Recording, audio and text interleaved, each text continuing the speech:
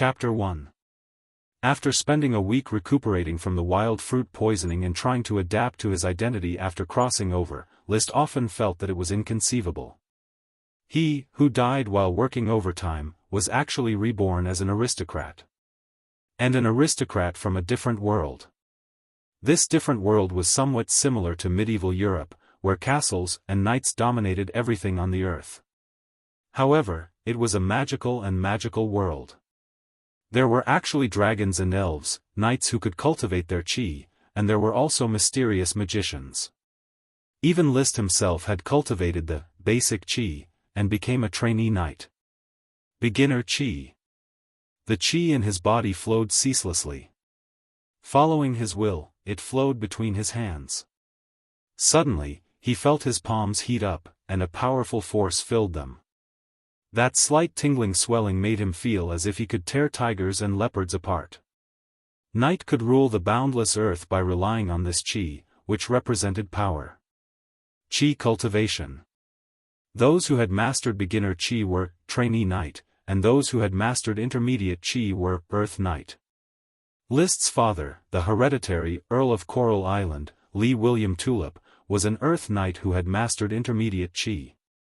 On his territory, which was equivalent to a prefecture-level city, he had absolute power over life and death. He only needed to swear allegiance to the Sapphire Grand Duke. Unfortunately, as the third son of the Earl, he did not inherit the Tulip family's chi talent. Even though he was already an adult at the age of 16, he was still just a trainee knight. His brother, Levis Tulip, became an Earth Knight at the age of 13. He was now an elite among Earth Knights, and could challenge 3 Earth Knights. His sister, Li Weiwei Tulip, also became an Earth Knight before reaching adulthood. There was also a half-brother, Lytton Tulip, who was 12 years old this year and was said to be about to be promoted to an Earth Knight. List inherited more of his appearance from his mother, the late Countess. He had light golden curly short hair, eyes that were as deep as sapphires, regular facial features, fair skin, and a tall figure. He was born with the air of a noble. However, his aptitude was too weak. Perhaps it was because he looked too much like his mother that the Count once had great expectations for him. The greater the expectation, the greater the disappointment. When he grew up, his father was completely disappointed in him and even showed disgust. His elder brother, Levis, was temporarily conferred the title of a lifetime viscount and was destined to inherit the title of a hereditary earl. His sister, Li Weiwei, was also conferred the title of Baron of Falcon Town, which was a rare occurrence. She became a hereditary dame of the Grand Duchy of Sapphire with a fief, instead of a lifetime knight with no fief. As for List, just like his sister, he was conferred the title of Baron of Flower Town, which was the most remote town of Coral Island. Levis, who had a temperament like his mother, was always soft and weak. He was bullied by his brother and sister, and after he grew up, his interaction with the Count became increasingly less, to the point that he would rather live in the Knight Academy than go home. Fortunately, he was a good-for-nothing that no one paid attention to. If I replace him, no one will notice.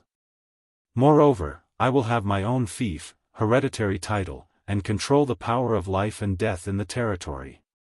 How wonderful! List had already overcome the initial panic and was working hard to integrate into this world. He also had to integrate and live like a native. Because in this world, transmigrators did not have many advantages, magic and chi surpassed science. So much so that after he understood some of the situation, he felt more and more that he had to be low-key. The metal mineral deposits came entirely from dragons, and the flourishing of plants was inseparable from sprites. No dragons, no sprites. To want to farm, to want to have an industrial revolution, it was simply a fantasy. However, dragons and sprites were rare essences in the world. The Grand Duchy of Sapphire had only one dragon, the Sapphire Grand Duke's mount of 300 years ago, the Sapphire Dragon. The entire Sapphire family was established on this dragon. It was said that a dragon could live for as long as 1,000 years. In other words, the Grand Duchy of Sapphire still had 700 years of national luck to enjoy. There were more sprites than dragons, but there was a clear hierarchy. List's father, Lee William Tulip, had a tulip greater sprite, which helped the family plant a large number of tulip. As a result, the family was established, and even the family name was changed to Tulip. Greater sprites could live for 200 years. The Tulip family, barring any accidents, could still enjoy more than 150 years of prosperity. Below greater sprites were lesser sprites, which could live for 100 years. The Tulip family had 12 lesser sprites, which helped the family cultivate a variety of plants. Below lesser sprites were sprite worms, which were a kind of sprite born from plants. They had a lifespan of 10 years and could influence the growth of plants. If there was a chance within 10 years, they could evolve into lesser sprites. As for the sprite worm itself, it was only by chance that one would be born from a plant. The Tulip family had cultivated Coral Island for more than 20 years and had harvested more than 100 sprite worms. Counting those that had died, there were only more than 150 sprite worms. Among them, only 12 had evolved into lesser sprites. Sprites. Unfortunately, my predecessor really disgusted the count. Even Li Weiwei got a lesser sprite, while I only have 4 sprite worms. At List's coming-of-age ceremony, the Earl of Coral Island announced that he was conferred the title of Baron of Flower Town and gifted him 4 sprite worms. That was all. "Master, it's time for dinner. Do you want to eat now?" The butler, Carter, knocked on the door and came in, bowing slightly. "It's time for dinner." "All right, go and invite the 2 teachers over to eat together." List ungracefully stretched his waist. During this period of recuperation, he had been bored to death. After a while, the 2 teachers came together. The blonde and swallowtail teacher was the family teacher, Gort. He was already 45 years old and was a down-and-out Lord Knight. He was attached to the Tulip family and was mainly responsible for List's education. Of course, his main job was to help List manage the entire Flower Town as an administrative officer of Flower Town. "List, your complexion looks much better. Thank God, I can see you running healthy and lively again," Gort said playfully, very casually. The other teacher, with a serious expression and meticulous movements, was List's night teacher, Marcus. His strength was already at the Earth Knight rank, but he had not yet obtained an aristocratic title. For several generations, his family had been retainer knight of the Tulip family. Finally, an Earth Knight had appeared in his generation. List smiled slightly. "The 2 teachers have arrived. Mr. Carter, please serve the meal." "As you wish, master."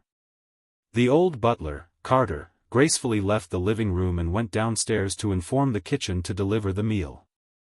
"Teacher Marcus, my body has almost recovered.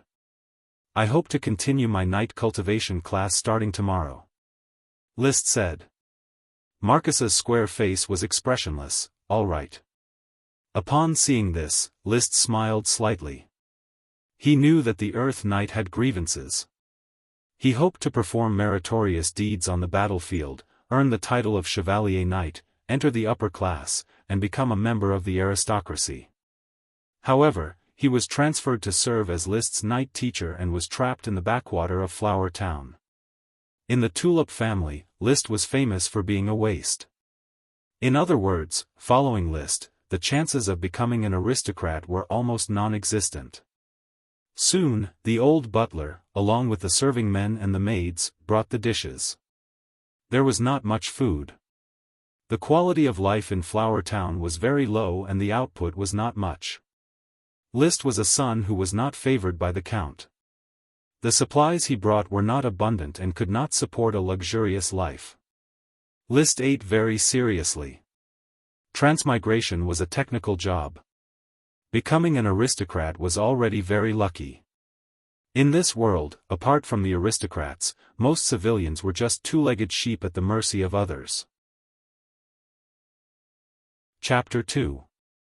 Roasted goat meat, boiled lamprey, a small portion of apple puree and snow pear slices, hopped wheat beer, and white bread made of fine wheat flour. This was List's dinner. Western-style food was not to his liking, but he did not know how to cook and could not cook to his liking. Moreover, in this world, aristocrats were strictly prohibited from entering the kitchen, warehouse, and other places where servants should be. Going there would be a violation of aristocratic etiquette and would be laughed at. Of course, the court was an exception. The court's cooks and servants were all held by the aristocrats of the various lesser lords. List's father, the Earl of Coral Island, served as a groom for the new Sapphire Grand Duke. He was responsible for feeding the Sapphire Grand Duke's beloved mount, a precious horse mixed with dragon bloodline. Until now, the Earl of Coral Island would still enter the palace from time to serve as a groom. He was happy to do this, for fear that other aristocrats would replace him as a groom and hinder his close relationship with the Grand Duke.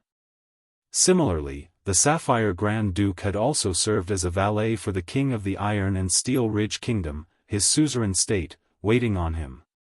Basically, commoners were the servants of aristocrats, while lesser aristocrats were the servants of greater aristocrats. Only by becoming the king of a state could one be considered a master. Fortunately, in the Flower Town, I am the only master. I don't have to serve anyone. Levis thought contentedly as he ate the barely passable dinner. The Count was his father and did not like him, so he would not bother him. After dinner, the old butler Carter instructed the maids to clean up the tableware, while the valet served List with the water to rinse his mouth. At the end of the process, Carter left with the servants. I will be outside the door. My lord and the two gentlemen, please instruct me. Sorry to trouble you, Mr. Carter. List showed a gentlemanly smile. In terms of aristocratic etiquette, he was influenced by his predecessor. He did not need to take the initiative to learn it, it would naturally come out. Even when dealing with lowly servants, they had to be polite and respectful.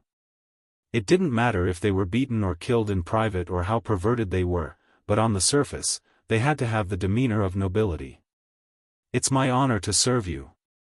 Carter closed the door. List. Gort took a sip of tea with honey and said, the sprite worms should be put to use as soon as possible, but the fief's financial situation is really terrible. The previous administrative officer was a fool who did nothing but oppress the serfs. He left us with a mess. I know.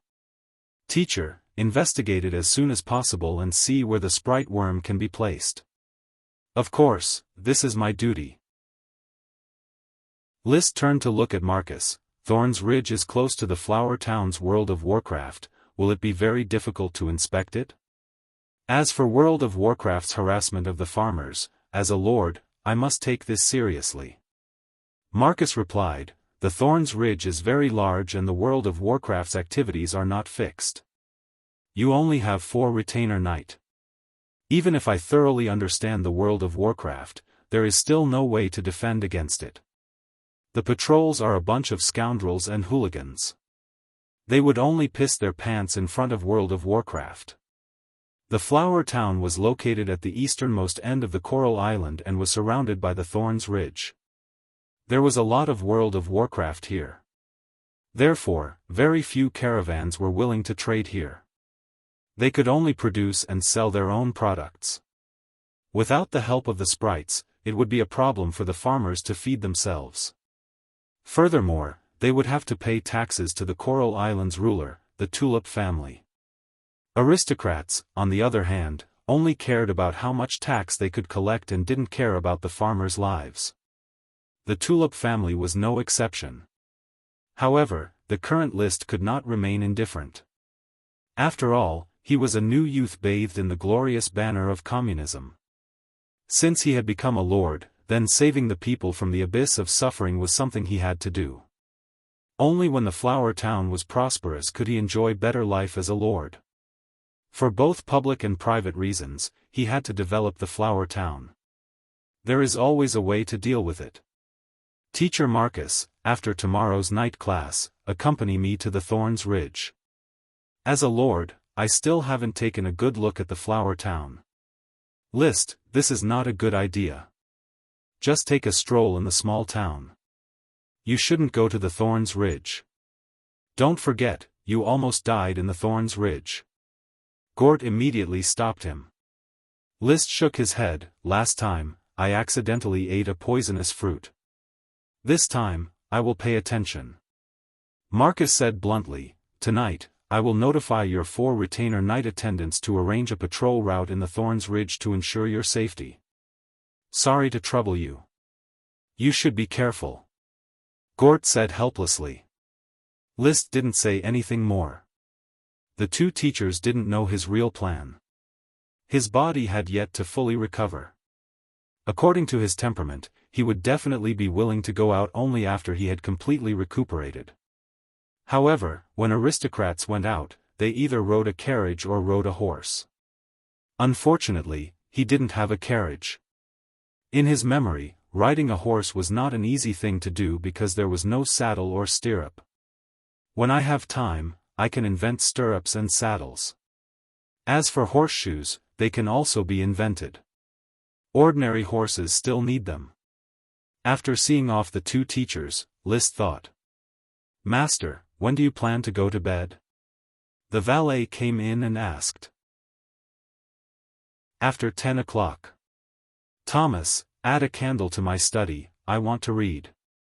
List ordered the valet to leave. Thomas's face showed a touch of disappointment. For several days in a row, he hadn't been able to get a chance to show off his skills. List would always order him around, instead of needing him to serve him. As a valet, he felt that he hadn't won the Baron's favor and was worried about his job. That was indeed the case. List did not like valets. Every time Thomas helped him put on his clothes, List would feel goosebumps all over his body. What an evil aristocratic system. Why can't a male aristocrat have a valet? After Thomas brought in a candle and left, the study room became brighter. List got up and opened the curtains. Through the window of the castle, he could see a few lights in a small town not far away. It was very dim. A small town that didn't even have enough to eat. There was no such thing as nightlife, only endless silence. Is this my territory? Poor and backward, but it completely belongs to me. The area of a town is my independent kingdom. I will make it a paradise. In a trance. A faint smoke appeared in front of List. The smoke twisted and formed abstract characters. The characters looked like countless small snakes intertwining together. This was the common language of the Steel Ridge Kingdom, Serpentines. Its origin was already unknown, as there was no habit of recording history here. As someone who had transmigrated, List had inherited all the memories of his predecessor. He could read the Serpentines. It was the content that had puzzled him for a week. Mission: as the Lord, you need to understand everything about the territory. Please patrol the Flower Town, understand the crisis of the territory, and make preparations for future development. Reward: sublimation of Qi.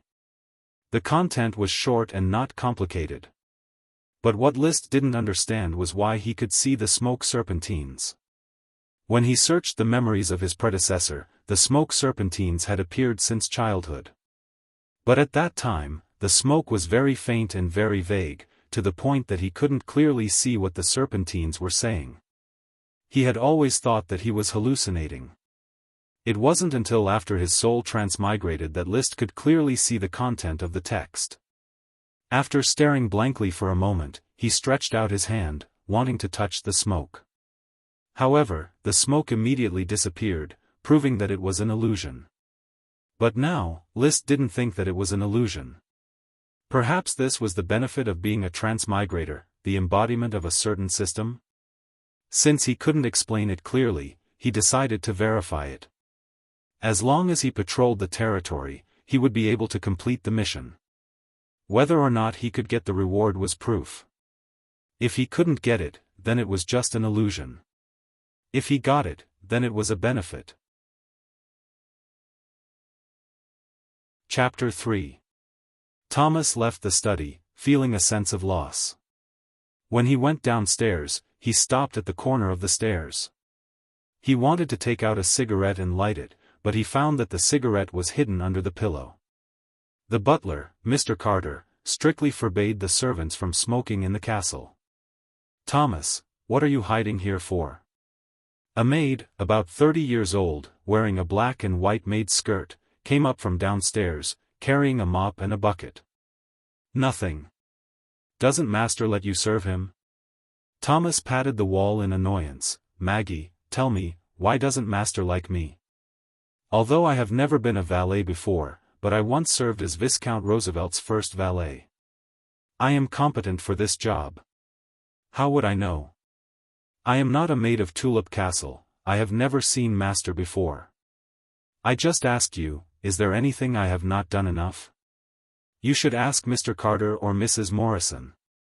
Moreover, I don't think you have anything to worry about. Master only has 3 valets, Jessie is an assistant, and Tom is clumsy and can't serve master. Perhaps master's character is like this. In this small town, no one is more suitable to be a valet than you." Thomas cheered up a little. "Yes, I heard that master is not valued by the Baron in Tulip Castle. Perhaps he will just be the Flower Town Baron for the rest of his life, living in the poor countryside.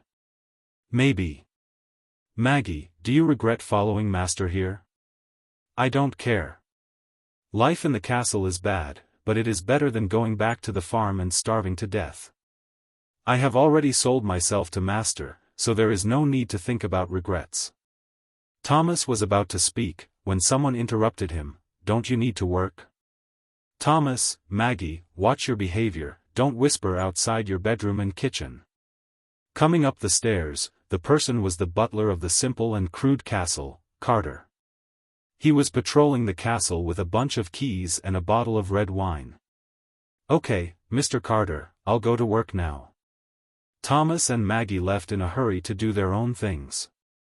If the lesser nobles were the servants of the greater nobles, then the male servants and female servants were the servants of the butlers. The aristocratic system had always been this clear-cut. Although the castle was small, there was a lot of work.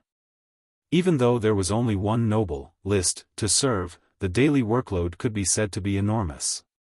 For example, hygiene. Every morning and night, the inside and outside of the house had to be cleaned. They also had to wash clothes, boil water, prepare food, and clean the toilet bowl. Most of the work was left to the servants. But this didn't mean that Carter didn't need to work. On the contrary, in addition to managing the servants, Carter was also responsible for welcoming guests, pouring wine, supervising the serving of dishes, receiving and sending letters, keeping the high-end tableware, managing the underground wine cellar, and taking care of the most important guests. Old Carter was already 50 years old this year. In this era where the average age was less than 55, he was already an old man. Dang dang dang. He knocked on the door of the study. "Please come in." List's gentle voice sounded from inside the door. He had a steel voice that was popular in the upper class. In the Iron and Steel Ridge Kingdom and its vassal states, countless nobles were distinguished with a steel voice. Old Carter took a deep breath. In Tulip Castle, he didn't have much contact with List. He was mainly responsible for one of the Count's villas. A while ago, during List's coming-of-age ceremony, the Count assigned him to List as a butler. His position was promoted. Being a butler was the ultimate goal of all servants. But the treatment definitely declined. However, Carter didn't have any complaints. He had sold himself to the Tulip family at the age of 15. It had been 35 years since then. He didn't marry and was alone. He had long regarded himself as a member of the Tulip family. If he could follow the descendant of the Tulip family, Baron List, and spend the last few years of his life, it would undoubtedly be a happy ending. "Master, reading at night hurts your eyes. You have to pay more attention. No matter how many candles there are, they are not as good as the sunlight during the day." List smiled slightly. His eyes moved away from the thick bast paper book on the table and looked at the somewhat old butler. "Mr. Carter, have you checked all the rooms?" Except for the room where the servants still have to work, all the other rooms have been locked. Very good. Then, let's have a drink together. List had already noticed the red wine in Carter's hand. The nobles were addicted to alcohol, so much so that it formed an unwritten custom. The master of the castle would drink a few glasses with the butler before going to bed at night and talk about the castle. List didn't like to drink, but his predecessor liked to drink, so much so that his body had a need for alcohol. However, the alcohol content here was very low. Unless he drank like crazy like beer, it would be difficult not to get drunk. Each of them had a glass of red wine. He lightly touched it. Swaying back and forth, List took a sip. Can the castle's expenses support this year's taxes? I'm afraid that it will be a bit difficult. You didn't bring much alcohol from Tulip Castle, and there isn't much wheat flour left. The flour town is very remote, so no caravans are willing to come. Even if we have gold coins, it will still be very difficult to buy wheat and alcohol. However, the good news is that there are a lot of wild fruits in the Thorns Ridge, so there is no need to worry about having no fruits to eat. List wasn't valued by the count. When they separated, he naturally didn't get much. According to his memory, when his sister Li Weiwei separated, there were a total of 30 carriages, while he didn't even have a carriage. He only had a few horses and a team of commoners carrying some luggage. The difference in treatment was like heaven and earth. However, this was also good. He didn't have to bear too much kindness, so he didn't have to worry about how to express his closeness to the Earl of Coral Island. It won't do without wheat. List put down the glass and said in an unquestionable tone, the flour town must develop as soon as possible. The trade route must be opened. Bread was the staple food here. If there was no white bread made of wheat, then they could only eat the rough and unpalatable black bread made of rye and oats. List already couldn't eat his favorite hometown food, so he would starve to death if he couldn't eat fine white bread. Opening a trade route is not easy. The Thorns Ridge is too dangerous. You can rest assured that I will take care of it. The flour town's future will not be limited by poverty, and the castle won't be so simple that it doesn't even have a name. List said solemnly. Only a magnificent castle could have a name. Calling a simple and crude castle like List's was already praiseworthy. If it had a name, then it would be laughed at by the other aristocrats. Has the sprite worm been taken care of? It is very stable, master. That's good. The glass of wine was finished. Old Carter took his leave tactfully. Master, rest early. Good night. Good night to you as well, Mr. Carter. After Carter left, List looked at the thick bast book describing the customs and practices of the Grand Duchy of Sapphire for a while. The book was very thick, about the thickness of a dictionary. However, the content was actually very little. The thick bast book lived up to its name. Its thickness was almost as thick as pig skin. How was paper invented? List recalled. He found that he had a pretty good memory. He could clearly remember the papermaking process that he had seen on the internet. When there is time, paper will also have to be invented. The Industrial Revolution seems unlikely, but there are still many ways to get rich. In a trance, he became lost in thought again. Sure enough, smoke serpentines once again appeared before his eyes. Chapter 4.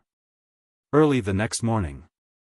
Marcus arrived at the castle early in the morning. Instead of entering, he waited outside the castle. Looking at the low, dilapidated castle, his heart was cold. Perhaps he was thinking that his future was just as dilapidated as the castle. The castle was built on a slope in the southwest corner of the town. There were no tall city walls, no towering archer towers, no battlements, no wide moats, and no huge sluice gates. It was just a slightly larger two-story mansion. There were already faint cracks in the stone walls.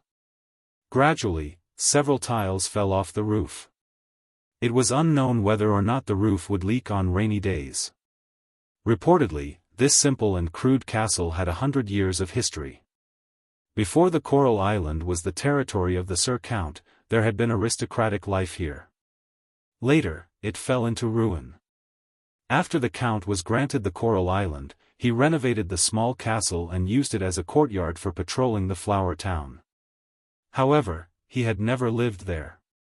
Until now, Baron List lived in the small castle. As for him, an Earth Knight of the former Coral Island Orders of Chivalry, who was ambitious to render meritorious service on the battlefield, would become a frequent visitor to the small castle.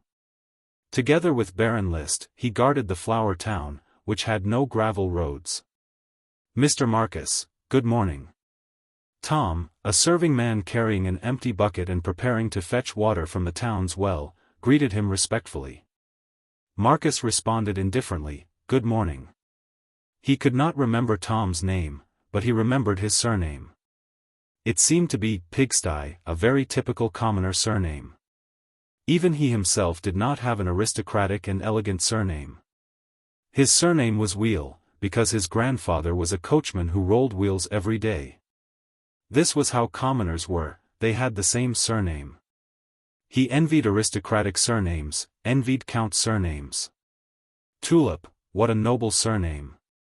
How much effort would it take for him to change to a similar surname? All noble surnames could not be used by commoners. Flowers, gems, metals, aristocrats absolutely would not allow commoners to despise them. After a while, 4 tall men in leather armor arrived behind Marcus. "Teacher Marcus." The 4 of them greeted him. "Carl, Rome, Gray, Odin, you're here." Marcus responded one by one. These 4 were List's retainer knight. A retainer knight was not a knight, but a retainer of a knight. It was a kind of servant responsible for taking care of the knight on the battlefield. Carry the gun, lead the horse, wash the clothes, cook the meal. In essence, Marcus was also a kind of retainer knight. It was just that he was a free person, while retainer knight was a servant who sold himself. After a while, List, who was still not fully awake, walked out of the castle's slightly leaky gate. Early in the morning, List had changed into a simple training uniform. It was a simple yet elegant white color, matched with his enviable face, tall figure, and outstanding temperament. His appearance was absolutely top-notch. "Good morning, Teacher Marcus, Karl Hammerstein, Rome Winebarrel, Grey Sickle, Odin Insole, and ladies and gentlemen." Gentlemen were manservants and ladies were maids. Regardless of whether they were married or not, aristocrats could address their servants as such. It was just like how butlers, regardless of whether they were married or not, would address butlers as Mr. and housekeepers, regardless of whether they were married or not, would address butlers as Madam. List's body had been accustomed to the rigid aristocratic system for 16 years, so he would instinctively greet him like this. "Sir Baron, we will begin the night training class." "Very well." On the mound in front of the castle, List began his night training. His 4 retainer knight did not learn Qi and only trained their bodies on the side. Qi was about bloodline inheritance, and very few commoners could learn it. In fact, List felt that Qi was related to nutrition. Commoners who could not even eat their fill would not be able to refine the strength in their body and turn it into Qi. Among the aristocrats, as long as they worked hard, there was no one who could not cultivate Qi.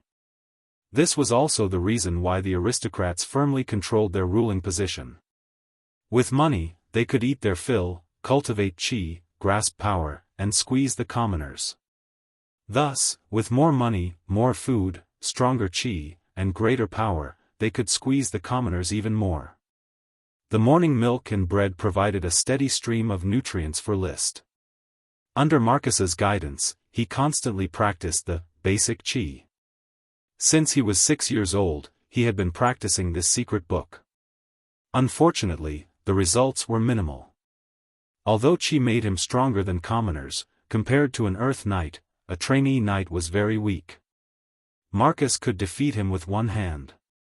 A mysterious aura, an experience I have never experienced before. Training. I wonder what will be the reward for the advancement of Qi after completing the mission. Could it be that I will become an Earth Knight? Feeling the Qi in his body, List diligently practiced.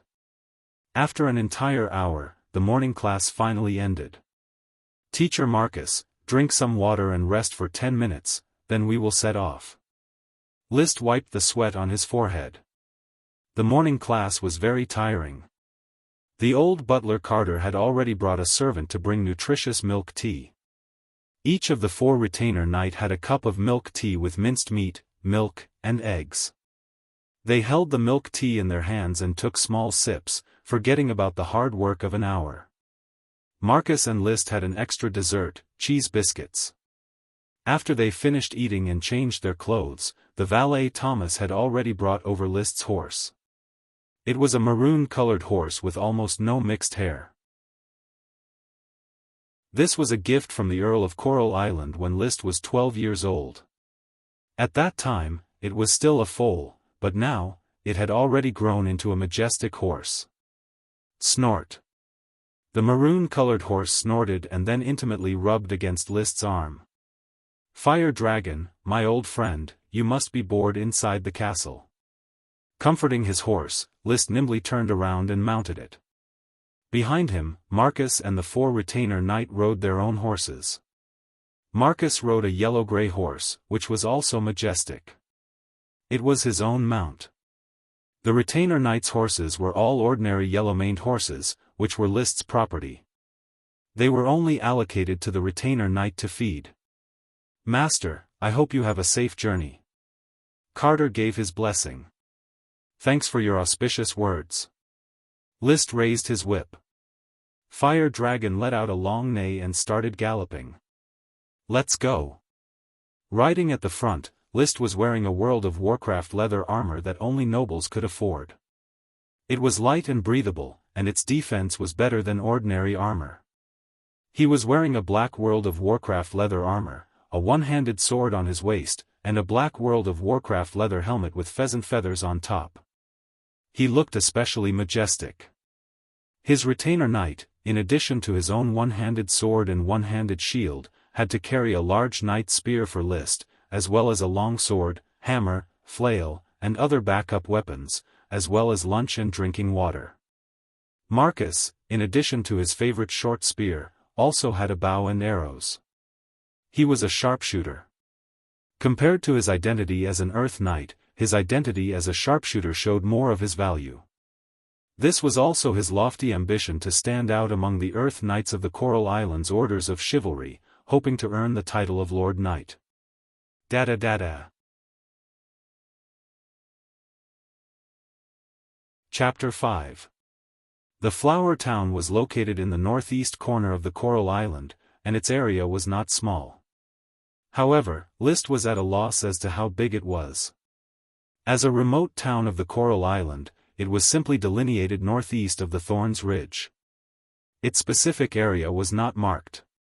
In other words, as long as it did not collide with the town southwest of the Thorns Ridge, List could delineate how big the Flower Town was. Even if he included the entire Thorns Ridge, no one could blame him.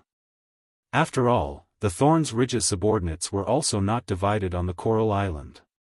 After more than 20 years of reclamation by the Tulip family, less than 2/3 of the Coral Island had actually been truly developed into farmland and settled down. The remaining 1/3 was barren land. The Thorns Ridge was such a barren land. The Lord's Knight needed to go on expeditions, and the barren land needed to be reclaimed by serfs and commoners. The Thorns Ridge was extremely barren and uneven, and its development value was not high. Moreover, in the face of World of Warcraft, ordinary people were just delicious food. Even hunters did not dare to rashly probe the depths of World of Warcraft. Of course, there were still some adventurers who would go hunt World of Warcraft.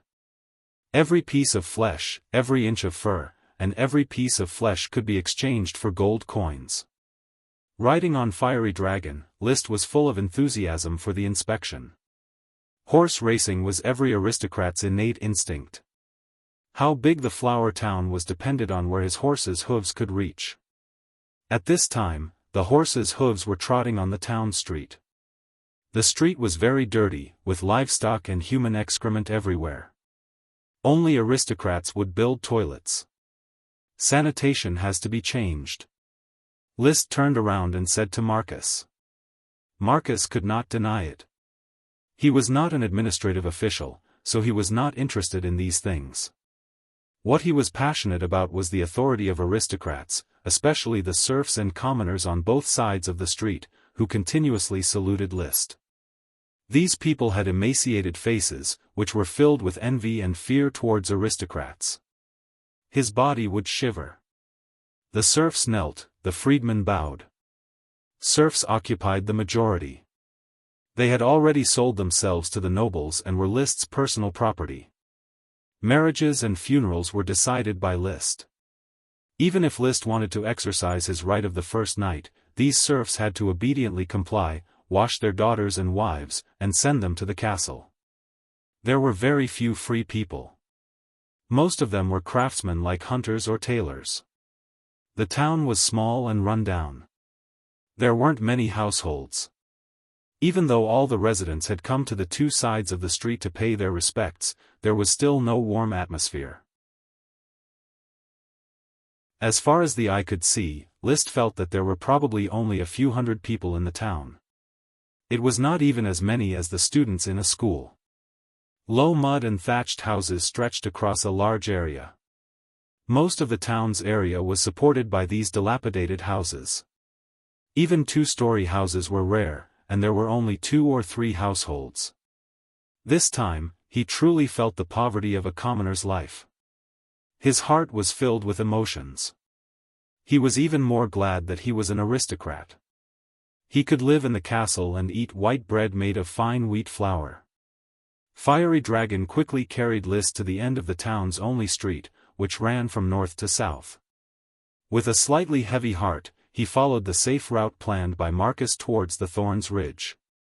Along the way, surrounding the outskirts of the town were fields after fields of crops, most of which List couldn't name. These crops were not pleasant, they were all sickly, and there were many weeds growing along with the crops. Clearly, there was no scientific management. Although this era had incredible creatures like dragons and sprites, as well as incredible divine powers like chi and magic, but its development was relatively backward. Although it was impossible to carry out an industrial revolution, but it was still very promising to introduce some scientific development methods. List was very confident in his governance of the fief and the development of the flower town. Not long after, the town was already out of sight. They left the flat land and entered a hilly area with sparse woods. This was the edge of the Thorns Ridge. Sir Baron, World of Warcraft often appears on the edge of the Thorns Ridge. I hope that you will just follow me and not advance rashly. Once they arrived, Marcus began to lead the way and instructed the 4 retainer knight, protect Sir Baron. Unless you become a corpse, do not let World of Warcraft take a step forward. Yes. Carl and the others responded loudly. They were commoners. Here, commoners did not need to go to the battlefield. Only aristocrats and knight went to war. However, although the retainer knight was a commoner, yet they still needed to go to the battlefield. As logisticians, in order to obtain better treatment, they had the responsibility to die for aristocrats. In order to avoid World of Warcraft, the group of knight could only take a detour around the edge of the Thorns Ridge. The woods were still lush. Occasionally, wild animals such as rabbits, foxes, and the like could be seen. There was not much food on the edge of the Thorns Ridge. Therefore, large beasts were rarely seen. In the spring, summer, and autumn, the food in the Thorns Ridge can satisfy the needs of World of Warcraft. Therefore, Flower Town does not often encounter World of Warcraft. However, in the winter, hungry World of Warcraft would often invade Flower Town. Every year, several unlucky fellows would end up as food for World of Warcraft. No matter how bad Marcus's mood was, he was still meticulous. Information about the Thorns Ridge came out one by one. World of Warcraft, I wonder if I can encounter one today. List had searched the memories of his predecessor and had seen several World of Warcraft. Compared to ordinary beasts, the biggest difference between World of Warcraft and ordinary beasts was that they had magic power and could release some powerful spells.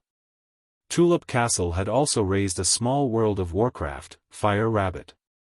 Fire rabbits that could release small fireballs tasted delicious and had bright fur. Aristocrats liked to eat fire rabbit meat, while noblewomen liked leather clothes made of fire rabbit fur. He had also seen the fur of a powerful magic beast, the barbarian bear. The Count of Coral Island's most beloved chair was covered in the fur of a barbarian bear. The sinister bear's head was tanned and exuded an intimidating savage aura. Reportedly, in order to hunt giant bear fur, Coral Island's orders of chivalry lost 8 Earth Knights. 8 Earth Knights were enough to seriously injure orders of chivalry. Even a territorial battle might not necessarily result in so many Earth Knights dying. What's more, there were even more trainee knight deaths. Along the way, List constantly recorded the topography of the Thorns Ridge, including which places were suitable for building fortifications, irrigation works, fortresses, and farmland. This was the duty of a feudal lord with land to his name. It's lunchtime, Odin. Prepare lunch here. Yes, master. Odin Insole immediately dismounted. He found a flat area, laid a carpet on it, and then placed the rations on it. A simple lunch of bread, caviar, fruit salad, and milk tea was prepared. There was also goat jerky for List. Chapter 6. As an Earth Knight, Marcus's chi was very sensitive to magic and chi. Since he said there was World of Warcraft, then it must be true. List immediately became nervous. The 4 retainer knight hurriedly tidied up the tableware. They were ordinary people who hadn't even trained their chi. Fighting against World of Warcraft was basically courting death. Marcus had already mounted his horse. Don't be in a hurry to tidy up the tableware. Protect Lord Baron as he gets on his horse and prepare for battle. The retainer knight hurriedly came to support List. But List was still a beginner knight with low-level chi and was much stronger than ordinary people. Suppressing his nervousness, he had already mounted his horse. No matter how spirited Fiery Dragon was, it was still a young horse that hadn't been on the battlefield, so it was still nervous. List had to stretch out his hand to stroke its mane to soothe its nervousness. Humph. Fiery Dragon was encouraged by its master and its tensed body relaxed. As a birthday gift from the Count, its bloodline wasn't bad. It had the bloodline of a low-level World of Warcraft flame horse and was very adaptable. In a few breaths, Marcus sensed that World of Warcraft had already emerged from the depths of the forest. It was a huge grey wolf with 2 light green patterns on its body. It's a Windblade wolf. Low-level World of Warcraft. Retreat, I'll deal with it. Marcus raised his handgun. Although it was called a handgun, it was actually a knight's gun used for close combat. It was even longer than a person. Saying so, Marcus suddenly burst out with a roar, ha! The mid-level battle energy vibrated and resonated in his mouth like a bomb going off. The huge roar shook the surrounding leaves. He hoped to scare off the Windblade wolf. The Windblade wolf lowered its body and retreated slightly. It seemed like it was going to retreat, but it was only the prelude to an attack. But Marcus clamped his horse's abdomen and rode on his yellow horse, raising his gun and attacking. The Windblade wolf also leapt and charged towards Marcus. At the same time, several light green wind blades suddenly appeared in front of it, spinning and slicing towards Marcus. The tip of the knight's spear trembled, and a faint milky white light was attached to it. It quickly hit the wind blades and scattered them one by one. After that, Marcus swung his spear behind him. The knight's spear drew an oval trajectory as it sprinted from the other side, accurately hitting the leaping Windblade wolf. In the face of danger, the Windblade wolf twisted its body and dodged the knight's spear. However, it was cut by the milky white light of the spear, causing it to bleed profusely. As soon as he landed, a few wind blades shot out randomly. Marcus became one with his horse and dodged the wind blades by a hair's breadth. At this moment, he had already pulled away from the windblade wolf. He charged forward a few times, wanting to engage in close combat. However, the windblade wolves were very smart. They kept a distance from him and released wind blades to wear him down. Another difference between World of Warcraft and normal beasts was their intelligence. Such a war of attrition was nothing compared to World of Warcraft's high mana regeneration. However, the knight's Do Chi couldn't last long. However, Marcus used his strength to prove himself. Why did he have the confidence to go to the battlefield and fight for the noble honor of a Lord Knight? He hung up the knight's spear, turned around and pulled out the bow on his back. He shot 2 arrows at once. The arrows infused with Do Chi shot out like lightning. A look of disdain flashed in the windblade wolf's eyes. It only needed to slightly twist its waist to avoid the arrow's attack range. However, in the next moment, the windblade wolf's disdain turned into fear. The 2 arrows actually collided with each other in the air and quickly changed direction, fiercely stabbing into the windblade wolf's back. Such profound archery, as expected of a godly archer from orders of chivalry. List, who was watching the battle, exclaimed in admiration. His nervousness had already faded. With this kind of Earth Knight protecting him, he could freely slack off at the side. The life of a lord was good. He didn't need to waste any effort to deal with the situation. He had servants to serve him in daily life, and a knight to fight for him on the battlefield. In the blink of an eye. Seeing Marcus pull out 2 more arrows, a trace of resentment flashed in the eyes of the bleeding windblade wolf. It unexpectedly turned around and fled into the jungle, disappearing from everyone's line of sight in the blink of an eye. Marcus looked in the direction where the windblade wolf disappeared and slowly put down the bow. Karl Hammerstein, who had just watched with his blood boiling, couldn't help but say, "Teacher Marcus, why didn't you chase it? With 2 more arrows, the windblade wolf would definitely be dead. That's a World of Warcraft that's even more expensive than pearls. World of Warcraft isn't the only windblade wolf in the Thorns Ridge. Moreover, it doesn't seem to be seriously injured. It just surrounded Ong and lured us in. It definitely has companions waiting for it in the jungle.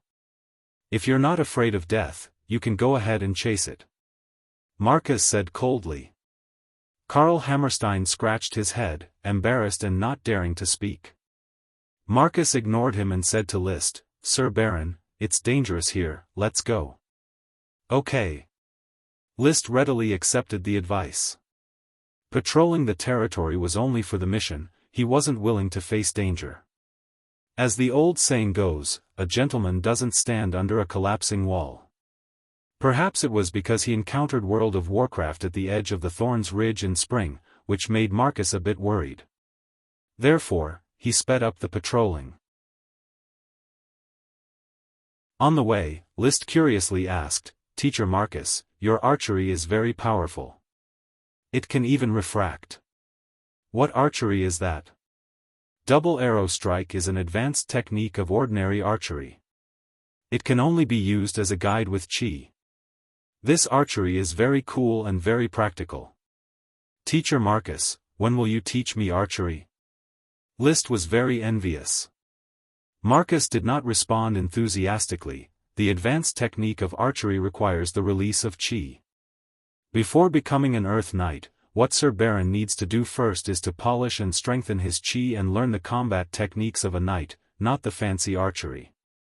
"Alright, wait until I advance to an Earth Knight, then I will learn archery," List said. After completing the mission and obtaining the chi advancement reward, it might be the moment he advanced to an Earth Knight. During the next 3 hours of the journey, they didn't encounter World of Warcraft again. After patrolling the Thorns Ridge, they arrived at the other side of the Flower Town, the Azure Wave Sea. The Grand Duchy of Sapphire was located in the northeast corner of the continent and consisted of the Sapphire Archipelago. The Coral Island was located in the northeast corner of the Sapphire Archipelago. The flower town was located in the northeast corner of the Coral Island. Therefore, at this moment, the azure sea that List saw was the boundary of the Grand Duchy of Sapphire, the azure wave sea that stretched on endlessly. Teacher Marcus, what is on the other side of the sea? Are there other islands, continents, or other countries? I don't know. Sir Count's fleet has never set foot further into the sea. However, legend has it that the Devil Sea is on the other side of the azure wave sea. No one can sail in the Devil Sea. Not even by riding a dragon. Dragons are the support of a country. No dragon knight is willing to ride a dragon and venture around. There are countless lands on the continent waiting to be developed.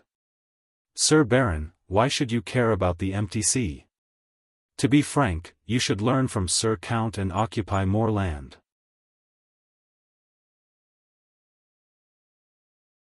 Chapter 7.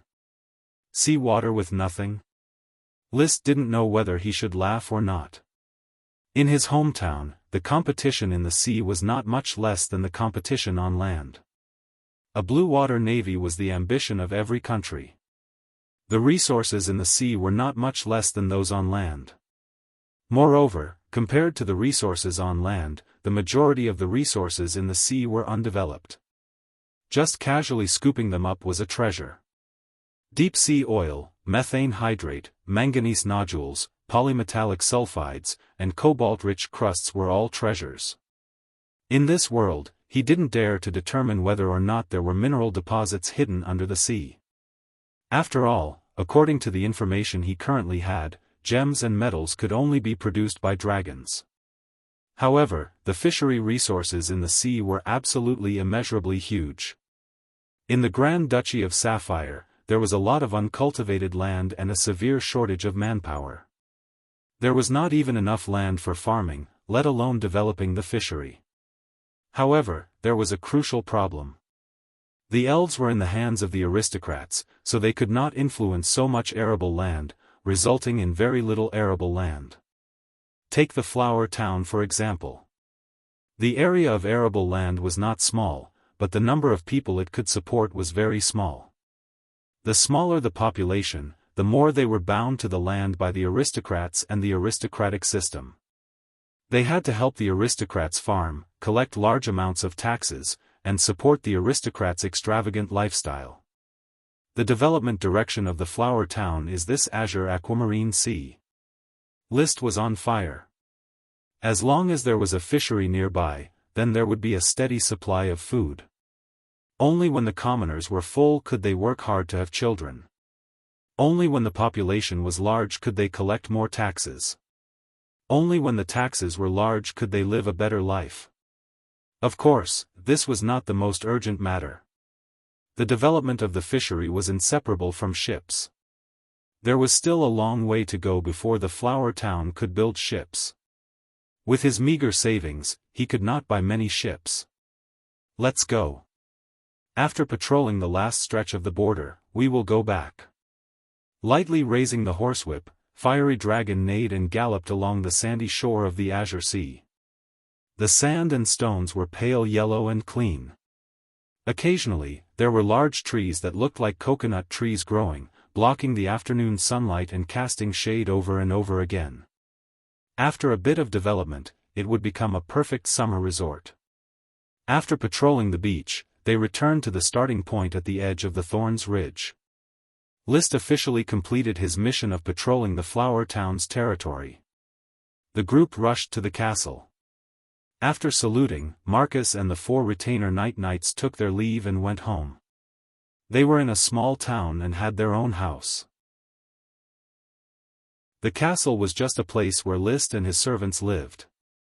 "Master, seeing that you have returned safely, my heart is at ease." The old butler, Carter, led the servants and lined up to welcome List's return. "In my territory, even if it's World of Warcraft, I still have to restrain myself," List joked. "Mr. Carter, is everything all right in the castle?" "Of course." "That's good. Mrs. Morrison, help me prepare the bath water. I need to take a bath." "Yes, master." Mrs. Morrison was almost 40 years old and had never married. She had been working in Tulip Castle and was now in charge of all the maids in List Castle.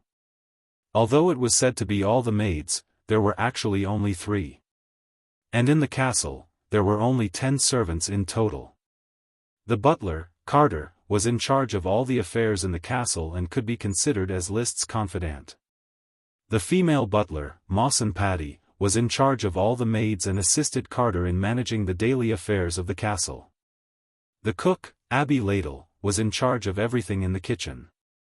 The male servants were the valet, Thomas Scissors, the ordinary male servant, Tom Pigsty, and the assistant male servant, Jessie Ricewater. The female servants were the ordinary maids, Maggie Threadhead, Debbie Window, and Mike John Oxtail. There was also the cook's assistant, also a maid, but under Abby's command. Her name was Irene Four Fingers. Four Fingers, a very strange surname. Perhaps her ancestor only had 4 fingers, so when he registered his surname, he used 4 fingers. Don't expect an illiterate commoner who lived in the countryside all his life and almost never went far to come up with a nice surname. The nobles also did not allow them to have nice surnames. With Thomas's help, List took off his leather armor and went upstairs. The old butler, Carter, immediately said loudly, "Jessie, take the master's flaming dragon horse away. Remember to add more beans when feeding it. It has been working hard all day. Abby, go to the kitchen to prepare dinner. Tonight, we should add an extra portion of roast meat for the master. Mrs. Morrison, remember to bring the maids to prepare the master's bath water. Tom still has to go to town to fetch water. Thomas, you have to clean the master's leather armor." "Yes, Mr. Carter." The servants answered. Carter nodded in satisfaction. Although the castle was small, the servants were few, and the living conditions were poor, he was the butler here. He managed all the daily affairs of the castle and was the master's right-hand man. He liked this comfort and power. The temperature of the bath water was just right. Although they were not the skilled maids of Tulip Castle, under the command of Mrs. Morrison, these newly sold maids had already adapted well to their work. List lay in the bathtub, enjoying the feeling of soaking in the warm water. It was not that he had not thought of creating equality for everyone, so that the people of this world could feel the light of democracy in a civilized society. But he was very clear that these servants relied on their survival as servants of the nobles. Only by relying on the protection of the nobles could they survive. Without the servant job and identity, their lives were likely to be even more miserable when they returned to the fields. There were many serfs and freedmen who starved to death every year. In the castle, as long as they did not encounter a perverted lord, they at least did not have to worry about food and clothing. Once they struggled to the level of a butler, it was the highest identity that a commoner could hope for. "I never thought that one day, I, List, would have so many people counting on me to live." His thoughts wandered. He began to be lost in thought. Soon, smoke serpentines appeared before his eyes. The serpentines changed. They were no longer the previous text, but new text, mission completed. Reward, Chi upgrade. List was excited. He was ready to receive his reward, but he suddenly discovered that he did not know how to receive his reward. Just as he was about to study how to receive his reward, the serpentines before his eyes scattered into smoke, before quickly forming new serpentines. Mission: a serious crisis has occurred in the territory's peanut settlement.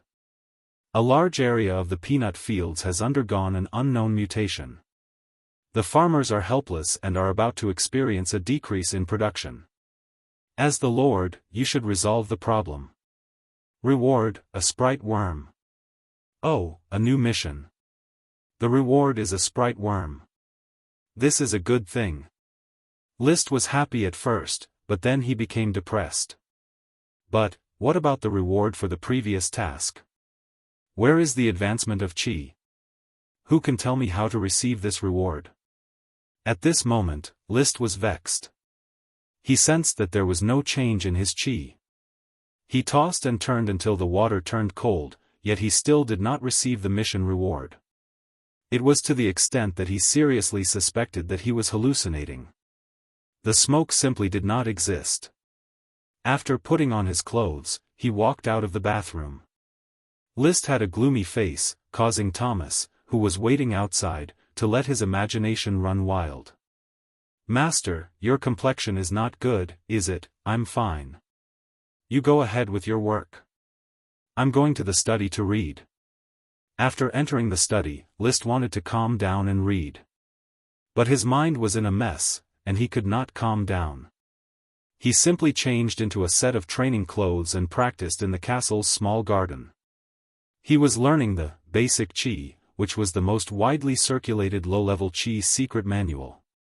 Apart from the Qi secret manuals of some big clans, this secret manual was the best basic Qi secret manual. Low-level Qi was just Qi, used to strengthen the body, nothing more. After completing the set of movements and venting out his resentment, he finally felt a bit better, and his mood gradually calmed down. At this moment, a cool breeze blew past. List's eyes suddenly shone, as if an inspiration had flashed through his mind, allowing him to grasp it. Immediately afterward, he once again performed all the training movements of the basic Qi. When he finished this time, the low-level Qi inside his body seemed to have reached a critical point and began to transform. It gushed out from the invisible meridians and poured into every cell in his body. Qi upgrade. Chapter 8. It was as if a stormy sea had broken out in his body. Boiling power surged through his limbs and bones. The originally calm and gentle primary Qi had completely poured into his cells. It seemed that the cells were undergoing a transformation. When the new Qi returned from the cells to the meridians, it had already been thoroughly transformed. The newly born Qi had become mid-ranked Qi and had a unique attribute. List stood quietly in the small garden, motionless. His mood was like a flower in full bloom. He tried to suppress his excitement and experienced the newly born mid-ranked Qi. The mission was real, and it had already brought him a sublimation of Qi.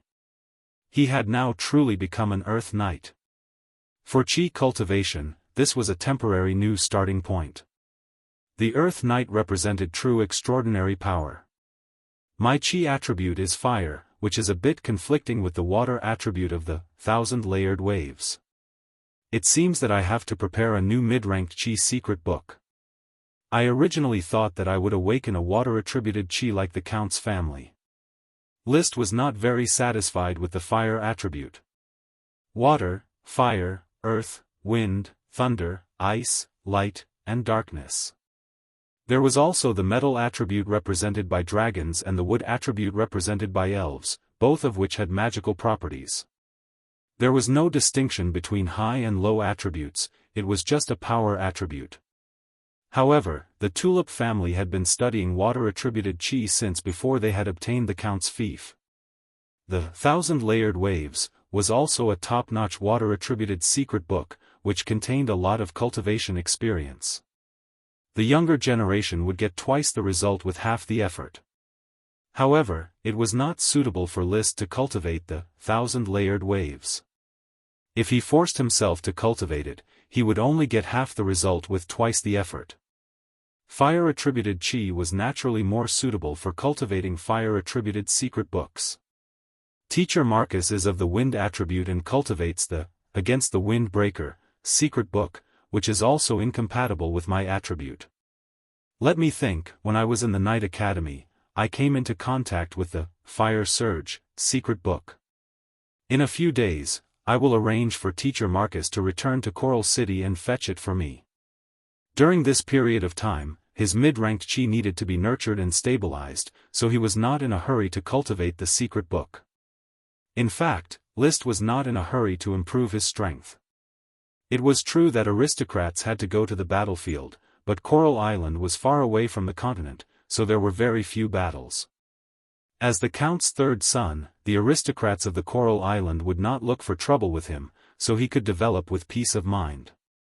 Moreover, no matter how powerful one's cultivation was, he would still be nothing more than a handful of dirt in 100 years. It would be nice to be a lord and enjoy the service of servants. He could just leave the fighting and killing to his subordinates. Of course, being able to advance to an Earth Knight is still an exciting thing. This means that it's basically very difficult for me to fall sick. My resistance to cold and heat has also greatly increased. In this world, is there anything better than being healthy and living to a ripe old age? He heaved a long sigh of relief. List's excitement had already calmed down. He turned around and walked towards the castle. The valet trotted over, trying to find something to serve him. "Master, you've just finished your night training. Do you need me to prepare your bath water again? Will it be troublesome?" "Of course not. It's our honor to serve you." "All right, prepare another bath." Dinner. Marcus and Gord arrived as scheduled. "List, your complexion is getting healthier. It seems that you have fully recovered. This is worth a drink." Gord picked up a glass of wine and took a few deep breaths. He was addicted to wine. This was a common problem among aristocrats. Marcus's eyes flickered. "Sir Baron, you broke through?" "Just an hour ago, I had a feeling that my chi cultivation has made new progress," List said in a reserved manner. After all, breaking through to an Earth Knight at the age of 16 was not something to be proud of. "Congratulations, sir," said Marcus solemnly. His tone had changed slightly. Originally, he had to call him Baron, but now, he directly addressed him as Sir. This was a good change. Gord immediately exclaimed, "Wow, this is really great news. No wonder when I went out today, the magpies were circling around the town and chirping. List, you are indeed the son of the Earl. You have inherited the excellent bloodline of the Tulip family. You will definitely grasp power. Compared to my brother and sister, my aptitude is not outstanding. I can only make up for it by practicing harder. If you can think like this, it proves that you are also excellent. The great figures in history did not always perform well at a young age. Striving to catch up and keep improving is the creed of a knight. I see such a quality in you. Thank you for the compliment, Teacher Gort. So tonight, we have to celebrate and drink a few more glasses." Gort smiled and turned to Butler Carter and said, "Mr. Carter, in order to celebrate List's promotion to an Earth Knight, shouldn't you take out the good wine from the castle's wine cellar and celebrate the moment of glory?" Old Carter smiled. "I think so too, Mr. Gort." However, he did not move. Whether to drink wine or not, the castle master had to decide. List did not disappoint him and nodded. "Mr. Carter, please take out a bottle of crescent wine and prepare a pudding for each gentleman and lady." "As you wish, master." Carter turned and left, going downstairs to the wine cellar. Passing by the kitchen door, he said, "Mrs. Abby, master has rewarded everyone with an extra pudding for dinner." Abby Ladle, a fat woman, shouted, "Cream pudding? Oh, my God, master is too generous, there is no need to do this. The maid can eat anything, and we don't have much cream in storage." The kitchen maid Irene, who was mopping the floor, raised her head expectantly. "Mr. Carter, can the kitchen maid also add a pudding?" "Of course, today is a joyous day, master has advanced to an Earth Knight." "Oh, my God, master is so great!" Abby exclaimed in admiration, turned around and shouted, "Irene, what are you still standing there for? Hurry up and finish mopping the floor, then go to the storeroom and bring the cream over. Today is master's joyous day, he will give you the pudding that you can only eat on holidays. Cheer up and work." "Got it, Mrs. Abby, praise master." Crescent wine. It was a specialty of Coral Island, brewed from grapes picked on the first new moon in autumn. Tulip Castle had a grape lesser. Among the grapes grown, there was a special variety used to make wine. The taste was not as good, but the wine brewed was sweet and piercingly cold. It was a superior wine, famous in the Grand Duchy of Sapphire. Every year, the court would come to purchase a batch. When Liszt left Tulip Castle, he brought a box with him. A bottle of crescent wine that has been stored in the cellar for a long time, like an old story fluttering from the deep passage of time, quietly telling you what is true beauty, what is the taste of eternity. Gort shook the crystal goblet, watching the bright red liquid rise and fall along the crystal wall, as if he was a poet expressing his emotions. Liszt took a sip. To be honest, he didn't think that wine was good to drink. He didn't like any kind of wine, he only liked to eat fermented wine. His body inherited from his predecessor had a certain ability to taste wine, and he was also very adaptable to various tastes of wine. Therefore, when in Rome, do as the Romans do, he drank some wine when he had nothing to do. In any case, without highly distilled wine, it was very difficult to get drunk. Right, Teacher Gort, is there a problem with the peanut settlement's peanuts? He suddenly remembered his new mission. His chi had already sublimated, so he was very eager for a new reward. Oh, it is indeed so. Maybe this year's weather is not very good, the peanut settlement is probably going to fail. I have sent people to check, a large area of the peanut fields has withered and turned yellow. In a few days, they will die. Poor serfs, they have to starve before winter. Although he said it was pitiful, Gort didn't have the least bit of sympathy on his face. Liszt put down the goblet.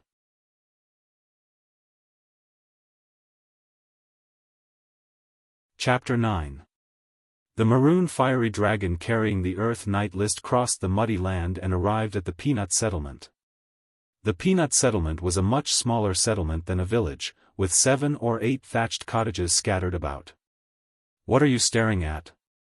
Seeing that Sir Lord has arrived, why aren't you kneeling and saluting? The town's clerks nimbly knocked on the doors of every peasant household. The people living here were all serfs. They came out of the leaky houses, their faces numb from the oppression of life. They stood woodenly at the doorway, not knowing what to do. Only after being berated by the clerks did they kneel on the ground and salute in Liszt's direction. The actions of adults were all numb.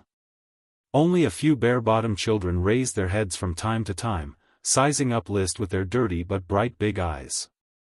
Then, an adult would slap them on the head, making them kneel on the ground with their foreheads almost touching the ground. Who is the supervisor of the peanut settlement? Liszt asked. Gort sat on his horse as if this matter had nothing to do with him. He did not know who the person in charge of the peanut settlement was. A clerk answered, in reply to Sir, it is the lame elder George. Invite him over. The clerk quickly dragged an old man who had a limp leg and could not walk properly over. The old man was wearing patched clothes, his withered body looking like a lamp that could go out at any time.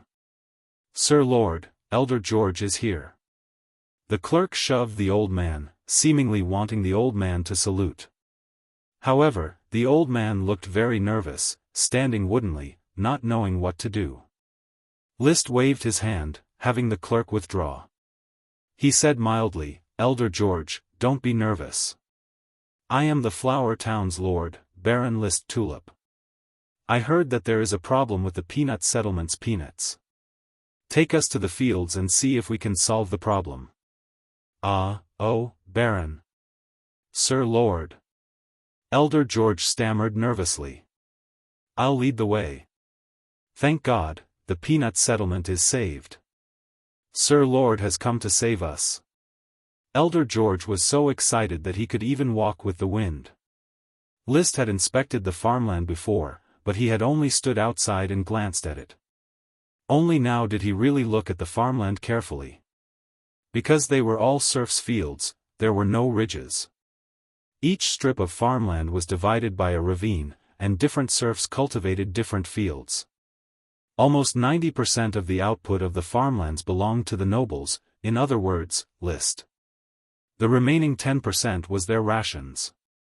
At this moment, the peanut field, which was supposed to be green, was now covered in patches of green and yellow. All the peanuts were wilted and lying on the ground, half dead. The land was moist. Obviously, the serfs had watered the peanuts a lot. Unfortunately, watering the peanuts could not make them grow. Elder George wiped his tears and said excitedly, "Sir Lord, we haven't been lazy. We have been watering the peanuts 3 times a day, but the peanuts are still dying. Only the peanuts in Archie's field have not wilted, but they are also about to be unable to endure. Some of the leaves are starting to turn yellow." Following the direction of Elder George's finger, List saw the long field in the center of the peanut settlement's farmland. The center of the long field was green. Compared to the yellow-green peanuts around it, it was a lot more spirited. List dismounted from his horse and walked into the farmland. He bent down to pull out a yellow peanut sprout and was about to carefully observe it when Gort suddenly said, "List, you shouldn't touch this dirty work. If you need anything, just let the serfs do it." Although he was a down-and-out lord knight, he looked down on commoners even more than the average aristocrat. List didn't pay attention to him. Instead, he repeatedly observed the peanut sprout in his hand to determine the cause. He wasn't an agronomist, but he had farmed when he was a child and was no stranger to agriculture. The peanuts of the two worlds were similar in some aspects, but also unfamiliar in some aspects. However, he could basically determine that the peanut sprout in his hand was malnourished, resulting in its current state. "Do you use ash or dung to water the fields?" "What?" Elder George was puzzled. "Sir Lord, we have watered them 3 times a day." List asked, "Don't you use fertilizer?" Elder George stared blankly for a moment before asking in reply, "What is fertilizer?" He doesn't even know what fertilizer is. List was speechless. "How do you grow peanuts?" Elder George rambled on for a long time. Basically, the weeds that grew in autumn and winter were burned down the following year, and then the peanuts were planted. After planting, they were watered and weeded. Generation after generation, they were planted in this way, but the harvest was especially low. Only the aristocrats could use sprites to influence the growth of plants and achieve the goal of high yields. List understood. List could not help but shake his head. Without fertilizer, even the best land would become barren after planting it a few times. The vast farmland before his eyes was about to become barren. It was no wonder the peanuts were dying, they were starving to death. But then, List became doubtful. Why are the peanuts not starving to death before? According to Elder George, they planted it every year, and apart from droughts and floods, there had never been any similar phenomenon. Therefore, there might be another reason for the peanut field's nutritional deficiency. What is the reason? List's gaze fell on the green patch at the center of the field, and he pondered seriously. Suddenly, he had a flash of inspiration as he recalled the mission's reward. The mission required him to treat the peanut field, and the reward was a sprite worm. According to the way he had obtained the reward for his first mission, List felt that a sprite worm would not appear out of thin air. It was probably something he had picked up along the way. The reward is a sprite worm, the peanut field is malnourished. Standing up, List already had an answer in his mind. "I'm afraid that the peanut field is malnourished because of the sprite worm that the mission is supposed to reward me with. Sprite worms are born from plants, so my sprite worm should be a peanut sprite worm." List waved his hand and called out to everyone, "Let's take a look at the center of the field." Everyone tiptoed and arrived at the center of the peanut field, where the peanut sprouts were still flourishing. List rummaged through his memories. When he was a child, he had seen the collection of sprite worms. Generally speaking, there was a jade-like silkworm-like sprite worm hidden in the flower or bud of a plant. Different sprite worms had different decorative patterns. At present, he had 4 sprite worms, 1 tulip sprite worm, 1 thorn sprite worm, 1 corn sprite worm, and 1 alfalfa sprite worm. The breeding of sprite worms needed to be coordinated with farming. At present, Gort was still looking for a suitable farmland for breeding sprite worms. After rummaging for a while, List did not find a peanut sprite that was pregnant with a sprite worm. Probably because the time is not up yet and the nutrition is not up to speed, the peanut sprite worm will probably abort. List could not help but clench his fists. Sprite worms represented productivity, he could not fail this mission. Thinking of this, he said to everyone, I roughly understand the reason. Elder George, now, follow my instructions and treat this peanut field. Praise be to Sir Lord. Elder George wept tears of joy. Gort asked in astonishment, List, you really found the problem? Can you still plant peanuts? What caused the peanuts to die? I can't say for now, but it will be clear in a few days. For the sake of being conservative, List did not say the reason. He was also worried that he had guessed wrong. If there was no sprite at all, wouldn't he have made a mistake?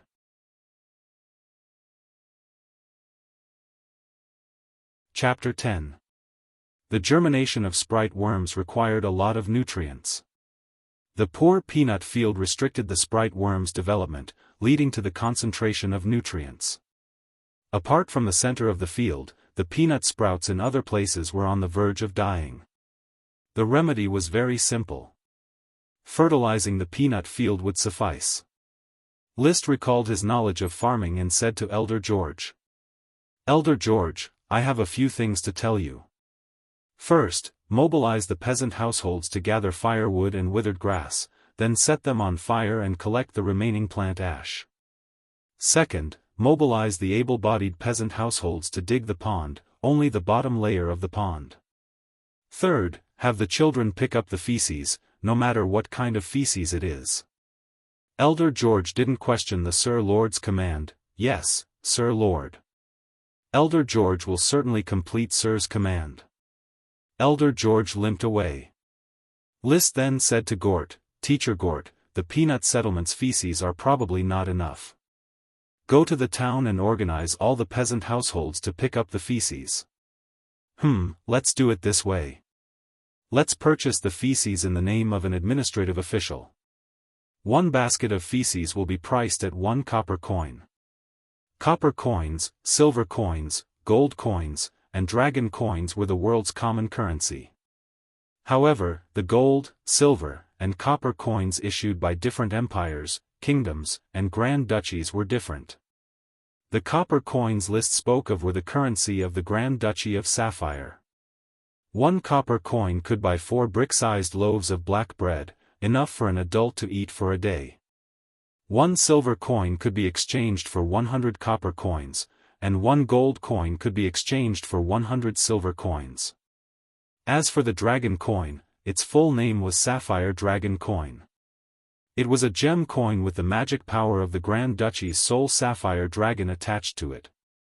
It could be exchanged for 10,000 gold coins and was a magic item in itself. Upon hearing this, Gort couldn't help but complain, Wow, List, why are you spending so much money to buy dirty and lowly feces? Apart from stinking and polluting the nose, that feces has no other meaning. No, feces are very useful. You just need to publish it. Also, find a place to pile feces. It's best if it's a wasteland far away from the wind. List understood the value of feces very well. In this era where there were no chemical fertilizers and there were not enough elves, the best source of fertilizer for farming was feces. As a landlord who owned all the land in the flower town, List had to plant a lot of fields, so there had to be plenty of fertilizer. Moreover, he did not want his own town to be littered with feces and urine. That kind of environment was simply trampling on civilization. He was prepared to buy feces for a long time. Firstly, it was for composting, and secondly, it was for sanitation. It was impossible to promote toilets for the time being. Buying feces was the most cost-effective and labor-saving method. But this price is too high. 1 copper coin should buy 10 baskets, no, 20 baskets. Just do as I say, Teacher Gort. List's tone was slightly stern. Only then did Gort stop complaining and spread his hands. As you wish. In this day and age, the Lord was the authority. No one dared to shirk List's orders. Therefore, the clerks and the serfs acted very quickly. The pond mud, feces, and plant ashes that he wanted were already piled up in the peanut settlement. Very good. Elder George, take some people and mix these things together. Then, dig a hole next to the root of each peanut sprout, sprinkle a bit of these things inside, and then bury them. Then, water and weed them more. I believe that the peanut sprout will recover very soon. Riding on Fiery Dragon, List happily directed the peanut settlement serfs to fertilize the peanut fields. As the lord, he naturally would not do the work himself. The aristocratic system did not allow it, and he himself was not willing. The peanut settlement's peanut fields had a total area of about 100 mu, which was about the size of 10 football fields or 7 or 8 elementary schools. The peanut settlement serfs had a total of 23 households and a total of 92 people. The 92 serfs, excluding the children who could not work and the serfs transferred from the town, had a total of 120 people working busily. Teacher Gorky, what is the total population of the flower town? Sorry, List. I have only been in the town for a short time and have yet to sort it out. Gort was confused. He turned around and asked a clerk, you have lived in the town for many years, do you know how many households and how many people there are? More than 1,000 people? I do not know, sir. The clerk shook his head. Gort looked at another clerk. The clerk also shook his head. As a result, no one in the entire flower town knew how many people there were in the town.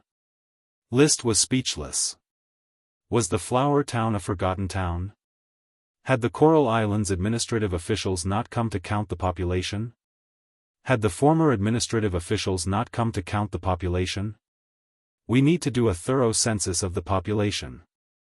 A lord who doesn't even know the population under his rule is truly speechless. With this in mind, he had already issued an order, Teacher Gort, organize people and make the best use of time to arrange a census. I want to know how many households and people there are in the flower town, each person's name and family relationship, as well as their occupation, age, gender, and marital status. List, as you know, there are too few officials in the town. We do not have a financial officer, a defense officer, a legal officer, or a diplomat. In fact, we do not even have an administrative official. I should serve as your advisor, not the town's administrative official. In an aristocratic fief, the civil officials were basically headed by an advisor. They were in charge of administrative officials, financial officers, defense officers, legal officers, and diplomats. The military officials were orders of chivalry and were in charge of orders of chivalry. There was no doubt that Gort, as a down-and-out lord knight, was still an aristocrat at the lowest level of the aristocratic system. He followed List because he wanted to serve as an advisor. The other knight teacher, Marcus, should serve as orders of chivalry. As for whether the flower town could afford to support orders of chivalry, that was another matter. Don't worry, Teacher Gort. The flower town is still waiting to be rebuilt. My castle is also waiting to rise. First, manage the flower town's government affairs for me and complete the census.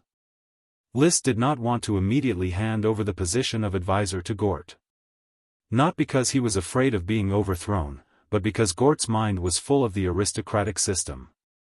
He was not down to earth and could not keep up with his development ideas.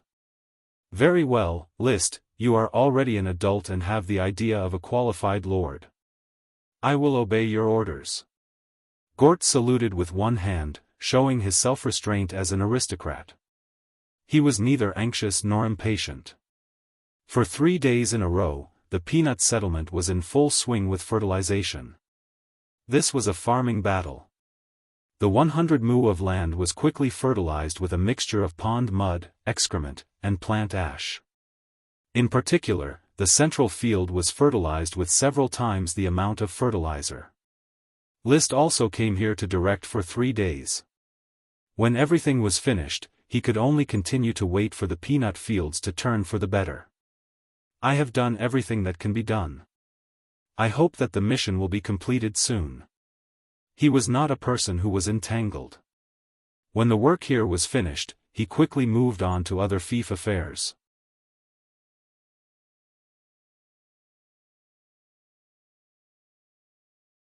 Chapter 11.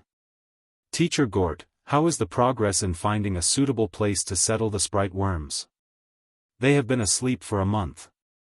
I hope to revive them as soon as possible rather than consume their potential. Sprite worms were magical little creatures. They could recognize their master. So long as they bit a finger and used a drop of blood as a guide, a magic contract could be established. They were the spirits of nature, the essence of plants, and also the emissaries of magic. By planting their worm stalks, they could influence the growth of the surrounding plants. The worm stalk was the plant that gave birth to sprite worms. It could be regarded as a life-bound magic treasure belonging to the sprite worm. It could be stored and released. It could be planted and dormant. The growth of the worm stalk was the growth of the sprite worm. Once the worm stalk died, the sprite worm would also die. Currently, the worm stalks were in the stomachs of the 4 sprite worms. Without nourishment, the sprite worms could only sleep. This was not only a waste of productivity, but also a delay in the evolution of sprite worms. No sprite worm could evolve into a lesser sprite just by sleeping. They had to constantly absorb nutrients and influence the growth of crops in order to evolve. Despite the low hopes, List still wanted to try whether his sprite worm could evolve into a lesser sprite. Gort replied, "The alfalfa worm is suitable to be planted in the dairy farm. There is a large grassland there. It should be possible to change the grass species to alfalfa. It is very difficult to find a suitable place for the millet worm. The flower town mainly grows wheat, no one grows millet. Tulip worm is naturally to be planted in the flower farm, even though that place is almost deserted. As for the thorn sprite worm, List, you know that this worm has no value. I don't care if it has value or not. What I need is for them to have a field to grow. I can plant alfalfa and tulip worms first.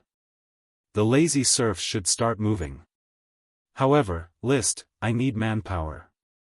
The clerks are lazy fellows, they can't get anything done. You can enlist the town's commoners at will. The castle will pay their salaries." Heavens, the castle pays salaries? You are truly a generous lord. However, there are practically no literate people in the flower town. You also want me to organize a census. They can't even write their own names. I can guarantee that they can't do anything. You can't count on the commoners. This was a problem. There was no school in the flower town, and there was no education here. It was really unreliable for illiterate people to become officials. Teacher Gort, do you know any literate people who are willing to settle down in the flower town? As long as they are willing to serve as officials, I can pay them at least twice the salary of the officials in other cities. My castle should still have a lot of gold coins. No matter how unfavored he was, List was still the count's son. After his coming-of-age ceremony, he received a lot of gold coins. Gort was silent for a moment, seemingly deliberating. List, I can see that you have great ambitions for the flower town. I do know some people with insight who didn't achieve their ambitions. However, as your tutor, I must remind you that it is already very strenuous for the flower town to support a lord. With another group of people, it would be unbearable. I understand. Don't worry, I will take care of it. You can invite all of them over. List said casually. If he gave talent to others, he would be able to create wealth. In his view, the flower town was a virgin land that had not been exploited. Although there were no sprites, and it was very difficult to rely on farming to make a fortune, but farming was not the only way to create wealth. At the same time, there was a voice in his mind, I have the smoke mission, my cheat. Maybe it can bring me even more wealth. They were discussing business. The old butler Carter knocked on the door and came in. Master, the Peanut Settlement's elder George has come to see you. "Oh, what is it?" He said that the peanut settlement's peanuts have been restored to green overnight. In the central field that you specially instructed me to look after, there is a flower that has grown a very big bud. Is that so? Let him in. List was very pleasantly surprised. He had not expected that the peanut field would be restored to normal after applying fertilizer. He almost couldn't wait to find a place to stare blankly and see if the smoke mission had been updated. By the time Elder George nervously tiptoed into the castle, List had already regained his calm. "Elder George, tell me about the peanut settlement in detail." "Yes, Sir Lord. Your great brilliance has shone on every corner of the peanut settlement." Just as Carter had reported, the peanut settlement had been restored to green overnight. A peanut had mutated and grown a very big bud. The serfs were overjoyed. Elder George, disregarding his lame leg, ran like the wind and asked to see the Lord while gasping for breath. The former numb and despairing expression in his eyes had been replaced by hope. Gort had already reacted, his mouth wide open. "Oh, heavens! List, could it be that the peanut field has given birth to a peanut sprite?" List smiled faintly. "It is very likely." "Oh, heavens! List, you are truly a heaven-favored aristocrat. For such a remote rural town like the Flower Town to actually give birth to a sprite worm, incredible. Whether it is incredible or not, we will know once we take a look. Mr. Carter, prepare a horse for me, I want to go to the peanut settlement." "As you wish, master." At the castle gate, List and Gort mounted their respective mounts.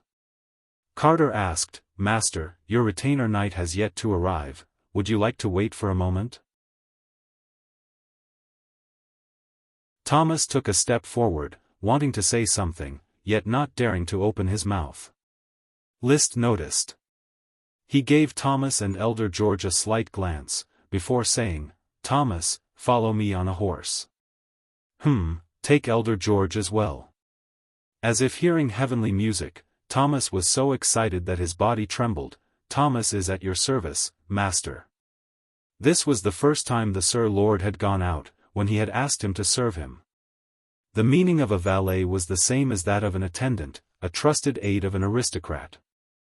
Many greater aristocrats' valets were knight attendants who fought side by side with them on the battlefield. 4 people, 3 horses. Fiery Dragon took the lead, galloping as fast as lightning to the peanut settlement. As far as the eye could see, the peanut field, which was still yellow yesterday, was already lush green, with all the peanut sprouts stretching their branches and leaves to their heart's content. It was currently spring, not yet the flowering season. However, the largest peanut sprouts in the center of the field had a fist-sized flower bud on its stem, waiting to bloom. The delicate emerald green color was particularly delightful. This is truly a sprite worm's flower bud. Heaven-favored, List, the Flower Town is a heaven-favored place. Gort shouted somewhat exaggeratedly. List was actually very excited inwardly, yet he still wore the reserved and gentle smile of an aristocrat on his face. The sprite worm plays a vital role in the Flower Town's agriculture. Therefore, this peanut field must be protected. Elder George, you and the serfs have to send people to guard it every day. Sir Lord, Elder George has to guard it even if he has to eat or drink. If he doesn't eat or drink, then there is no need. Have people take turns keeping watch. List said to Thomas behind him, "Go back and tell my retainer knight that I need one of them to be stationed in the peanut settlement every day to guard the sprite worm."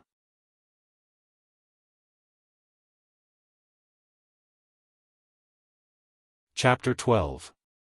As the sprite worm had yet to be born, it was impossible for List to foolishly wait here. Therefore, after arranging for someone to keep watch, he returned to the castle.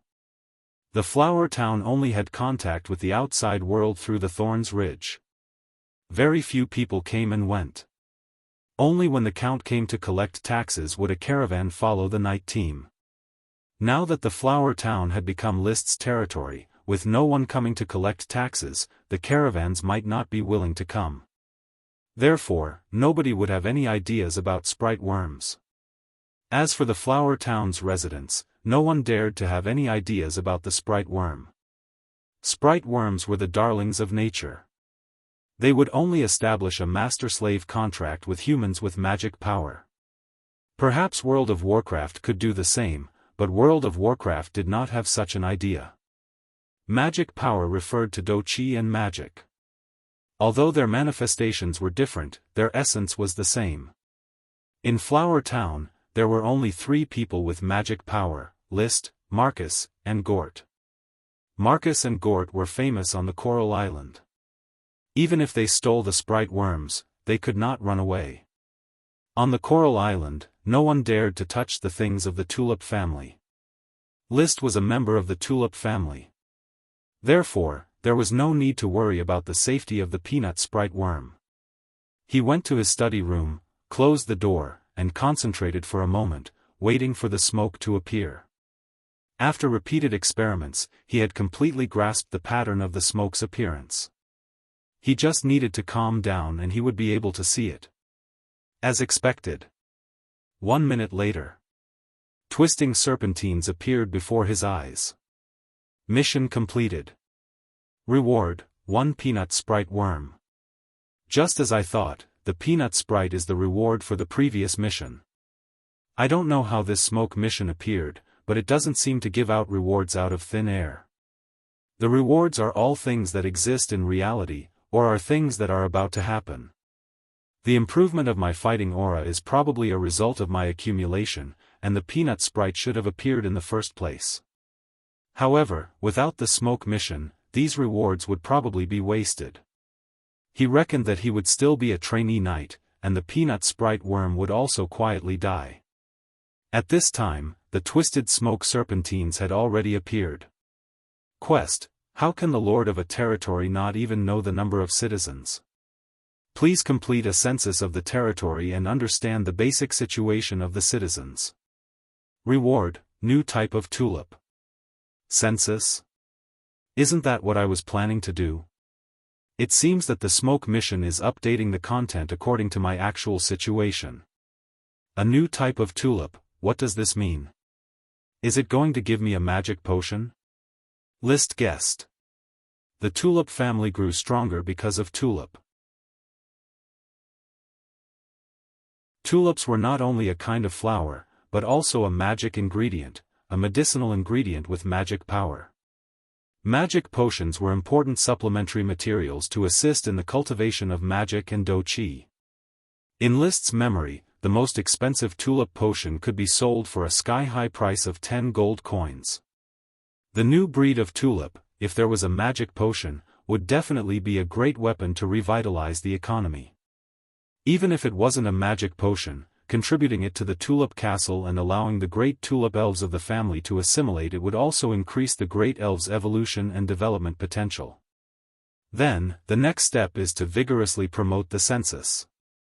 A small town with a population of 1 or 2,000 at most, what is so troublesome about it? Gort really disappoints me. If worse comes to worst, I will personally supervise it. A population of 1 or 2,000 was not much compared to a school in List's hometown. List, who had been the president of the Academy's student council, had a lot of confidence in his own abilities. But for Gort, this was an extremely tricky task. At the time of the handover, he had asked the former administrative officer, a knight sent by the Sir Count. The knight had only done one thing in the Flower Town, that was, collecting taxes. The knight didn't care about anything else. Even the knight himself hardly ever came to the Flower Town. He let his retainer knight manage it on his behalf. The retainer knight also only did one thing, collect taxes. He didn't care about anything else. The Flower Town's taxes included peanuts, milk, wheat, barley, oats, tomatoes, and tulip. The Earl of Coral Island collected taxes every 3 months, taking away most of the crops that the Flower Town didn't produce. After collecting taxes, the knight no longer cared about the Flower Town.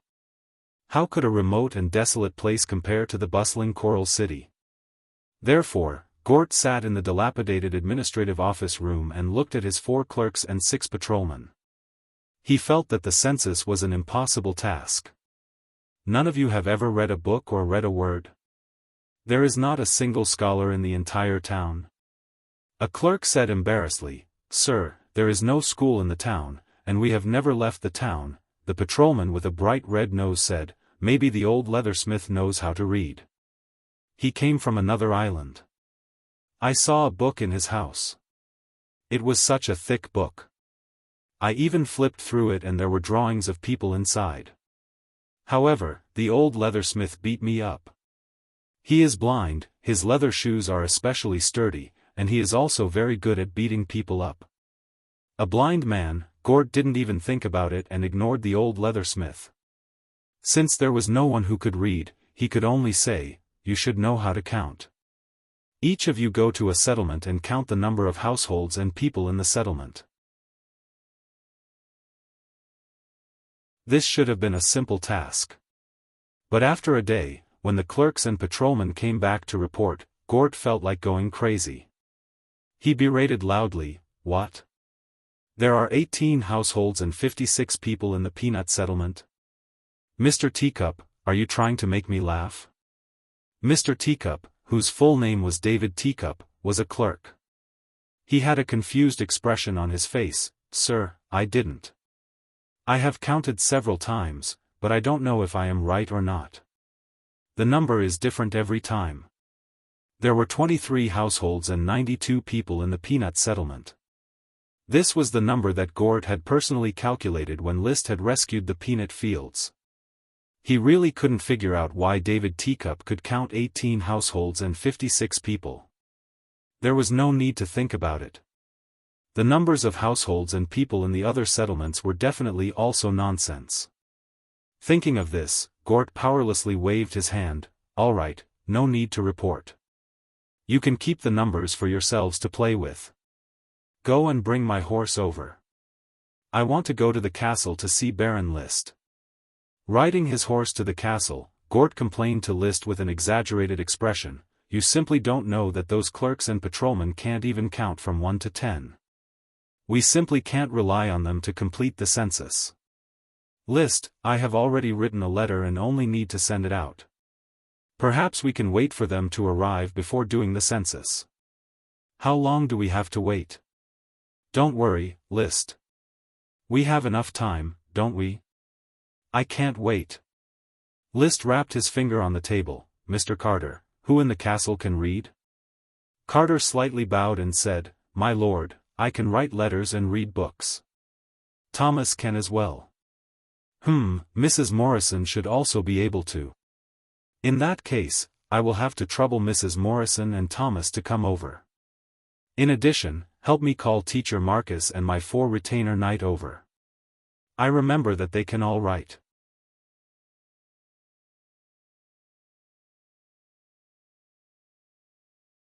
Chapter 13. Hurry up, damn big blockhead, dawdling, are you courting death? Sir Lord wants to count your family's situation. Hurry up, put on your clothes, bring your wife and children over, and gather in the open space in front. Be careful, or else I'll break your legs. The patrolman swaggered and slammed the door of the thatched hut, shouting into the house. Soon, the entire Barley settlement's serfs came out of their homes and gathered in the open space under the scolding of the patrolman. They whispered in 2s and 3s. From time to time, they would look up at the table in the middle of the open space. Behind the table sat a 40-year-old woman, dressed in a decent dark green dress, sorting out a stack of thick bast paper. Behind the woman, there was a young maid helping to melt the ink in the teapot. Who is that? I've never seen her before. Idiot, she must be a maid from the castle. Yes, look at her clothes, she's definitely ironed.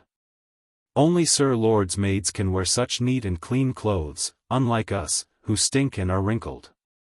What does Sir Lord want to do? I heard from the henchman that he wants to count what? Count the population. An old serf chewed some kind of grass root in his mouth. 10 years ago, Sir Count sent someone to count.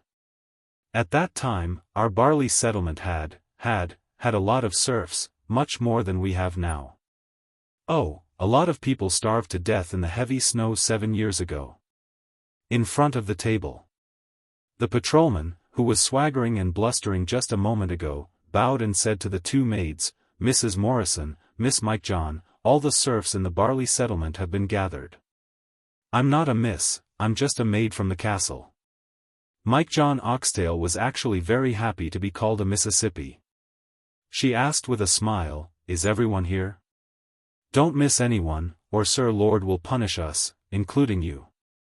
Of course, I can guarantee that they won't dare to hide. Mrs. Morrison nodded, well then, you go and have them come one by one. After counting the serfs, you can go home directly and don't come back to register. Okay. The patrol began to lead the serfs to the table one by one. According to what List had prepared, Mrs. Morrison asked, are you a parent? What's your name? Hua. Hope, Mrs. Don't be nervous. This is your full name, including your surname, Mr. Hope. Oh, okay, my name is Hope Rotten Water. So, Mr. Hope, is everyone in your family here? A total of 5? What is the name of your wife? What are the names of your 2 sons and daughters? How old are you? What is your occupation? What is your responsibility? Is it the same with your wife? Is your eldest son working? Soon after, Mrs. Morrison finished her questioning and began to record the information on thick bast paper.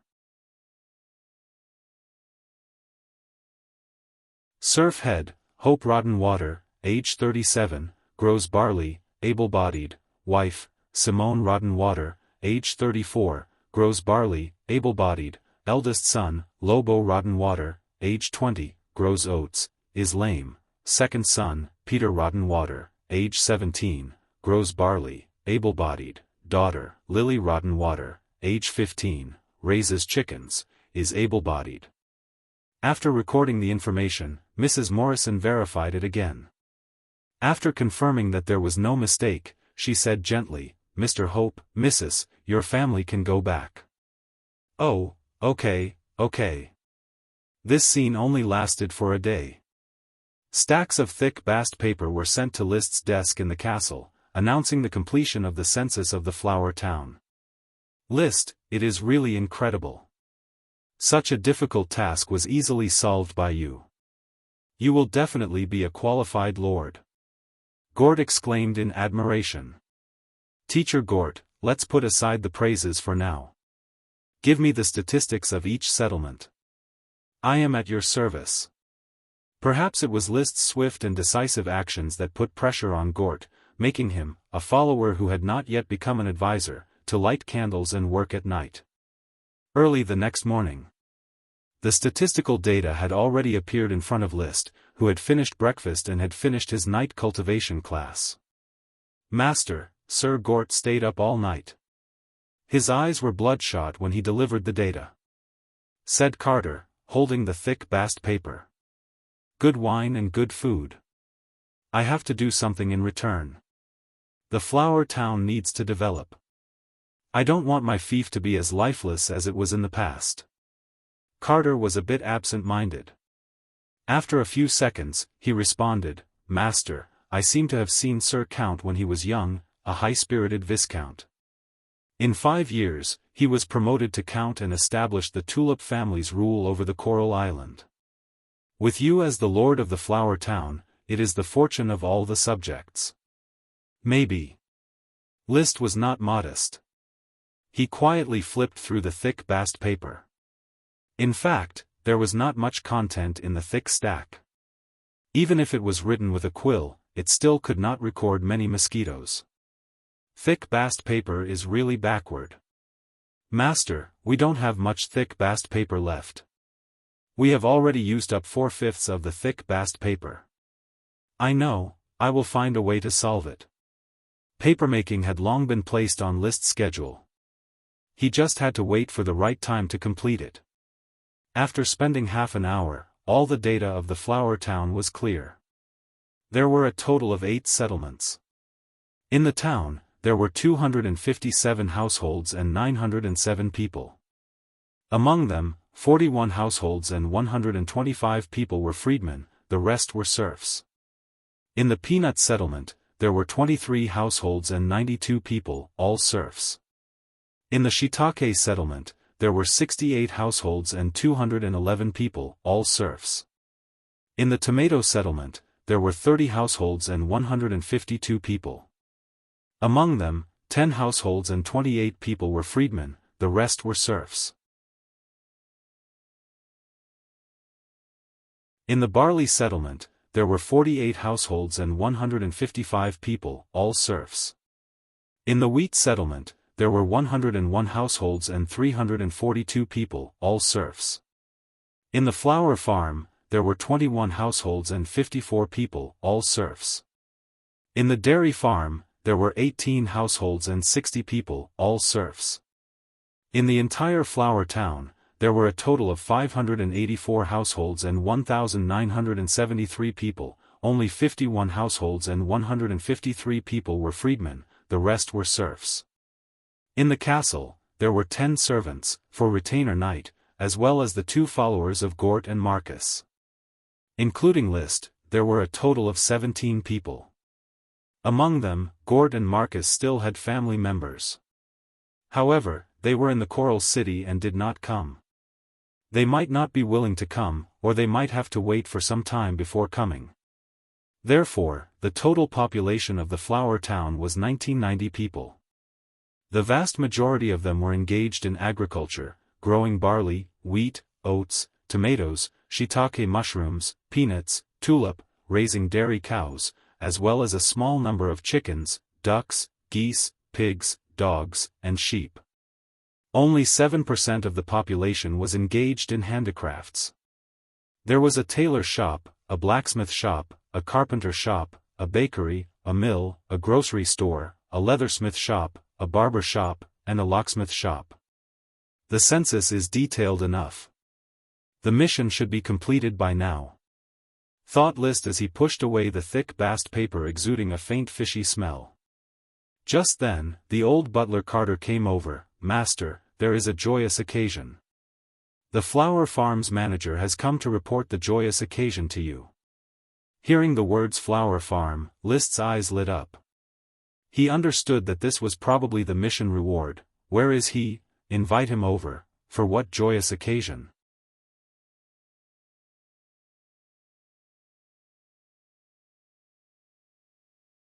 Chapter 14. The flour farm had a longer history than the flour town. 18 years ago, Lee William Tulip, who had just been granted the Coral Island, launched his orders of chivalry to explore the island's terrain and found a field of flowers.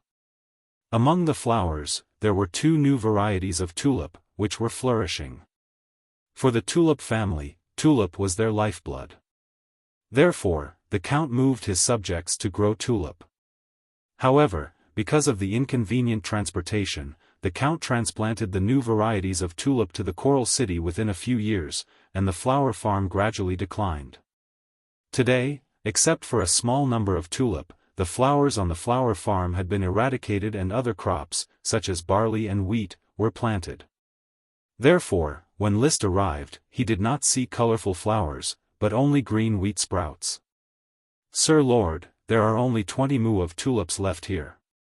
The red ones are the Sundance tulips, in memory of Sir Lord's ancestors. The yellow ones are the William I tulips, in memory of Sir Lord's supreme glory." Steward Victor, whose hair was grizzled, sighed endlessly. At its peak, the flower farm had a total of 800 acres. Now, it was only 200 acres, and 180 acres were planted with wheat. Not magic ingredients? Unfortunately, they are indeed not magic ingredients. That is why His Excellency the Count rarely picked the tulips here. But now they are going to be revived. "Sir Lord, look over there, in the tulip field, there is a black tulip with purplish-black flowers, which I have never seen before." List looked over. Indeed, the tulip stood out from the surrounding yellow and red tulip. It was purplish-black. It was like a proud black swan quietly combing its feathers in the arms of a flock of geese. Is it a magic ingredient? I don't know, Sir Lord. I'll go take a look. List pushed aside the ordinary tulip and walked up to the black tulip. He touched the purplish-black petals with his fingers. Suddenly, he perceived a familiar yet strange aura. His eyes lit up. List revealed a satisfied smile. It's a magic potion. Magic potions, magical ingredients. The mysterious magician's spellcasting was inseparable from the assistance of magic potions. The knight's Daoist cultivation was also inseparable from the assistance of magic potions. All kinds of mystical treasures more or less required magic potions as supplementary materials. Even though the prices fluctuated greatly due to the different uses of the potions, the cheapest potion could be sold for at least 1 silver coin. List had never heard of a magic potion that was cheaper than a silver coin. Mastering a magic potion was equivalent to mastering a huge amount of wealth. Now, the black tulip was growing in List's territory. Without a doubt, this wealth belonged to List. According to the aristocratic system and laws, even a count had no right to seize the interests of a lesser lord. Allegiance was one thing, but interests were another. A lord would be in theft to a lesser lord, and the lesser lord would have everything in the territory. It seems that I have not only gained a fortune, but even my tulip sprite worm has found its new home. List took a deep breath. The flower farm should indeed be revived. He signaled Manager Victor and his retainer knight to withdraw from the tulip field. He crouched alone next to the black tulip. He concentrated his mind and calmed his breathing. After a short while, a faint smoke appeared before his eyes, twisting to form words. Mission completed. Reward, a new variety of tulip. Then the smoke twisted and the words changed. Mission, the declining flower farm seems to have ushered in a turnaround in its fate. A new variety of black tulip should shoulder the heavy responsibility of revival together with the tulip sprite worm. Please help the tulip sprite worm settle down its worm stalk. Reward, a World of Warcraft youngling. The mission had been updated. It was not difficult at all, just like a gift. What made List's eyes shine was that the reward was a World of Warcraft youngling. World of Warcraft, the most common low-level World of Warcraft, was more powerful than a trainee knight and could contend against an Earth knight. The Windblade Wolf List encountered a while ago was a low-level World of Warcraft, which was slightly inferior to Earth Knight Marcus. Some low-level World of Warcraft could even contend against a Sky Knight. What World of Warcraft youngling will it be? Can it be raised or slaughtered? List was very much looking forward to it. Master, the tulip sprite worm has been brought. Butler Carter, escorted by his retainer knight, arrived at the flower farm and solemnly handed a jade box to List. After taking the jade box, List could feel that there was a lively little life inside the box, which was connected to him by blood. He opened the box. Immediately, he saw a light yellow baby silkworm, thicker than a thumb and shorter than an index finger, with cyan-colored stripes on its back. Compared to the baby silkworm, the sprite worm had a jade-like luster all over its body. It looked like a long wriggling jade strip, extremely beautiful. At this time, the sprite worm was lazily sleeping on the powder of nephrite powder. During the transplanting period, the sprite worm's worm stalk was in its stomach and could not provide nutrients, so it had to gnaw on the jade powder to maintain its vitality. Jade, also known as magic jade, was a stone with magic power.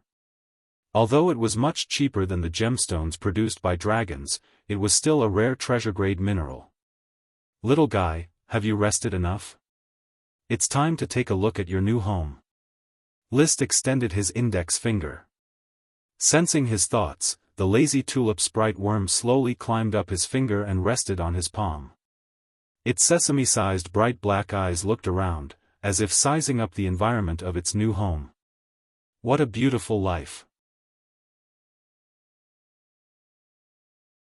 No matter how many times I see it, I still can't get enough of it.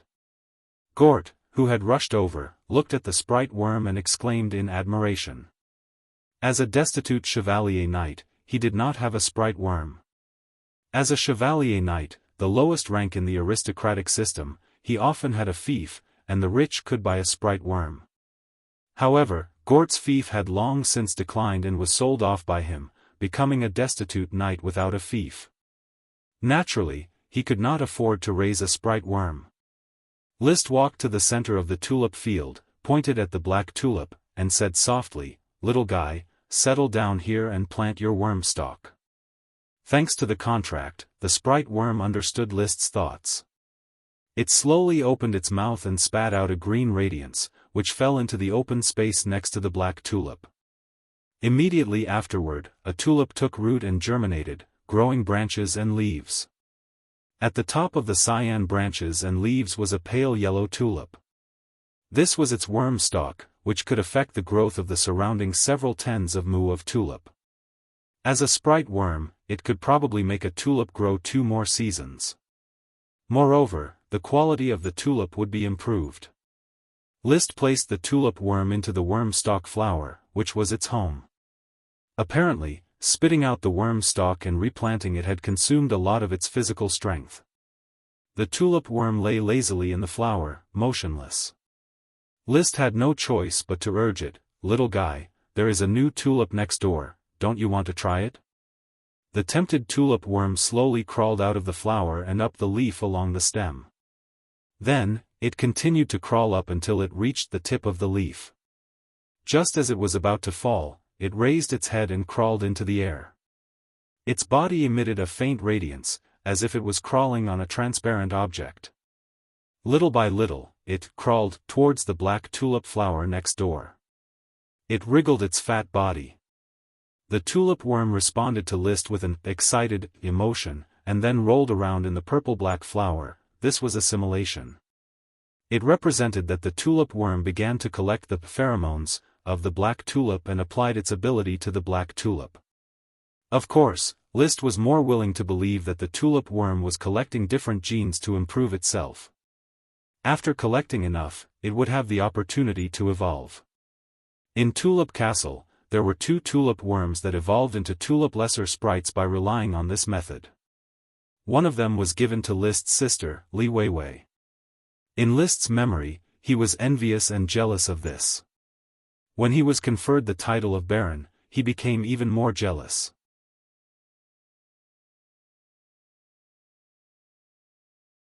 Chapter 15.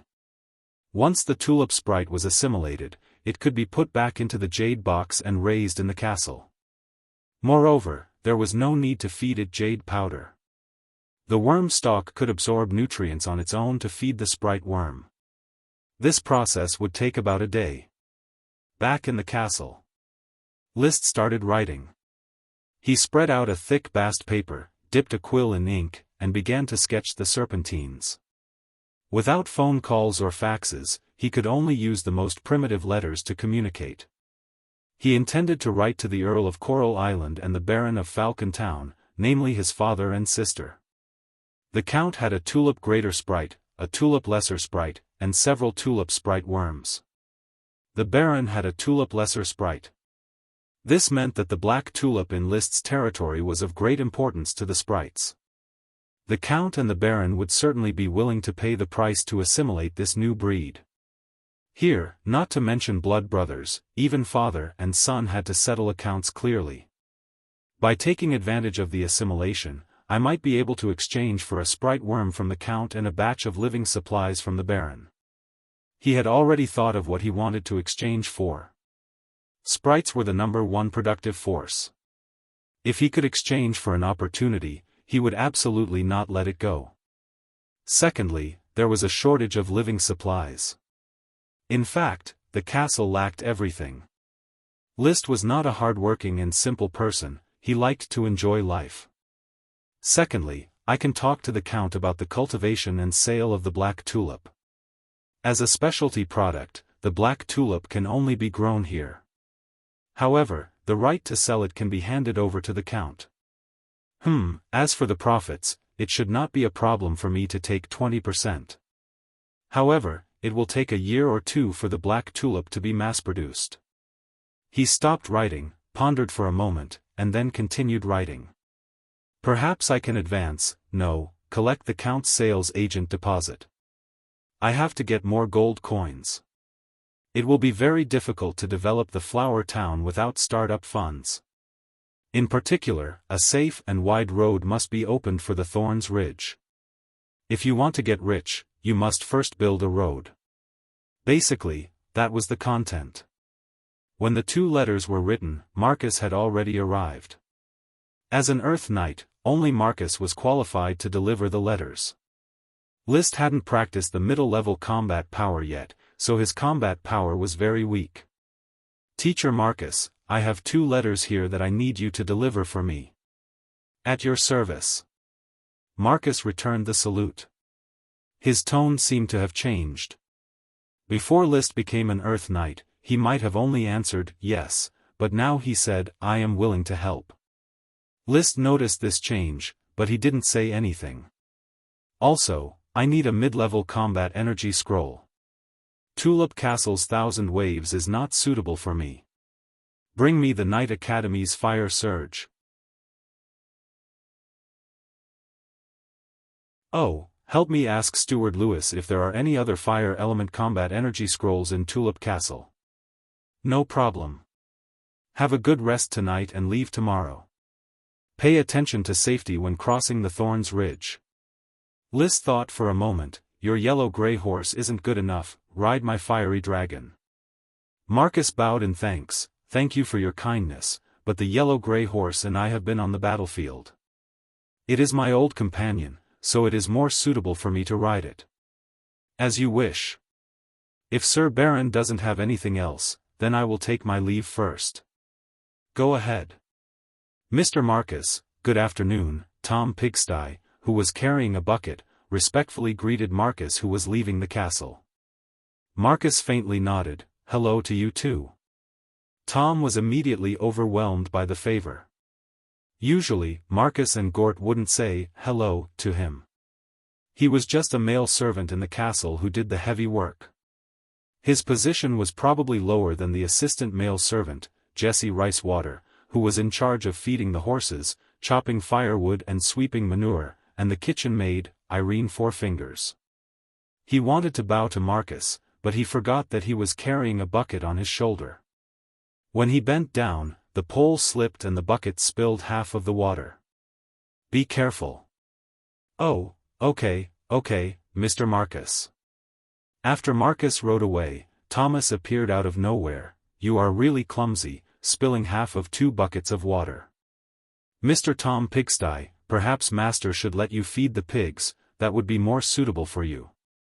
Tom picked up the bucket without looking at Thomas. I will go get 2 more buckets of water. He was a head taller than Thomas, but he habitually lowered his head. Thomas sneered, other than fetching water, what else can you do? No, you can't even fetch water well. You will be a serving man for the rest of your life. I am Master's valet, and sooner or later, I will replace old Carter and become the castle's butler. At that time, the first thing I will do is to drive you to feed the pigs. You won't, Mr. Carter is Master's confidant.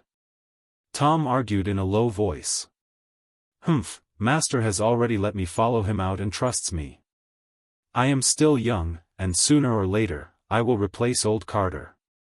You won't. Tom didn't want to say any more and turned to leave.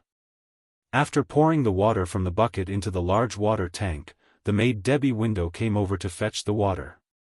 She glanced at Thomas, who was strolling outside the castle. Tom, did Thomas give you trouble again? Nothing. You shouldn't be afraid of him. He is nothing special. Master will see your hard work. I know, I am not afraid of him. Master is a very good person.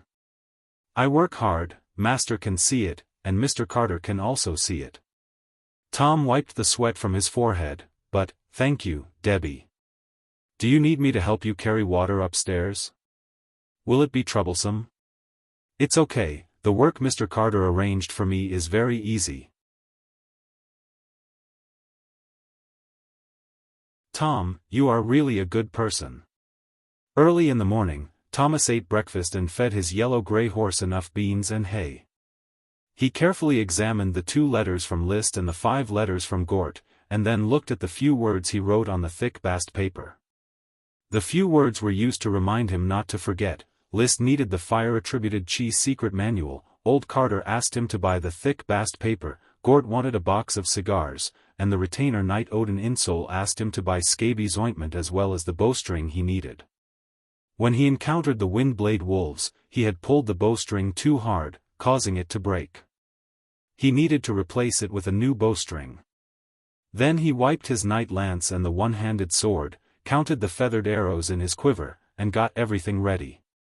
He mounted his horse, left the small town, and galloped towards the Thorns Ridge. The Thorns Ridge was an undulating hill. In fact, it should be 2 hills joined together.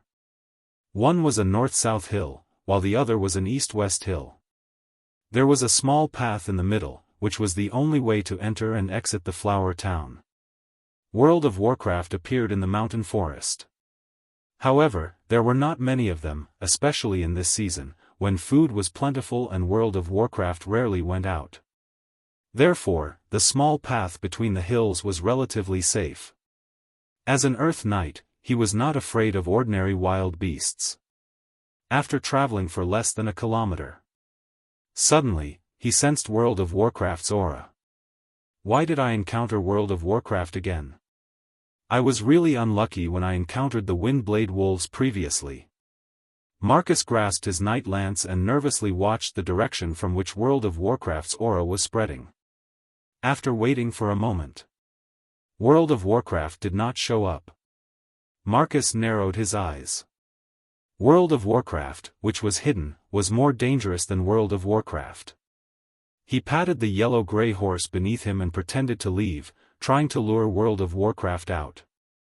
After traveling for another half a kilometer, World of Warcraft, which had been following him, finally became impatient and took the initiative to attack him. A tall figure sprang out from the woods beside the small path and fiercely pounced. Marcus had been on guard along the way, so it was naturally impossible for him to be ambushed. Practically at the same time, he turned his horse around and thrust his knight lance to meet the attack.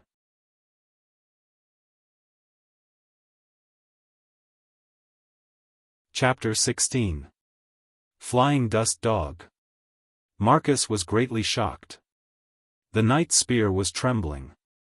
But the next moment, he suddenly discovered that his knight's spear had accurately pierced a small bloody hole in the Flying Dust Dog's body. The Flying Dust Dog's ferocious momentum was also blocked by his spear and it fell heavily to the ground. The Flying Dust Dog was about to turn around and attack again. But Marcus didn't give it the chance.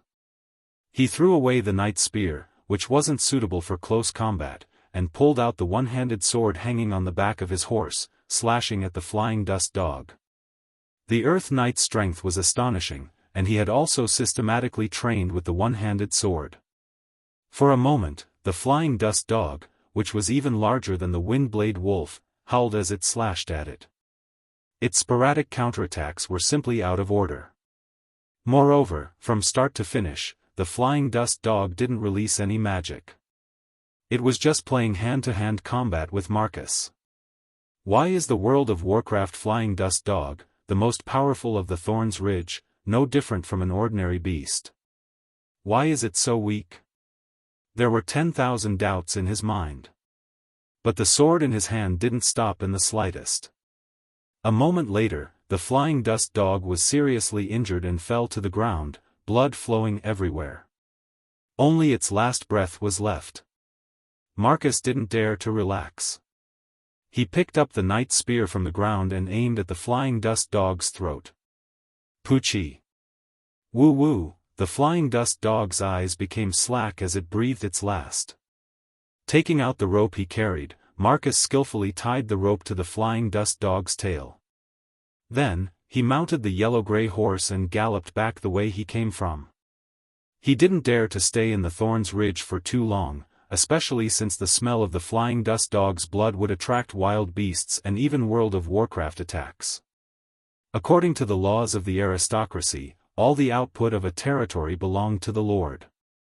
Therefore, even if this flying dust dog was killed by Marcus, it still belonged to List. He galloped all the way and quickly returned to the two-storied castle. Teacher Marcus. Karl Hammerstein was on duty. Their retainer knight needed to protect the castle. Quick, inform Sir Baron that I hunted a World of Warcraft. What? World of Warcraft? Soon, the entire castle was alarmed. Whether it was the squire knight, servitors, maids, stewards, or kitchen maids, they all followed behind List to watch World of Warcraft. World of Warcraft wasn't rare. Tulip Castle had World of Warcraft, but in this small place, World of Warcraft was still a rarity. Moreover, World of Warcraft was valuable, and every part of it was a treasure. Teacher Marcus, is this the King of Thorns Ridge, the very powerful violent dog in low-level World of Warcraft? List's eyes flickered as he pondered. It really is a flying dust dog. Normally, even two of me wouldn't necessarily be able to defeat a flying dust dog. It can release earth element magic, rock thorns, making it impossible to defend against. But the one I killed only knew how to pounce. It didn't release any magic at all. It didn't release magic. What do you think is the reason? Marcus had obviously observed and pondered while waiting. I think I might have encountered a female flying dust dog that had just given birth. Look at its abdomen, it's shriveled and flabby. This is a characteristic after giving birth. It's still breastfeeding. Also, I noticed that there are a lot of bite marks on its body. Breastfeeding? Bite marks? Here, and here, they are all bite marks. Sir Baron, do you remember the Windblade wolf we encountered before? These bite marks have started to heal. I can't see them clearly, but I think they're from a Windblade wolf. In that case. List felt reassured. This flying dust dog suffered an attack from a Windblade wolf during its pregnancy. It might have won and given birth to its offspring, but the battle exhausted its physical strength and mana. As a result, it had no choice but to use its beastly instincts to hunt, and then encountered Teacher Marcus? Very likely. List suppressed the excitement in his heart and calmly said, since that's the case, Teacher Marcus, compared to the valuable corpse of the flying dust dog, I think its pup is the real treasure.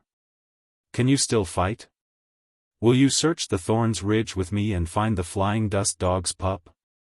I'm ready to fight at any time.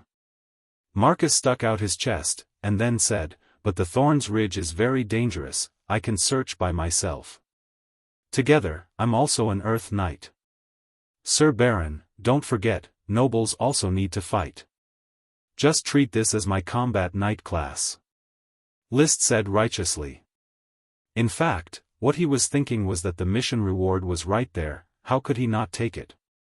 Moreover, the fact that the weakened flying dust dog could survive and attack Marcus showed that there was no threat to its World of Warcraft. Otherwise, it would have already turned into a pile of feces. No one could stop List's decision.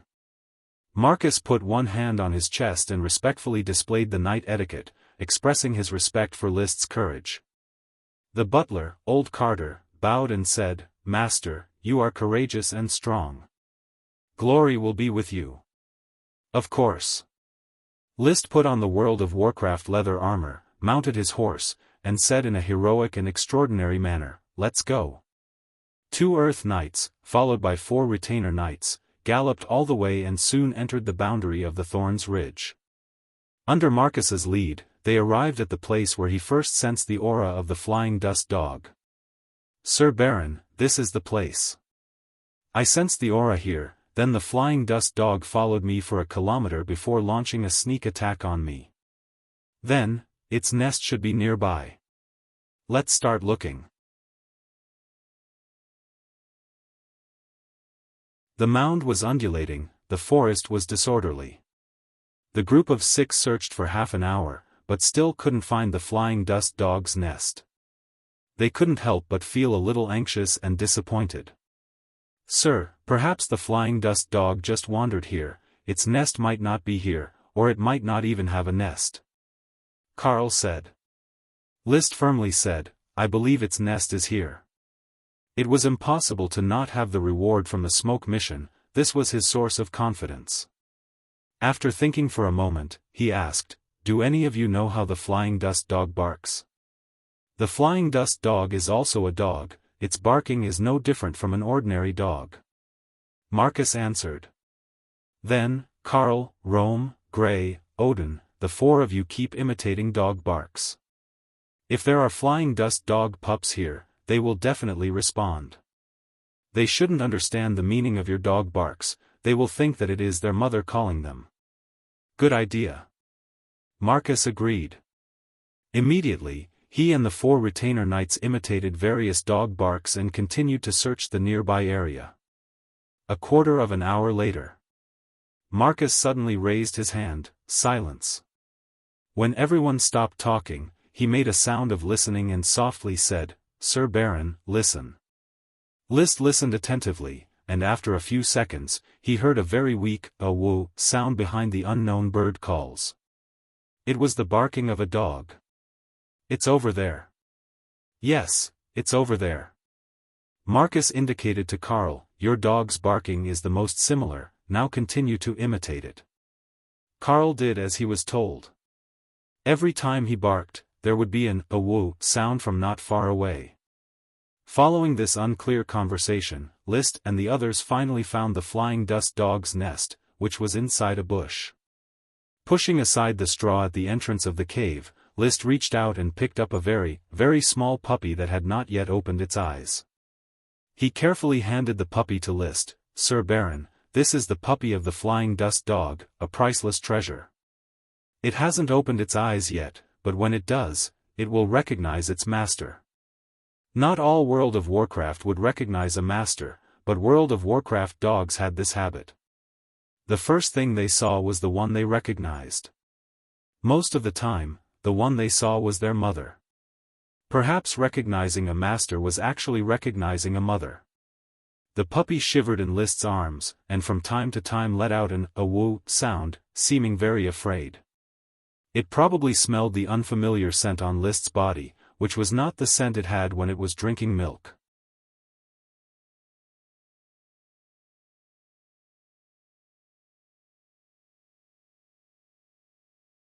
Chapter 17. Because of the flying dust dog, Marcus decided to postpone his departure for a day. While resting, he told List some things to pay attention to when raising World of Warcraft. Even if World of Warcraft can recognize a master, they are still full of danger. They have no concept of good and evil, and their temperament is also temperamental. Once they become proficient in using magic power, they are likely to inadvertently hurt people. Therefore, Sir Baron needs to actively guide and train the flying dust dog pup when raising it. Like the pack of hounds raised in Tulip Castle? Yes, you have to train it to be obedient from a young age so that it listens to your commands. You also have to constantly consume its magic power and let it vent its magic power in training, so that it won't use magic to hurt people during normal times. The flying dust dog's rock thorns are very deadly spells. How long will it take for it to release magic? I'm not very clear. However, in World of Warcraft, before it reaches adulthood, its magic is very weak. Flying dust dogs can reach adulthood in about a year and a half. In other words, there is a year and a half to tame it. Very well, I will treat this as a cultivation lesson and persevere in training it. Marcus was clearly in a good mood. After explaining the things to pay attention to, he said some rare compliments: "Peanut worm, potions, World of Warcraft, Sir Baron will surprise everyone on Coral Island." List smiled. The surprise was yet to come. He asked, "What should I do with the flying dust dog's corpse?" "Perhaps you should ask Lord Gort. He used to manage the trading market for Sir Count, so he is the clearest about the value of World of Warcraft. Mr. Carter, help me invite Teacher Gort." "As you wish, Master." Gort hurried over. When he saw the flying dust dog's corpse, he exclaimed, "Wow, what am I seeing? Is this the King of Thorns Ridge, Flying Dust Dog?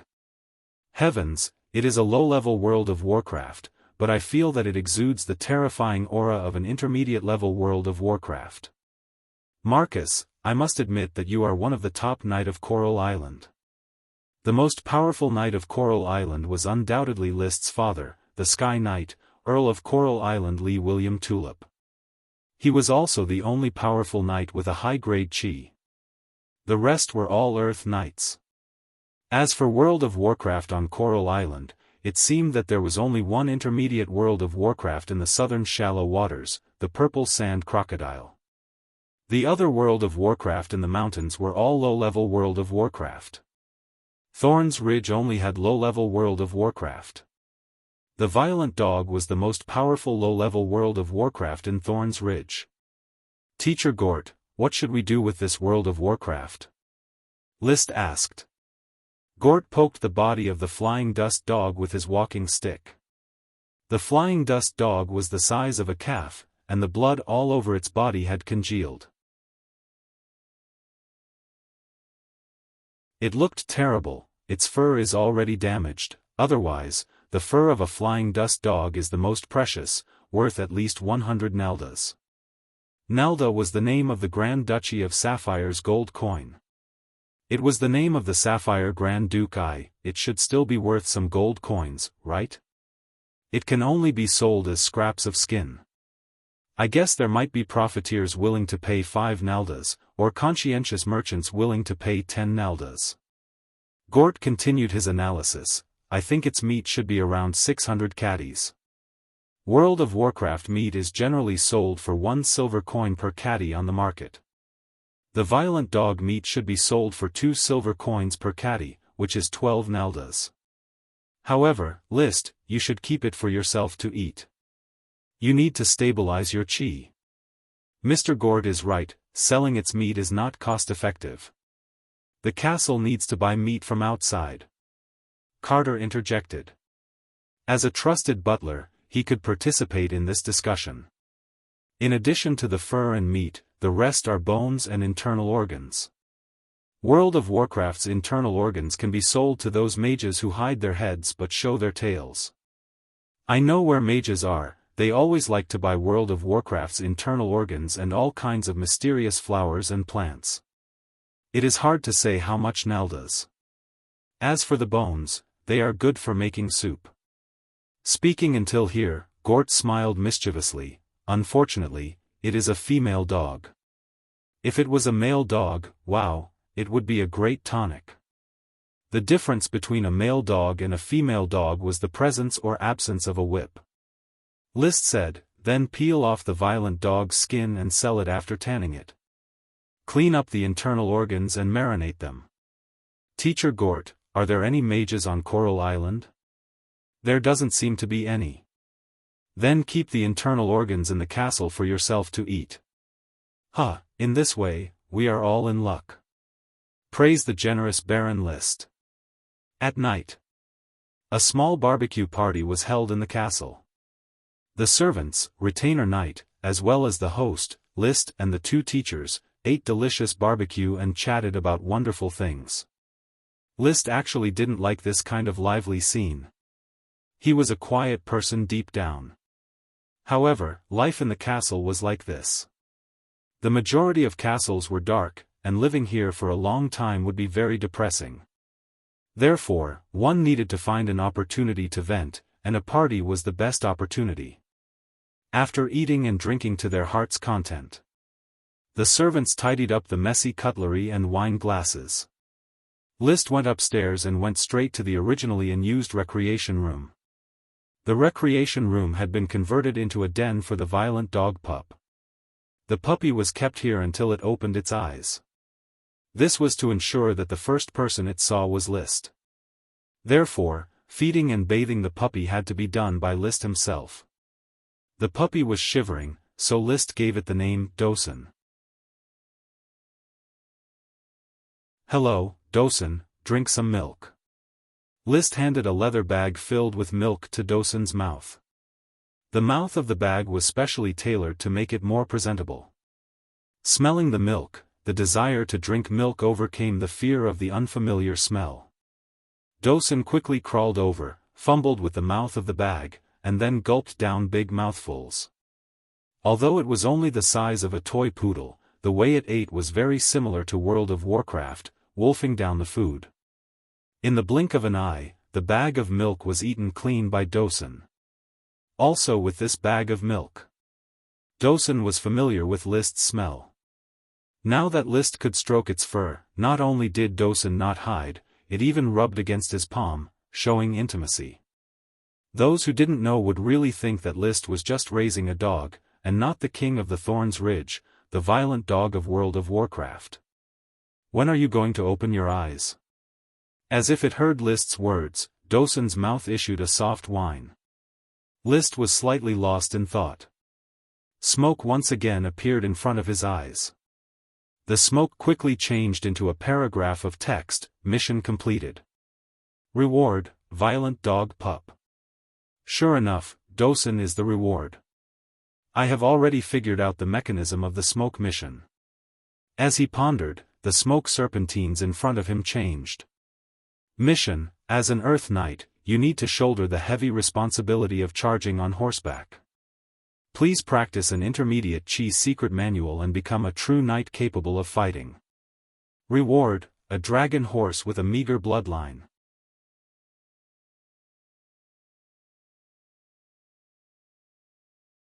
Chapter 18. Dragon Stallion. List was no stranger to it.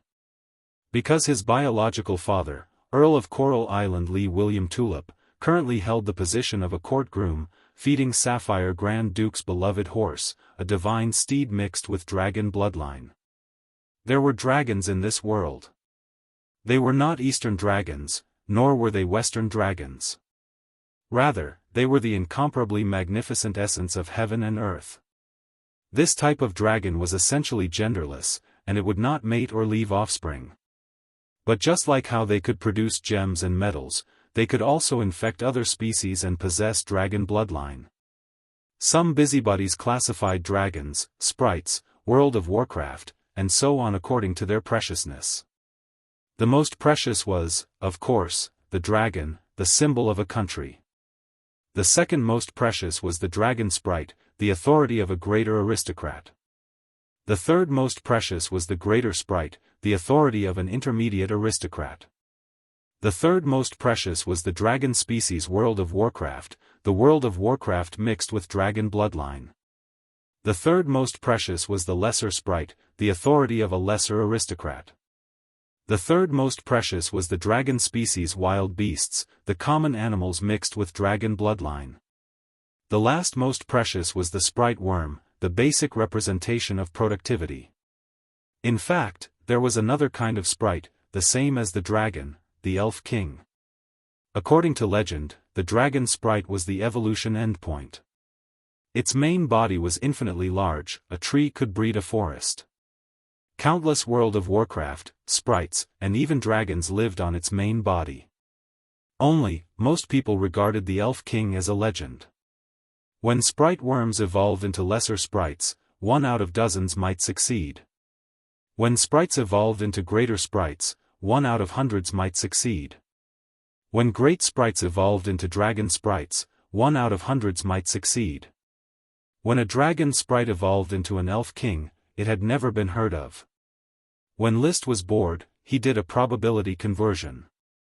He assumed that the probability of sprite worms evolving was 1/50th, the probability of sprites evolving was 1/100, the probability of great sprites evolving was 1/500, and the probability of dragon sprites evolving was 1/1000. Then, the probability of a sprite worm evolving into an elf king was 1/2, 500,000,000, or 1 in 2. 5 billion. The probability of 1 in 2.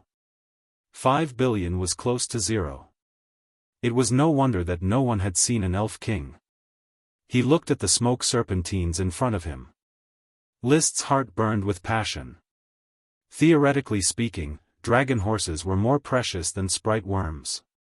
In terms of ability, the dragon stallion might not be able to defeat any World of Warcraft because it didn't know magic. However, as a rare dragon bloodline, its price would not be low. In this world, anything that had anything to do with dragons would be popular. Furthermore, the dragon bloodline itself would improve the aptitude of the species. If a horse was mixed with the dragon bloodline, it would immediately become a fine steed. The dragon stallion was definitely an excellent warhorse breed. Why did the Sapphire Grand Duke cherish his dragon stallion so much that even the Earl of Coral Island would fight over it? This was because the dragon stallion was the standard blue-blood horse of the Grand Duchy of Sapphire's most elite orders of chivalry. It had 240 years of history, the Blue Blood Orders of Chivalry. The Blue Blood Orders of Chivalry fought in all directions for the Sapphire family and had outstanding military service. The Blue Blood horses under them had contributed a lot. Of course, the Sapphire Grand Duke would ride a Blue Blood horse in order to win over the Orders of Chivalry and show that he was with the knight. A dragon stallion. If I have a dragon stallion and it continues to breed, can I also form an elite Blue Blood Orders of Chivalry? Just thinking about it made him very excited. However, at present, only 3 people in the Flower Town had Chi, List, Marcus, and Gort. Even if he was given a large number of dragon stallions, the Orders of Chivalry were still nowhere to be seen. There was still a long way to go. After a while, he came back to his senses, and the smoke serpentines disappeared before his eyes. Looking at Dosen, who had returned to his den and started sleeping, List suddenly felt that the Orders of Chivalry were too far away. However, riding a dragon stallion, leading a World of Warcraft dog, and strolling around to go hunting, such a life was still very easy to achieve. Tomorrow, Marcus will return to the Coral City and then go to the Falcon Town. He will be back in about 3 days. By then, I will be able to cultivate the Chi's secret manual and complete the mission. List got up and left the recreation room. Marcus once again left the Flower Town. List would not just wait in the castle. After recuperating, he could no longer stay idle. Early in the morning, he arrived at the flower farm. The black tulip worm on the tulip flower was about to complete its assimilation. It will take about 2 hours. After looking at the tulip worm, List mounted his horse and went straight to the peanut settlement. His peanut sprite worm was still in gestation. Karl Hammerstein was standing guard here. Sir. How is my peanut sprite worm? It is still sleeping. Elder George has people watering it with a lot of feces every day. The peanut sprite worm stalk is growing very vigorously. Strictly protect the peanut sprite worm, I don't want any accidents to happen to it. Sir, please rest assured. After leaving the peanut settlement, List returned to the flower farm. After waiting for half an hour, the tulip worm successfully completed its assimilation. After retrieving the tulip worm, List could feel its cheerfulness as well as a trace of aura coming from its body. This trace of aura was the black tulip's aura, indicating that the tulip worm could already influence the black tulip. Since its birth, Tulip Castle had arranged for all sprite worms to assimilate as many varieties as possible to increase their strength. List's tulip worm had already assimilated all the varieties of tulip cultivated by the tulip family. After assimilating the black tulip, why do I feel that the tulip worm is somewhat excited? It can't be that it wants to evolve, right? A bold thought floated in his mind. But he quickly denied it. The tulip worm he had obtained was the weakest among the tulip family's several tulip worms, and the possibility of it evolving was very low. A new variety of magic ingredients was not enough to make it evolve. After retrieving the tulip worm, List handed it over to the butler Carter to feed. With the worm stalk already planted, even if the sprite worm did not eat or drink, it would not die. It was very easy to feed. List quickly met up with Gort and arrived at the dairy farm. There are a lot of alfalfa seeds. Starting from here, I plan to gradually uproot the 2-leaf grass. Planting alfalfa. When the scale increases, the alfalfa worm will be able to plant the worm stalk, the cows will be able to adapt to the new pasture, and the horses can also be brought here to be fed. The worm stalk must be surrounded by plants of the same variety. Otherwise, the worm stalk would not be able to absorb nutrients and would wither. The planting of the alfalfa worm stalk was very easy to solve. List had nothing to add. Let's follow Teacher Gort's plan. However, how did you decide on the corn sprite worm and thorn sprite worm? Corn sprite worm, my idea is to cultivate a piece of wasteland and plant corn to see if it can survive. As for thorn sprite worm, we can only think of a solution in the Thorns Ridges Thorns forest. List, I don't think thorn sprite worm will be of much use. Thorns were small thorny shrubs. They were usually used as fences. Many aristocratic manors liked to plant a ring of thorns to serve as a green hedge. List also felt that thorn sprite worm was of little use. At most, it could cultivate a batch of thorny fences for the castle to protect the manor from the invasion of small animals. As for World of Warcraft, a Windblade wolf's windblade could cut down a large area of thorns. Fire Dragon leisurely ate the two-leaf grass.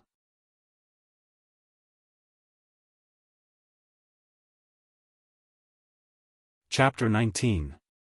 The milk produced by the dairy farm was a rare luxury in the flower town. Originally, the milk from the dairy farm was used to produce milk powder, which was given to the Earl of Coral Island as a tax every 3 months. After List arrived, milk was sent to the castle every day. There were 10 cows in total. Among them, there were 3 young cows that were less than 2 years old and had not yet started to produce milk. 2 old cows could no longer produce milk. 1 male cow could not produce milk. Only 4 mature female cows could produce milk every day. He didn't know if it was because the breed of the cows was not good enough, or if they didn't eat well enough, so the milk production was very low. Dahua is in the peak period of milk production. She can squeeze out 20 kilograms of fresh milk 3 times a day. Xiaohua is in the low milk period and can only squeeze out 4 kilograms a day. Dahe is also in the low milk period and can only squeeze out 5 kilograms a day. Dahuang is currently in the low milk period and can only squeeze out 5 kilograms a day. The old steward was not very old, but he was already hunched and looked very old. List approached a cow. The cow was very docile and was slowly eating the grass. Do you still want to raise cows that can't produce milk? Zhuangzhuang needs to ensure that all the female cows are impregnated. Milk Flower, Milk Black, and Milk Yellow were still small, and they would only be able to conceive and produce milk next year. Old Hua and Old Black are already old. We've already reported this to the Lord. They can come and slaughter the cow for meat at any time, the old steward said respectfully. Milk Flower, Milk Black, and Milk Yellow were the names of underage cows. Xiao Hua and Xiao He were the names of cows that had just reached adulthood. Dahua, Dahe, and Dahuang were the names of cows in their prime. Old Hua and Old Black were the names of old cows. Zhuangzhuang was the name of a male cow. List recalled that a while ago, Butler Carter had mentioned to him that the dairy farm had 2 old cows that could be killed and eaten at any time. Raising cows that could not produce milk for another day was equivalent to wasting a day's worth of food. Generally speaking, they would be slaughtered immediately. It sounded ruthless, but cows could only produce milk for their entire lives, and when they were old, they still had to contribute their own meat. For the time being, the castle did not hold any large-scale banquets, and the meat they brought was still enough, so the 2 old cows continued to be raised on the dairy farm. Is the pasture on the farm enough to feed the cows? It's enough, my lord. We only have 10 cows, but we have 150 acres of grassland. Old steward, how many acres of grassland do you think is enough to feed 10 cows? Sir Overlord, 1 cow needs 10 acres of grassland to feed. However, we often take our cows to the wild to graze, so 8 acres of grassland is enough to feed them. 8 mu for 1 cow. 10 cows will require 80 mu. Then, Teacher Gort, let's get rid of 70 mu of 2-leaf grass and change to alfalfa. No problem, leave it to me. Gort patted his chest and promised. On the census project, List's swift and decisive attitude made Gort feel a sense of crisis, and his work attitude became much more proper. He could already tell that List was not a pompous and indulgent aristocrat, but a down-to-earth aristocrat. If he wanted to obtain power, he had to change his style. Hey, Dosen. Inspecting the peanut worm. 2 days passed in the blink of an eye. The third day was a rainy day. Spring was deep in the air and summer had yet to arrive. The rain was as precious as oil, and the agricultural production of each village was busy advancing. The alfalfa seeds had already been sown, and the corn fields had also been carved out from the wild, ready to be cultivated and planted. The Thorns forest still had no clue, so he had to wait for Marcus to return and then go to the Thorns Ridge to look for it. The fourth day. After eating lunch in the castle, the butler Carter hurriedly walked into the study. Master, Mr. Marcus has returned and is waiting for your summons outside the castle. Quickly invite him in. Sir Baron, Marcus greets you. The travel-worn Marcus brought 2 mid-level Chi secret manuals that List was looking forward to. One was the fire surge fluctuations that List was familiar with, and the other was the fire dragon drill that he obtained from Tulip Castle. After receiving the 2 secret manuals, List turned to ask, Teacher Marcus, I gave my letter to the Baron and the Count, how did they reply? This is the reply from Sir Count and Sir Baron, as well as the 10 naldas for the sale of the fur of the flying dust dog. Teacher Marcus, please sit down, I will read the letter first. The first to be opened was the reply from the Earl of Coral Island. Because there were not many words written on the thick bast paper, the content of the letter was very little. Lee William Tulip replied to List that he was preparing to send someone to complete the assimilation of the black tulip in the near future, and at the same time to discuss how to sell the black tulip. He also promised to buy a batch of urgently needed supplies for List as a down payment for the transaction. The other was the reply from the Baron of Falcon Town. Li Weiwei replied to List, congratulating him on discovering a new breed of tulip. She would come with the Count and use supplies to exchange for the right to assimilate them. They were all official and polite replies. There was not much familial affection. After the death of List's mother, the Count's first wife, the relationship between the 3 siblings gradually faded due to the lack of maternal love. The Count, on the other hand, turned from hope to disappointment because of List's appearance, and the relationship became even thinner. But that's fine. I can accept this kind of thin affection. I can't stand it. After reading the letter, List felt a little emotional. He put down the letter. List said gently, Teacher Marcus, what new things have you seen on this trip? Coral Island is calm as usual, and there is no war in the Grand Duchy. However, there is one thing, I don't know if it is new or not. It is about Sir Baron's mother's family. My mother's family? List had almost forgotten that his mother was also of noble birth. He asked, what happened in Longtaro Castle? The owner of Longtaro Castle, the Marquis of Red Crab Island, has resigned from his post as the captain of the court fleet and returned to Red Crab Island because of an illness. Sir Count is preparing to send someone to visit. When the envoy comes to assimilate the black tulip, he will probably discuss the matter with Sir Baron. Maybe. List searched the memory of his predecessor and recalled the Longtaro Castle in his memory. The Grand Duchy of Sapphire was an archipelago, with many large and small islands infested with many aristocrats. One of the large islands, Red Crab Island, was owned by the Taro family. The lord was the Grand Duchy's hereditary Marquis of Red Crab Island, Merlin Longtaro, List's grandfather. The surname of the Taro family originated from the Longtaro Great Sprite they owned. The castle they lived in was Longtaro Castle, which was far larger and more luxurious than Tulip Castle. It was magnificent and located high in the mountains. Marquis Merlin had 1 son and 2 daughters, the eldest son, Masiro, the second daughter, Melinda, and the third daughter, Melissa. Melissa Longtaro was List's mother. When Lee William Tulip was still a viscount, Marquis Merlin saw that he was extraordinary. He married his third daughter, Melissa, to the Tulip family and gave birth to 3 children, Levis, Li Weiwei, and List. So far, List would go to Longtaro Castle every year to celebrate his grandfather's birthday. However, since Lee William remarried the new countess, the relationship between the Taro family and the Tulip family gradually became estranged. But in any case, Marquis Merlin was List's grandfather.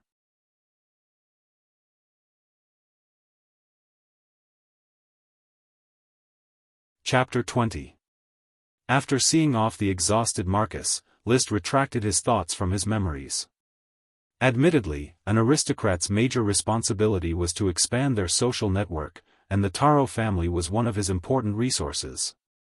However, he himself was not a diplomatic person. He preferred to stay in his territory, entertain himself, and be self-sufficient. First, I should practice the Qi secret manual and complete the smoke mission. First, he opened the Fire Fluctuations Flames. Through a large number of illustrations and descriptions, it explained how to strengthen fire-attributed Qi, as well as how to circulate Qi in coordination with powerful moves. Fire Fluctuations Flames tended to be big and wide.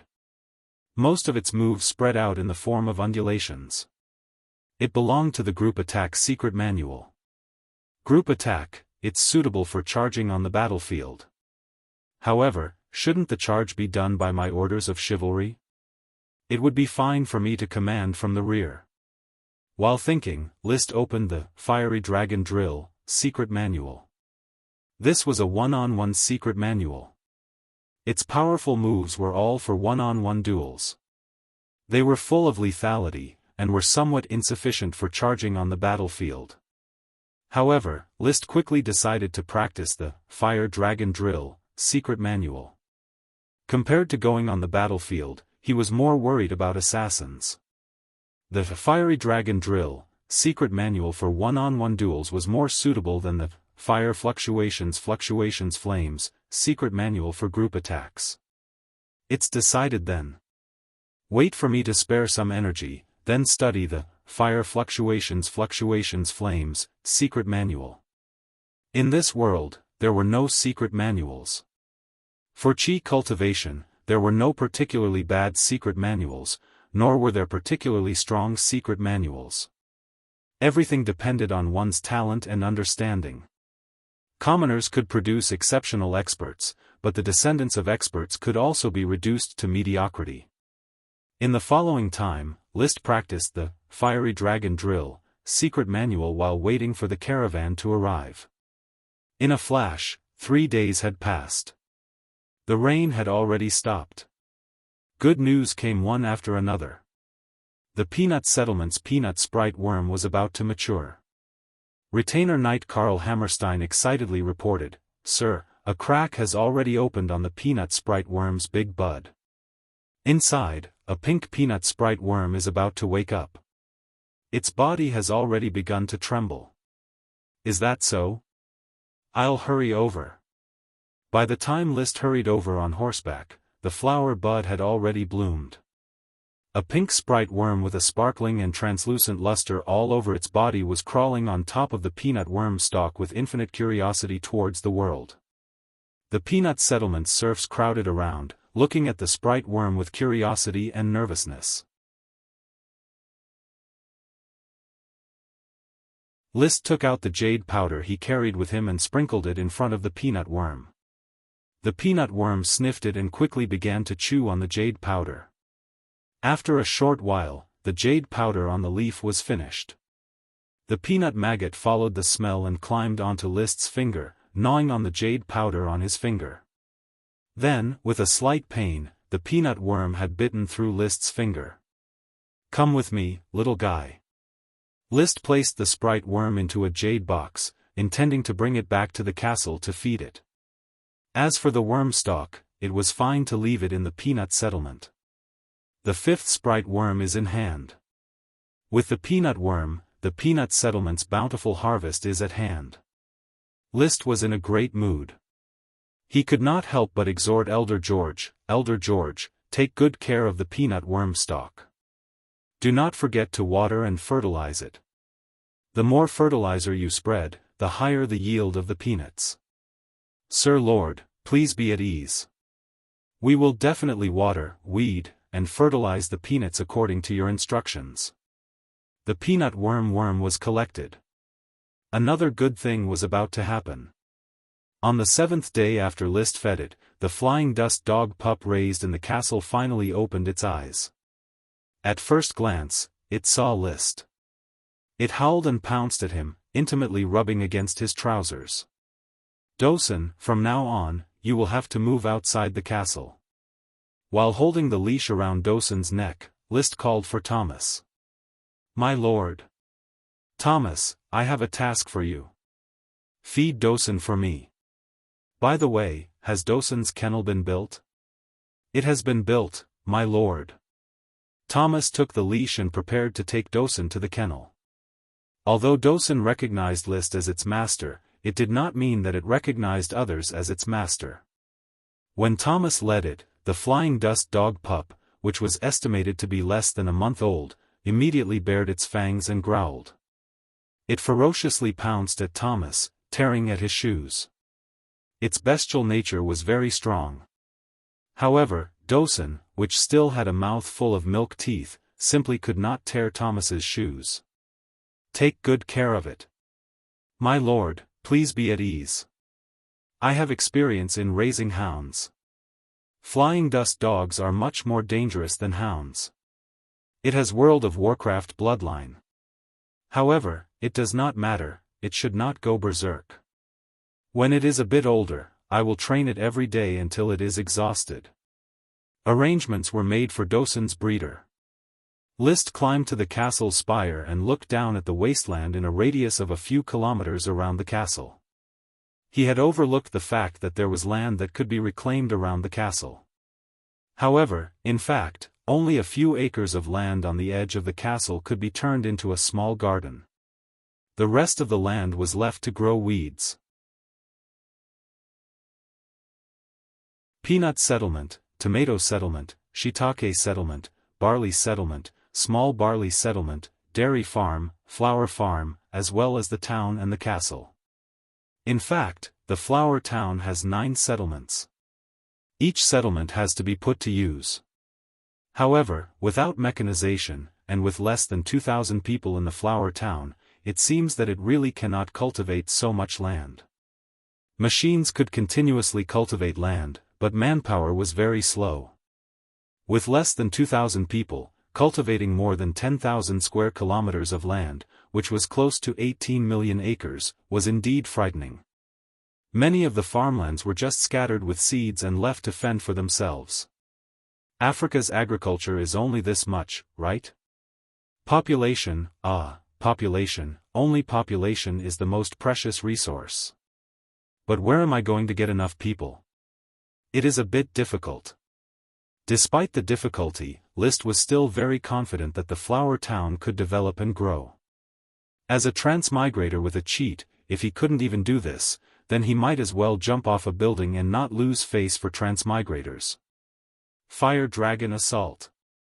In the small garden in front of the castle, List held a one-handed sword in his hand and performed a move from the Fire Dragon drill. A flame suddenly ignited on the blade of the sword and spread to a radius of 1 meter with a whistling sound. It was like a fan fanning fire. The flame shot out in all directions and was accompanied by a light crackling sound. The flame was not real, it was just the effect of chi attached to the one-handed sword. List's fire-attributed chi had an explosive nature. Even if it was the same type of chi, it would still have a different emphasis on its nature. For example, fire-attributed chi, his emphasis was on explosive nature, while others might focus on high temperature, fire power, condensation, and so on. I finally mastered the Fire Dragon Assault.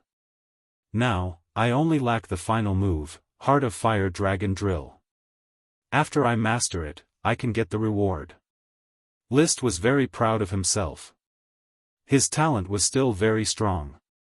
The Fire Dragon Drill was divided into 2 sets of skills. One set was the method to refine Qi, and the other set was the 16 offensive moves.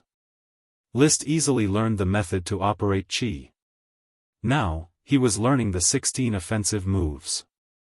Others take at least half a month to learn a secret manual, but I finished it in less than a week. It is hard to imagine that my predecessor was not able to break through to the Earth Night realm before reaching adulthood. Could it be that his perception was too poor? If his physical talent was not bad, then it could only be attributed to the problem of perception. Before reaching adulthood, List had probably been brainless. Now, List might not dare to say that he was extremely smart, but he was definitely not stupid.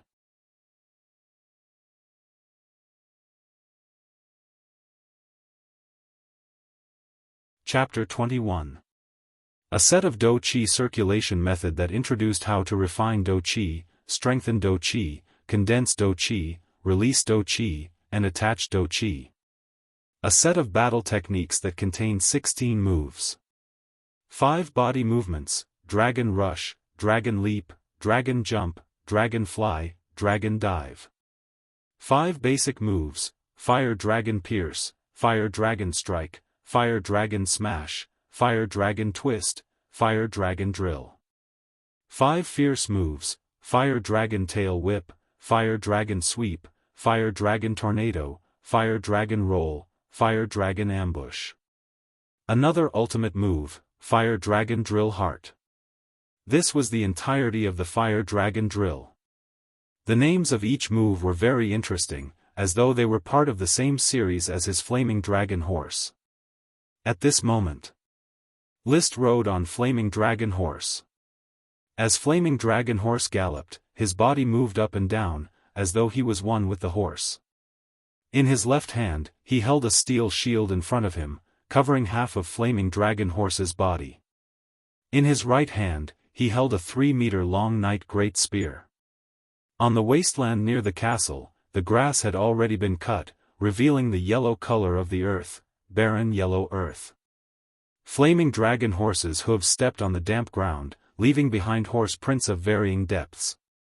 Its body turned into a red ball of fire, quickly galloping into the distance. On the horse's back, List's entire body radiated with Do Qi, which was attached to the shield, Knight Spear, and Flaming Dragon Horse. Very quickly, the man and horse were completely enveloped in flames. Followed by List's loud roar, Fire Dragon Drill Heart. Flaming Dragon Horse leaped high, and the Knight Great Spear charged forward. In an instant, there were countless shadows of man and horse that were one with the attack. They quickly flashed past and crashed into a huge rock in front of them. An earth-shattering attack. Boom! The rock that was as tall as a man was instantly blown into smithereens. Flames shot everywhere, turning into rain along with the crushed rocks. When the dust settled, List, who was riding Flaming Dragon Horse, had already walked out of the range of the explosion. He was wrapped in full body armor, and so was Flaming Dragon Horse. The silver-white full-body armor had a lot of scratches and black marks on it. Pushing away the mask on his face, List's handsome face was revealed. The corners of his mouth curled into a slight smile. The power is not bad. If this move hits, it should be able to cripple a World of Warcraft dog. Marcus and Gord arrived on their respective horses, followed by 4 of List's retainer knight. Oh my god, List, you really are a genius. I've already seen it.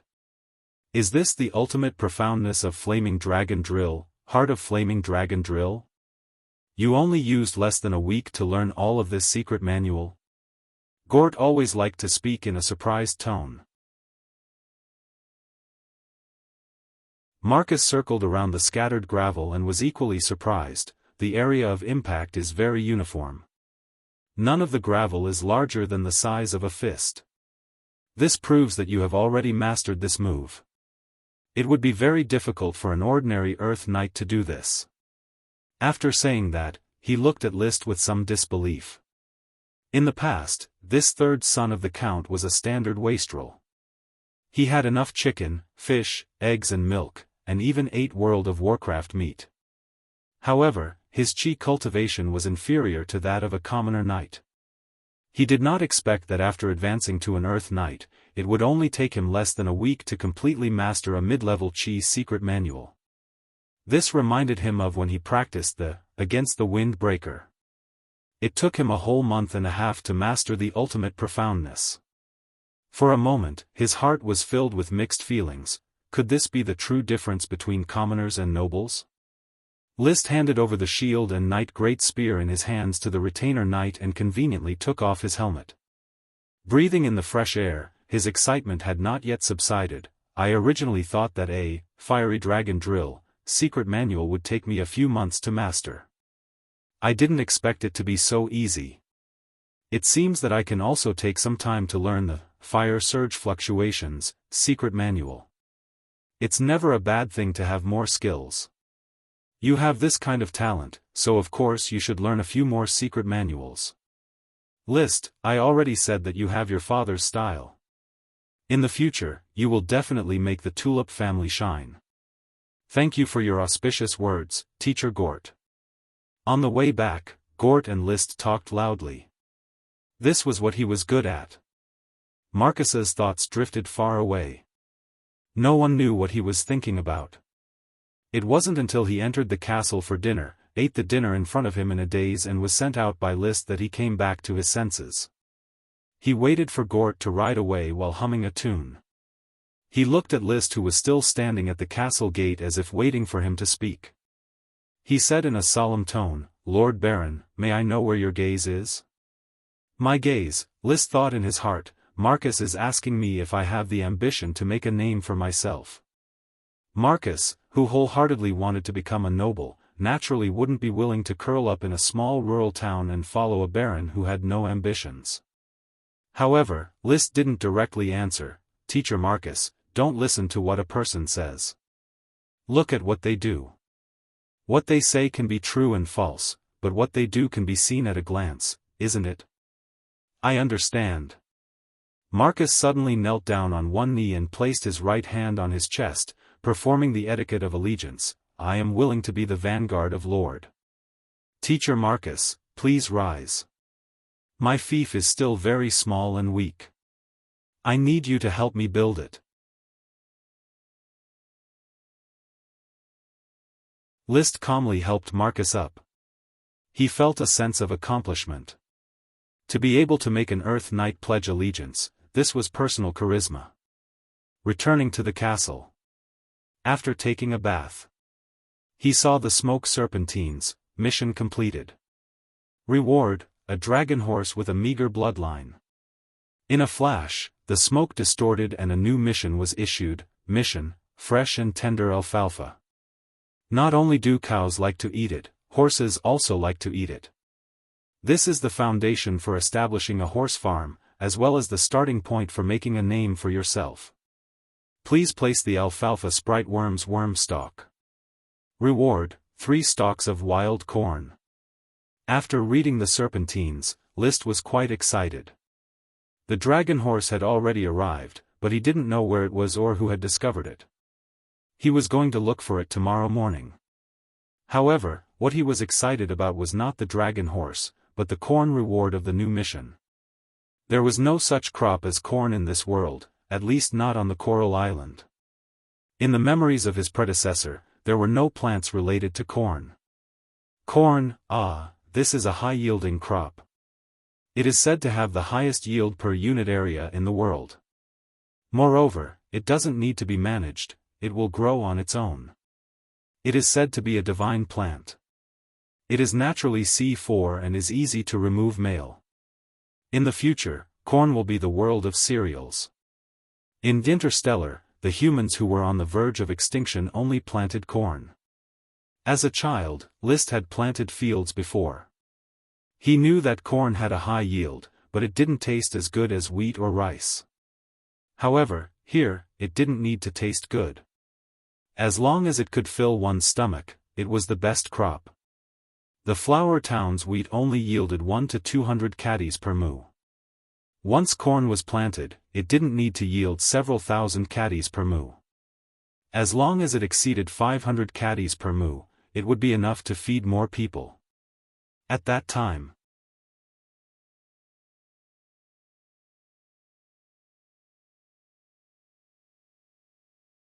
Chapter 22. Before List could order his men to search for dragon horses, Gort, who was in charge of changing the alfalfa in the dairy farm, rushed to the castle early in the morning. List, good news. Our newly planted alfalfa has sprouted and is growing well. Most importantly, a wild horse had been lured over from an unknown place to eat the alfalfa. That wild horse is very spirited. Oh, it's even taller and more majestic than your fiery dragon horse. Call Teacher Marcus. Let's go to the dairy farm to take a look at this wild horse. After eating the alfalfa, it has to sell itself in exchange for food expenses, right? That's right, its food expenses are its own, huh? Everything in the territory belonged to the Lord. Without a doubt, this wild horse was List's private property. The group quickly arrived at the dairy farm.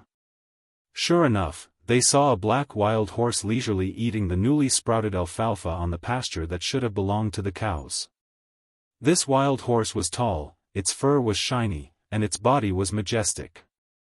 One could clearly see that its muscles were in a state of distinct lines. Teacher Marcus, you are an expert in identifying horses. What do you think of this wild horse? Wild Horse had already discovered List and the others, but it seemed to be very bold. Seeing that List and the others did not come close, it lowered its head and leisurely ate the grass.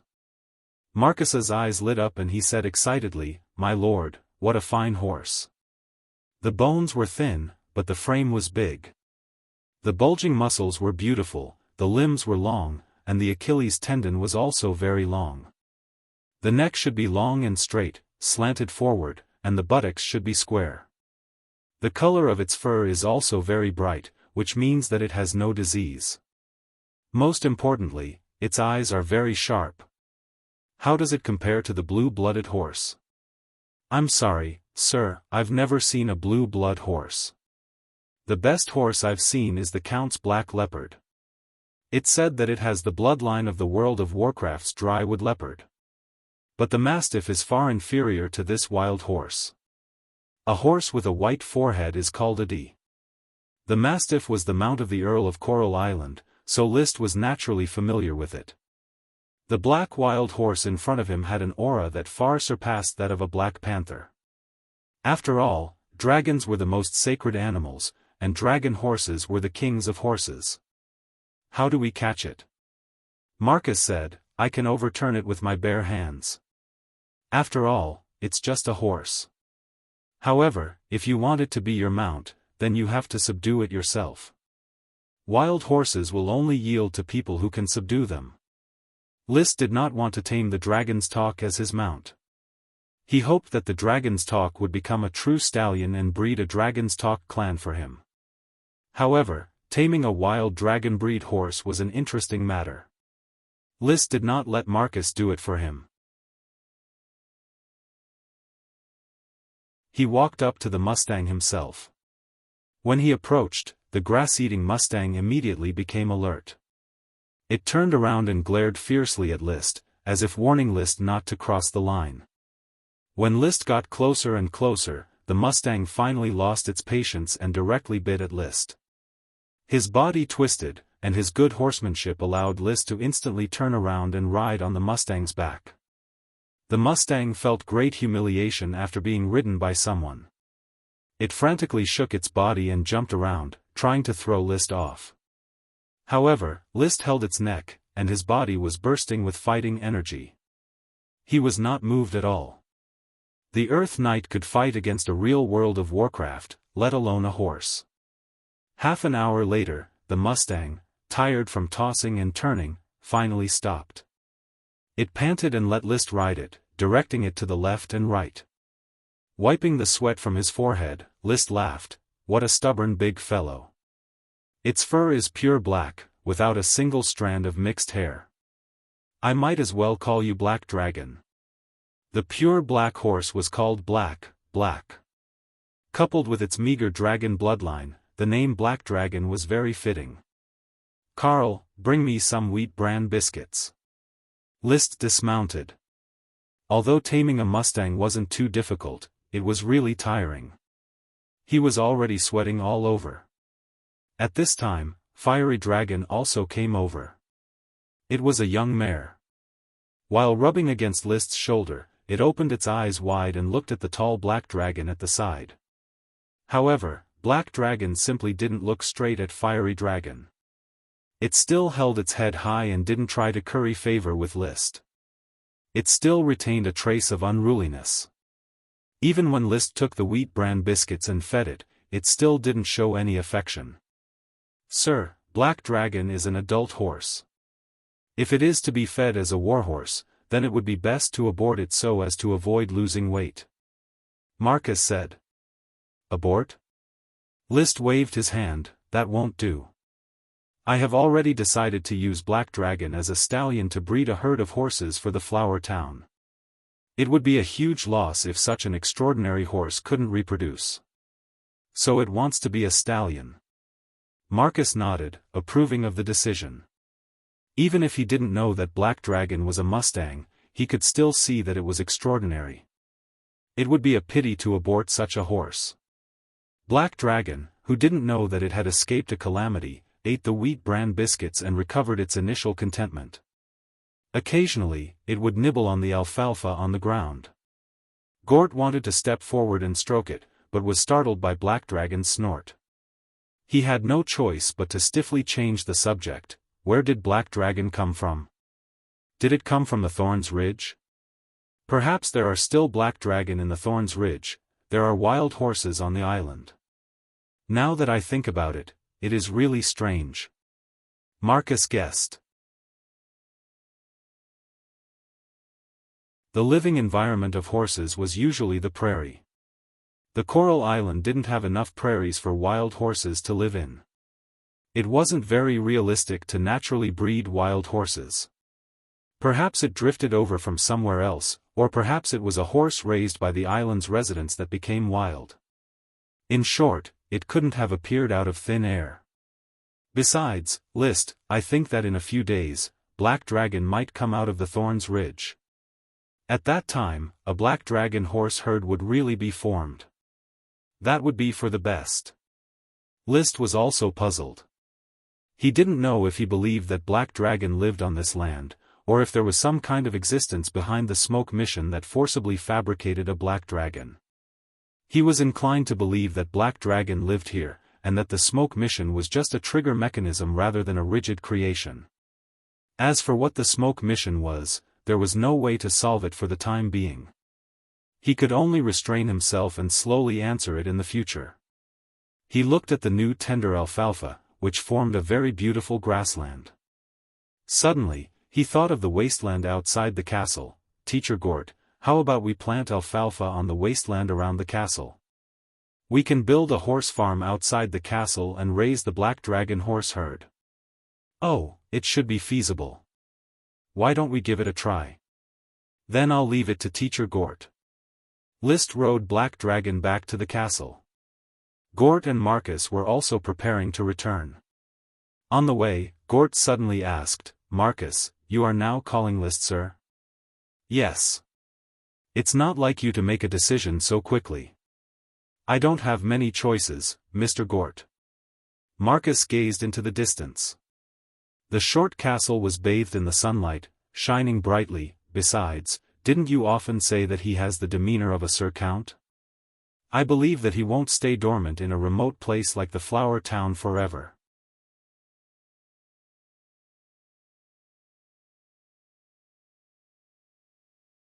Chapter 23. List enlisted the idle farmers on the dairy farm to cultivate the wasteland around the castle and cultivate alfalfa. Originally, Gort's idea was that as the Lord's serfs, they had to work unconditionally. List wasn't that exploitative, so he decided to take care of the farmers 3 meals a day. Commoners generally only had 2 meals a day, so they rushed to work. He distributed some of the extra wheat bran in the castle to the working farmers. Wheat bran was the removed skin of the wheat. Here, he only had fine wheat flour. Wheat bran was basically used to feed the horses, but commoners used it to eat. The wheat bran biscuit he fed to the horses was the food that many farmers ate. Speaking of which, the nutritional value of wheat bran is higher than that of wheat flour.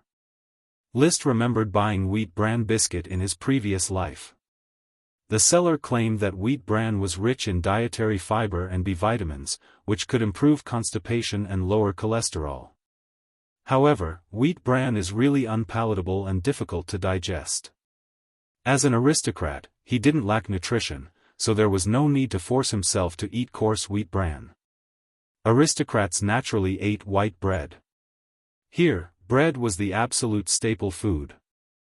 According to different materials and taste, it could be divided into 9 grades. There were 4 grades of white bread and 5 grades of black bread. The highest grade of white bread was made from fine wheat flour that had been sifted and selected. Only great aristocrats had the financial, material and manpower to make this kind of white bread. The price of this kind of white bread was also astonishingly expensive. One piece cost at least several silver coins. The second grade of white bread was made from fine wheat flour. Because the coarse particles were sifted out, it had a very delicate taste. Usually, one piece would sell for 1 silver coin. The next grade of white bread was made from fine wheat flour that had not been sifted and had a slightly worse taste. 1 silver coin could buy 2 or 3 pieces. The lowest grade of white bread was made from coarse wheat flour. It was simply processed and had a slightly worse taste. One could buy 1 piece for 10 copper coins. The white bread that List currently ate was of this grade. The white bread eaten in Tulip Castle was of a higher grade. Commoners ate black bread. A few copper coins worth of whole wheat bread without bran could only be afforded by wealthy commoners. A copper coin's worth of whole wheat bread without bran could only be afforded by ordinary freedmen. As for serfs, they mostly ate wheat flour without bran mixed with other flours to make mixed black bread, which could be bought for 1 copper coin. The poorer serfs either ate the grain black bread made of peas and other grains ground into flour, or ate bran cakes made entirely of bran. In addition, List also knew of a type of black bread that was commonly made by civilians. This kind of black bread, after fermentation, would become very, very hard. Commoners would cut it into slices and use it as plates or table legs. It was said that some plates of black bread could be used for months. What an evil feudal society! List sighed hypocritically and withdrew his thoughts. He had no intention of breaking the aristocratic system. One's position determined one's position. As a noble, he could enjoy the status bestowed upon him by the times, but he couldn't possibly pull himself down from his position. Besides, it was very difficult to break. There were no dragons or sprites, so how could he break it? "Master, do I need to bring Fiery Dragon over?" Thomas cautiously asked. He had always been so cautious in front of List. "No need. By the way, Thomas, how is Black Dragon in the stable? Did it throw a tantrum?" "Master, your newly subdued big guy bullied Fiery Dragon last night. But this morning, Fiery Dragon can already eat grass next to it." List nodded. He wasn't surprised. 2 tigers couldn't live on the same mountain, unless one was a male and one was a female. Black Dragon was a male and Fiery Dragon was a female, so it was natural for them to live in peace. Moreover, it was very likely that the first batch of Black Dragon's offspring would be produced by Fiery Dragon. List didn't oppose it. Fiery Dragon was also a fine breed mixed with the low-level World of Warcraft's Fiery Dragon bloodline. Only by combining the strong could they produce better offspring. He no longer paid attention to it. List began to practice the moves of the Fluctuating Flames fluctuations. Generally, an Earth Knight wouldn't practice the next secret manual before being proficient in the Chi's secret manual that was most compatible with them. List had a good perception and was still familiar with the Fiery Dragon drill, so he could practice the fluctuating flames fluctuations, at the same time. Different from the fiery dragon drill, the fluctuating flames fluctuations focused on group battles. Its moves often consisted of the sword sweeping a large area and the spear striking a large group. Unknowingly, he was already immersed in cultivation. He was constantly releasing his fire-attributed chi, burning the surrounding air. Its might was unknown, but at least on the scene, it was powerful. Great fire wave. With a slash of his sword, flames shot in all directions. He saw the butler Carter quickly walking towards him. He couldn't help but retract his chi and ask, "Mr. Carter, what's the matter?" "Master, Jesse just returned from cutting the grass outside and said he saw a caravan. I'm guessing that it might be Sir Count and Sir Baron's team." List's spirit was roused. They finally came. "I'll have to trouble you two teachers to come over and welcome the caravan with me. I'll go take a bath and change my clothes first." He hurriedly went upstairs to take a bath. Before long, Marcus and Gord arrived. The castle was located on a slope and had a good line of sight. They could already see the Thorns Ridge in the distance, where the caravan was slowly approaching. "Teacher Gort, remember to remind me to reorganize the patrol team." When the caravan arrived, no one gave me any hint. I only knew when my servant discovered it. "The patrol team is a bunch of bastards. You have to lend me your retainer knight to train them." "No problem." List mounted his horse. He didn't ride Fiery Dragon, but rather rode his newly subdued Black Dragon, showing off, "Come with me to welcome the caravan. Father shouldn't come in person. The one following the tulip great sprite might be my elder brother." The three urged their horses forward to welcome them. Carter busily called out to all the servants, "Keep your spirits up and remember to tidy up your clothes. Don't look dirty and lose master's face. Jesse, I'm talking about you. Oh, heavens, there's mud on your pants. Are you going to make us unable to lift our heads? Quickly go back and change them." Yes, Mr. Carter." The assistant manservant, the flaxen-haired Jesse Ricewater, hurriedly went back to his room to change his pants. Carter shouted again, "Mrs. Morrison, inform Mrs. Abbey to prepare desserts, tea, and snacks. Also, remember to prepare the ingredients and prepare the most sumptuous banquet. There will be people who need master to personally entertain." "Are you saying there will be aristocrats coming?"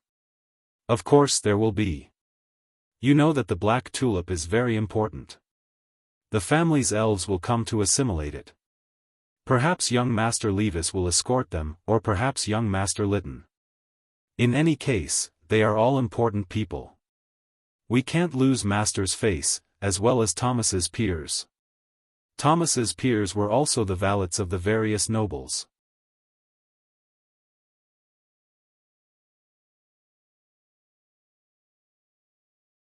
Chapter 24. 1, 2, 3, 4, 5, 6, 7, 8, 9, a total of 10 carriages, under the escort of a team of knights, followed the yellow road to the castle's hill. "Sir Baron."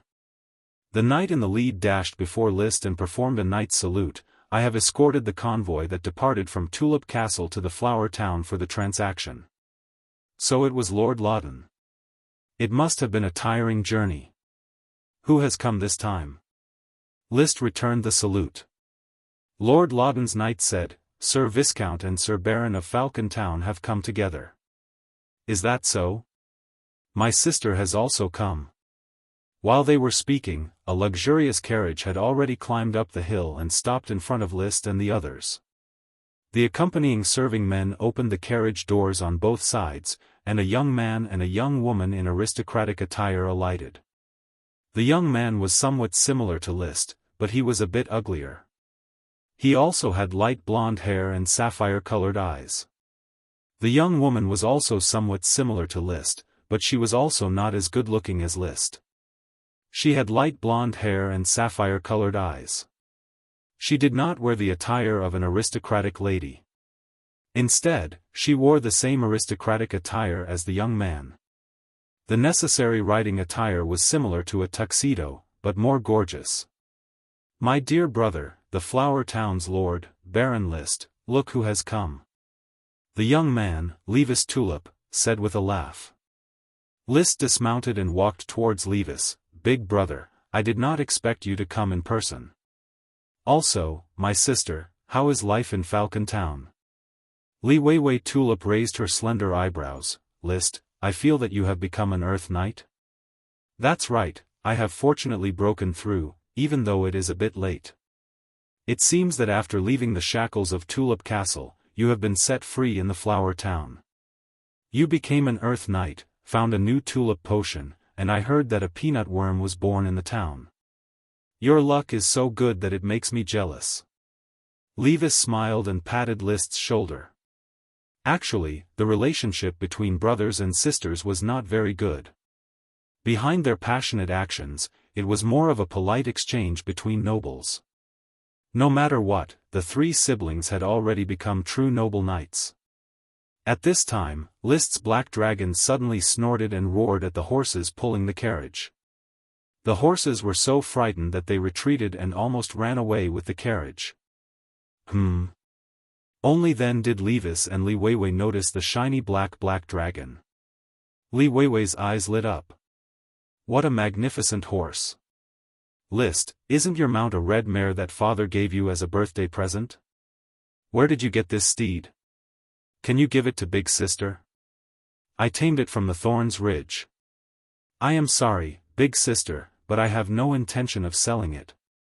"I am not surprised that you refused. However, to refuse so bluntly, List, you have improved since you were a child." Li Weiwei was a little surprised. When List was young, he was a little submissive and timid in front of her. People are always changing. "I am already an adult, so I have to make some changes." List said, "The sun outside is dazzling.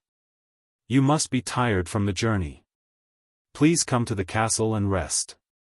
Mr. Carter must have already prepared tea and snacks. We can relax and chat. Then, Mr. Loudon, please invite the greater and lesser sprites over." Levis turned around. Knight Loudon quickly arrived next to the carriage and instructed several other knights to carry out 3 exquisite boxes, 1 large and 2 small, from the carriage compartment. The boxes were not big. The larger box was only the size of a cradle. Inside lay a beautiful creature the size of a baby. It resembled a human, but its entire body was translucent, as if it was a glowing, colorful gem. It also had wings folded on its back. This was the tulip family's treasure, the greater tulip. The other 2 small boxes each had 2 lesser sprites the size of an adult's foot. They were equally beautiful, but not as bright as the greater sprite. The greater tulip seemed to have been awakened by the knight's movements. It stretched inside the box, and then rubbed its eyes as it woke up. It flapped its wings and flew into the air. As it had no gender, it naturally did not need to wear clothes. Its bright eyes looked around and quickly locked onto Levis. "Levis, have we arrived? Where is the black tulip?" The voice was sweet, like that of a young girl. "We have arrived. Sweet fragrance, this is the Flower Town. When it gets dark, you will be able to see the black tulip." Levis responded. At this time, the greater tulip looked at List. "Wow, List, long time no see." List nodded with a smile. "We haven't seen each other for almost 2 months, sweet fragrance." Before he finished speaking, the 2 tulip lesser sprites also woke up. They each flew out of the box and circled around the greater sprite. From time to time, they would let out a few wow and wow. The lesser sprites had unlocked their spiritual wisdom, but their intelligence was limited and they could not speak. He led the sprites into the castle. The castle's living room. Those with noble titles sat around the table, while those without noble titles were received by Marcus downstairs. List, Levis, Li Weiwei, Gort, Loudon, and the other Lord Knight, Bruce, the 6 of them took their seats together. Carter directed the servants to continuously serve tea and snacks. The cook, Abby Ladle, used all of her skills to continuously serve delicacies one after another. The greater tulip sprite sat on Levis's shoulder, shaking its two chubby little feet, and began to doze. One tulip lesser lay on Levis's head, and the other on Li Weiwei's shoulder. There were also several small jade boxes containing tulip sprite worms. Seeing such a scene, List realized, the Count has transferred the greater sprite and lesser sprite to Levis. Otherwise, they would not be so close. He was very jealous. No matter how many times he had seen them, the sprites were so beautiful, yet such beautiful things belonged to others. But this was only a matter of time. After all, Levis was the next Earl of Coral Island. I didn't expect the Flower Town's castle to be so crude. List, you should properly repair it. Levis, holding a teacup, looked at it casually. Compared to the Tulip Castle, this small castle was no different from a commoner's thatched cottage. I also want to, but I lack money, manpower, and materials. You didn't ask for the materials to build the castle. The carriage is loaded with food, drink, and a lot of seeds. After the enfeoffment ceremony, Father gave you a lot of food, so why do you still need so much food? The Flower Town is more desolate than I thought. I have to hoard some food, otherwise, one day, I will really go hungry. List gave a simple reason. Hoarding food was always the right thing to do. Hoarding food, building high walls, and slowly becoming king, this was the routine since ancient times. He wanted to develop the Flower Town. Without solving the food problem, there was no development at all. Well, I think these boring topics can be carried out while eating. The most important thing now is to see the black tulip. My lesser sprite can't wait. Li Weiwei interrupted the two. List nodded. He really didn't want to pretend to be friendly.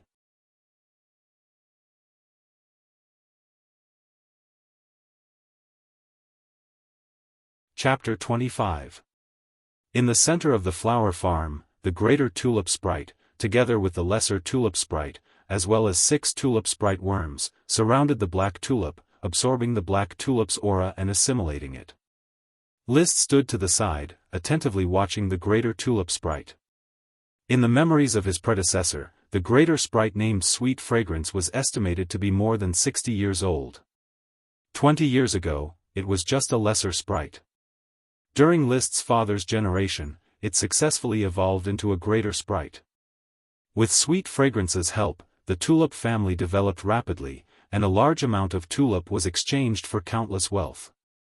Using the wealth to accumulate the orders of chivalry, Lee William was conferred the title of Count within a few years due to his military exploits. The Coral Island became the family's territory. Sprite. Although I have the memories of my predecessor and have seen Sweet Fragrance since childhood, but no matter how many times I look at it, it is not enough. Sprites are beautiful things that should not exist in this world. Unfortunately, it is not mine. I only have 5 sprite worms. No, I will soon have 6. He wrote to the Count, hoping to exchange for a sprite worm. The Count clearly agreed, because Levis had brought a wheat sprite worm with him. My dear brother, Father asked me to give you this wheat sprite worm as a reward for discovering the tulip potion. Levis took out a jade box and handed it to List. Is this a reward outside of the transaction, or inside of the transaction? Outside of the transaction, hee. List, don't think of us as outsiders. Levis smiled gently, his aristocratic temperament not much worse than List's. In any case, the blood of the tulip family flows in our veins. The importance of a tulip potion is huge for the family. After Father heard about it, he was very happy. Then I will accept it. Thank Sir Father for me. Why don't you thank him in person? Li Weiwei walked over. Grandfather has fallen ill and is bedridden. Father has prepared for us 3 siblings to visit him. Therefore, you will have to return to the Coral City with us tomorrow. Is that so? List nodded. There was no reason for him to refuse. Therefore, let's leave the reminiscing for lunch. First, let's settle the formal negotiations. Li Weiwei, you talk with List first. I will go take a look at the scenery of the flower town. I have never been to this small town. Levis rode on his own steed and left with the retainer knight and Loudon, who was guarding his safety. They watched as Levis left. Li Weiwei suddenly said, "Are you really not willing to part with this dark horse?" "I'm sorry, sister. It's extraordinary. Did you notice?" "Yes." "Determined not to sell?" "Not for sale." "Well, it seems that not only did your luck improve, but your temper also improved." Li Weiwei narrowed her eyes.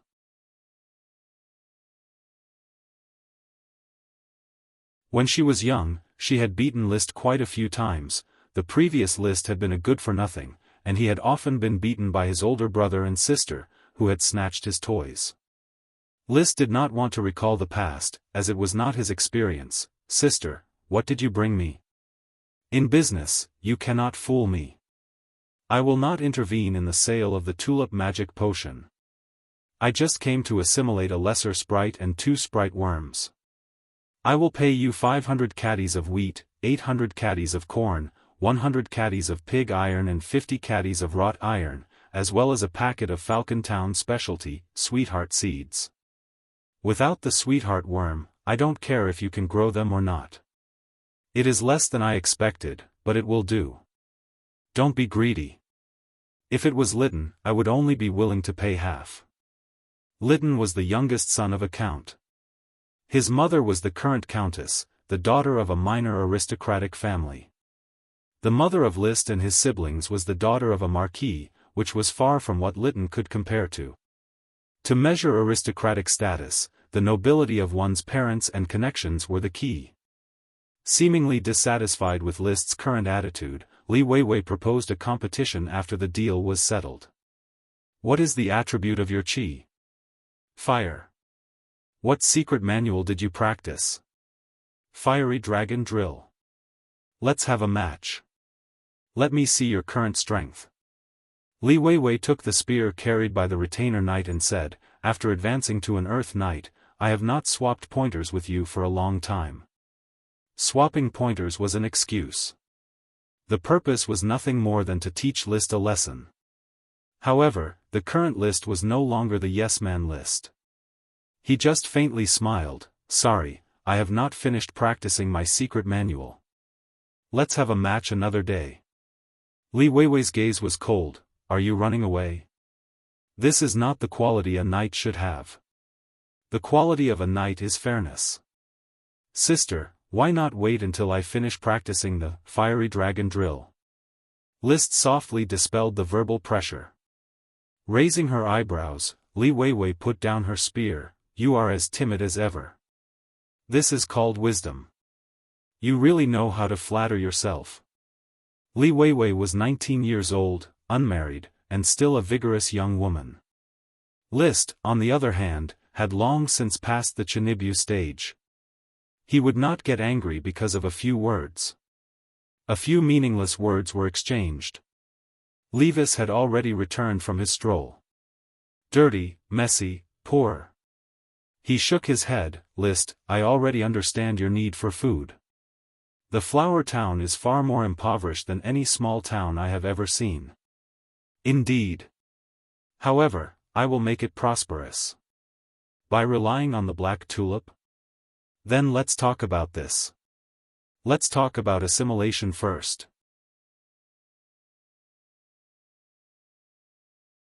For the greater sprite, lesser sprite, and 6 sprite worms, Tulip Castle will pay a total of 3,000 caddies of wheat, 2,000 caddies of barley, 500 caddies of wheat flour, 1,000 caddies of wrought iron, 30 barrels of beer, as well as seeds of various crops.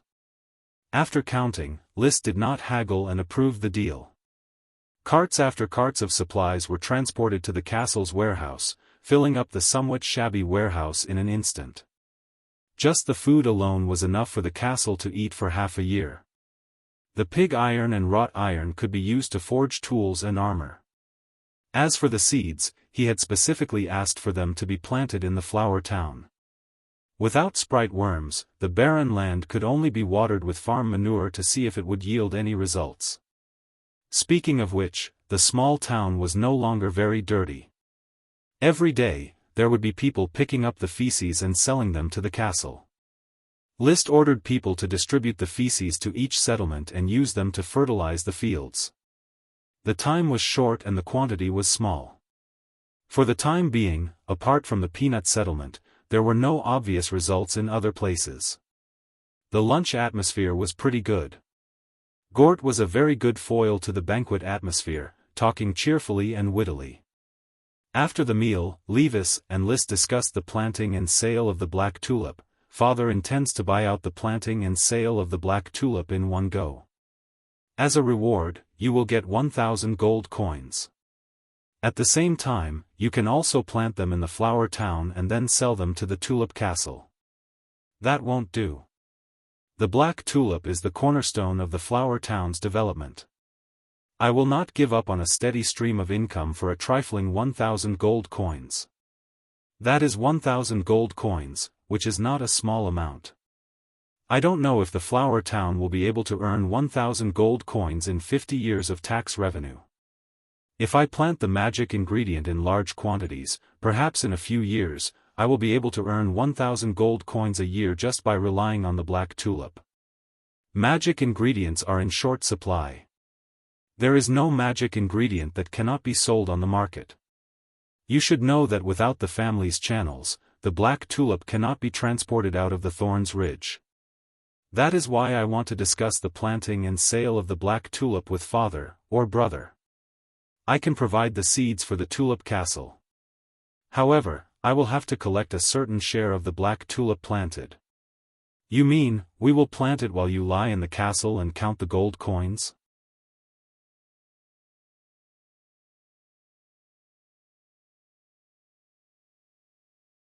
Chapter 26. I wonder if you are crazy, this is simply an exorbitant demand. Levis raised his voice to express his dissatisfaction. Don't be impatient, brother. Very well, I will listen quietly. What reason do you have to make me agree to such an absurd condition?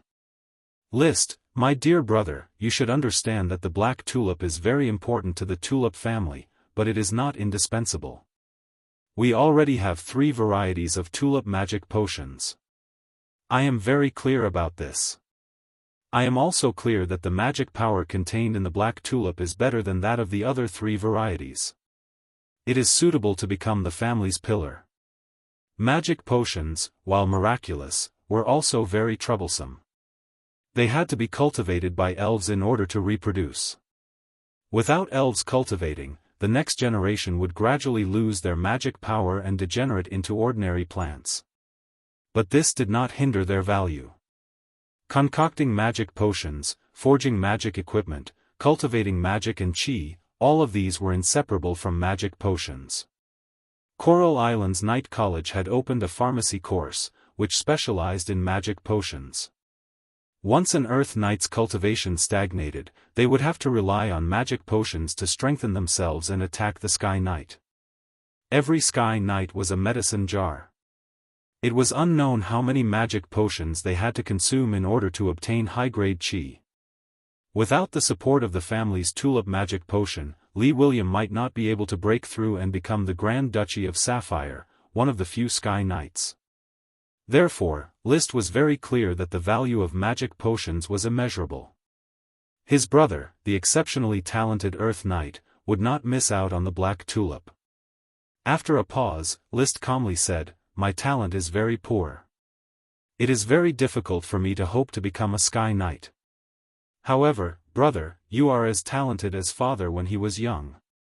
I think that with the black tulip and a steady stream of magic potions, your path to becoming a Sky Knight would be even smoother." He then glanced at Li Weiwei. "Sister is the same. I believe that a Sky Knight is far more worthwhile than 1,000 gold coins, isn't it? I sincerely hope that brother and sister can become a Sky Knight. The tulip family needs you to support it." As for me, I just want to make some money to improve my life. Speaking of the Sky Knight, Levis's breathing became slightly hurried. He became an Earth Knight at the age of 13. This year, he was 21 years old. Everyone said that he could become another Sky Knight in the Tulip family. But he himself knew that there was a huge gap between an Earth Knight and a Sky Knight. Even if he exhausted all of his family's resources, he wouldn't necessarily be able to cross that gap. Moreover, he had an equally talented younger brother, Litten Tulip. Litten's mother's family was only a small aristocrat, not worth mentioning. But he had to admit that his mother, the current countess, was still very good at pillow talk. A small half of the resources of the Tulip Castle were given to Litten. This made Levis's heart bleed and he complained to his father. Shouldn't the family try their best to train him to become a Sky Knight? Why waste resources? He narrowed his eyes slightly and said in a low voice, "List, if you really support me, you should not put forward such harsh conditions. Then, let me put it another way. I will only cooperate with brother and sister for the black tulip business. Father will not care about a magic potion." List's subtext was that avoiding the Tulip Castle meant avoiding Litten. In the future, the production of the black tulip would only be distributed among the three siblings. The half-brother, Litten, was very arrogant. He looked down on List and often rolled his eyes at List. List did not hesitate to scam him. Levis pondered for a moment and asked, "Li Weiwei will also participate? I didn't have this intention before. However, since List invited me, why not?" Li Weiwei's talent was not as good as Levis's, but she had the same desire to become a Sky Knight. "Don't forget, I also have a sprite." "Alright, let's talk about how to divide it."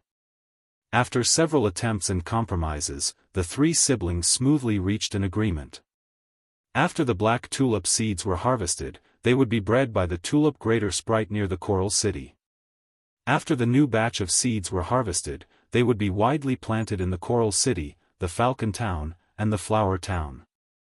For the first 3 years, all the black tulip magic potions were handed over to Levis to deal with. List, on the other hand, took a share of the profits according to the market price, 30% for the Coral City and 20% for the Falcon Town. 3 years later, the Falcon Town's black tulip magic potions were no longer handed over to Levis. Instead, Li Weiwei would deal with them alone and give List a share of 25%. 10 years later, List stopped taking a share of the profits. At present, Tulip Castle's golden tulip magic potions have an annual profit of about 5,000 gold coins. The black tulip magic potions should be able to surpass this scale. Assuming that it is 7,000 gold coins, then my annual share would be about 2,000 gold coins, which is far more cost-effective than the one-time payment of 1,000 gold coins. After signing the formal agreement, List pondered inwardly. He originally thought that a 20% share of the profits would be enough. However, Levis took advantage of his youth and ignorance and intended to buy it all out for 1,000 gold coins. Therefore, in retaliation, he raised the share to 30%. Even blood brothers should settle accounts clearly. Besides, List didn't think that they were blood brothers.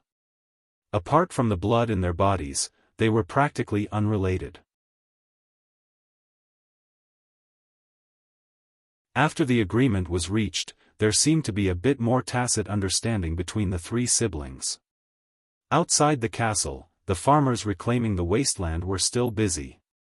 "What, are you going to plant crops outside the castle? Wheat or barley?" Li Weiwei stood by the window and gazed into the distance. "I'm going to plant alfalfa and raise horses here." Levis came over. "Raise horses? Are you going to form your own orders of chivalry?" "I hope to form a knight squad. The Thorns Ridges World of Warcraft is a big threat. Every winter, there are people who die in World of Warcraft. The fief doesn't even have people who can use chi. Big brother, let's talk in private." List suddenly thought of something. The two of them walked to a separate quiet room. "What's the matter, why are you being so secretive? I remember that the population of Coral Island was not large when I was a child. Father used a fleet to transport people back from the outer islands? Correct. When Father was conferred the title of Count, there were only a few thousand aboriginals on Coral Island. The population was trafficked from outside. Otherwise, 90% of the population on Coral Island were serfs of the family. Then, Big Brother, have you ever considered continuing to traffic in human beings? Continue to traffic in human beings? Levis carefully sized up list. Can the flower town still support more people? I doubt that this decaying town can support you, yet you still want to support others? Or rather, where do you plan to sell people? Trafficking in human beings was not a glorious thing. However, for aristocrats to reclaim wasteland, they always needed people. Basically, many aristocrats were more or less involved in the trafficking of people. The flower town is indeed very small. Therefore, I am preparing to develop the Thorns Ridge, which requires a lot of manpower. With the production of black tulip, I believe that it can last for a while. At that time, it will be enough to develop the flower town. At the very least, it will not be worse than elder sister's Falcon Town," said List half-truthfully.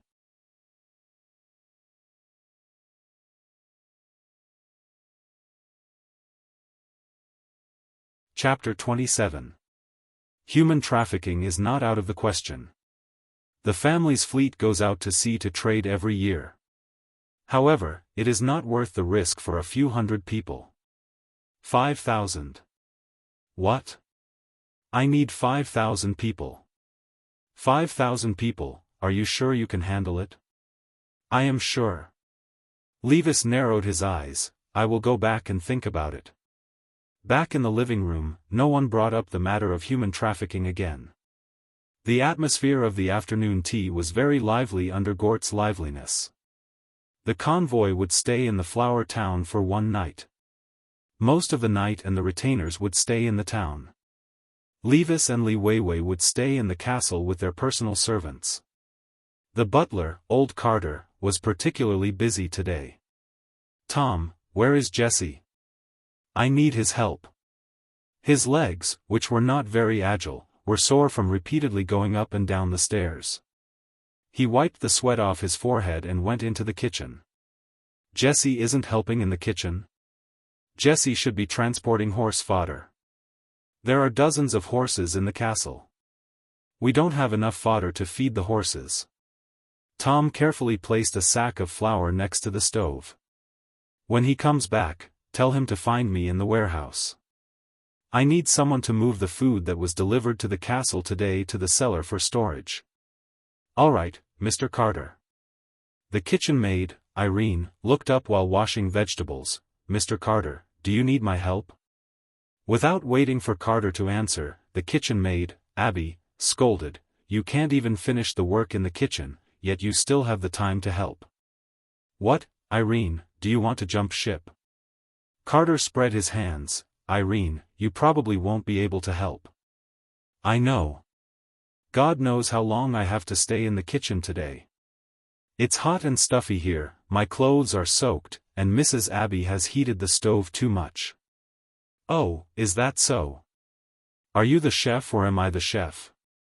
Do you want the master to entertain the distinguished guests at dinner? You are the chef. Then shut your little mouth and work quietly. Carter had already walked out of the kitchen. The kitchen was too hot, and he felt a bit of heaviness in his chest. He didn't know if he was suffering from heatstroke.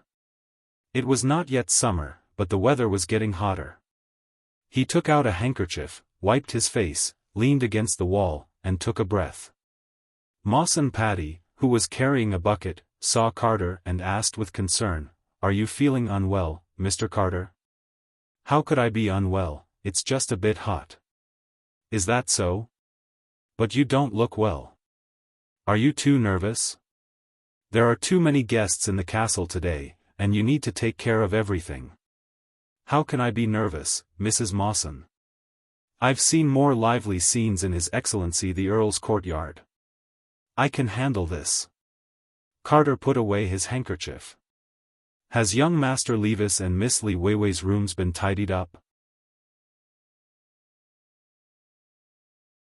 Miss Li Weiwei's personal maid has been complaining about the dust on the walls or the worn-out bedsheets.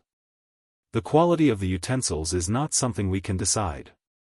Don't be rude about the details of the work, and let the rest be.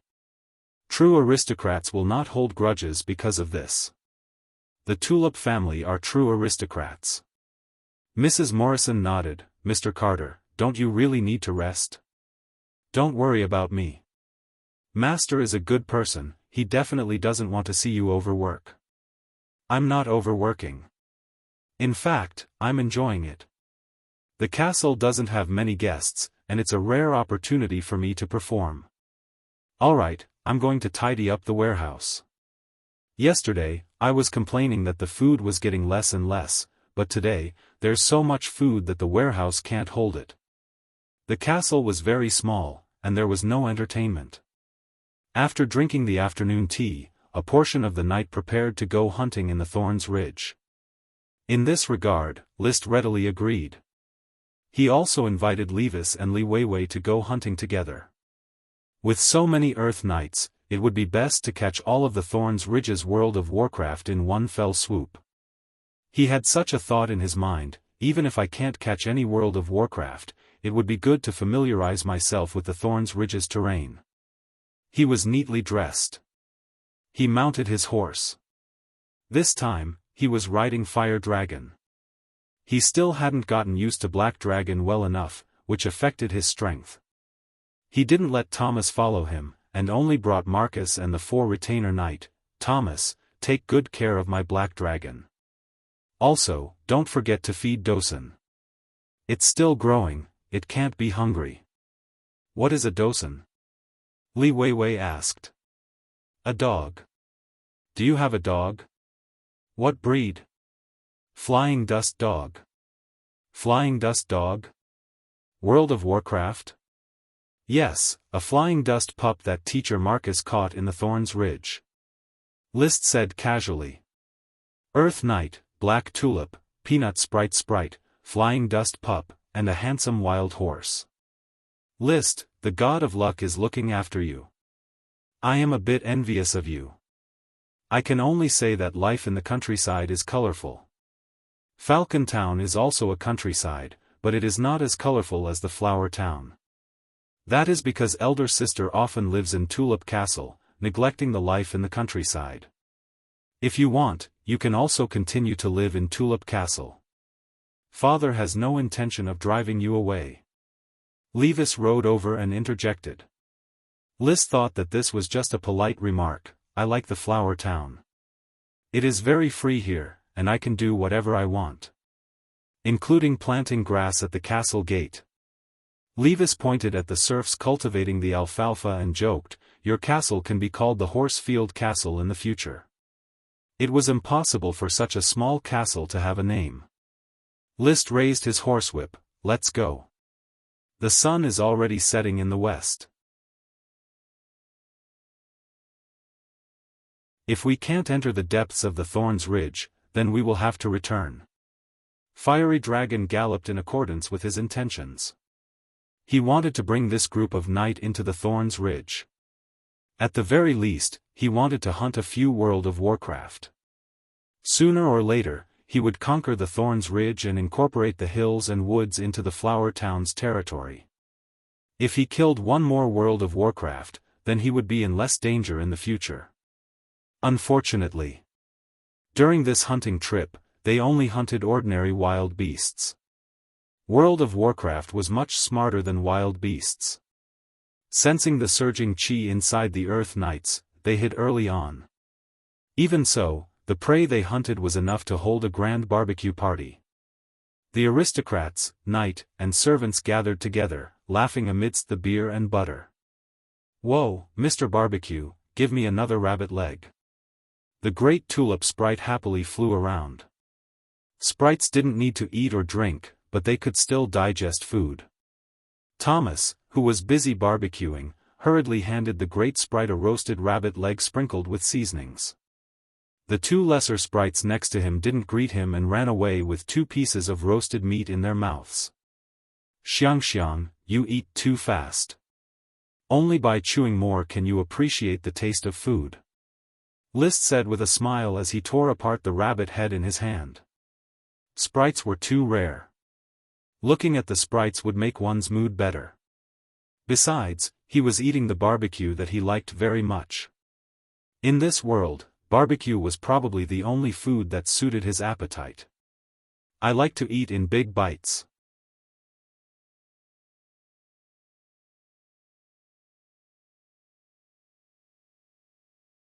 Chapter 28. It was already late at night. After the barbecue party was over, the knight went to the town to rest. Levis and Li Weiwei also entered their respective rooms.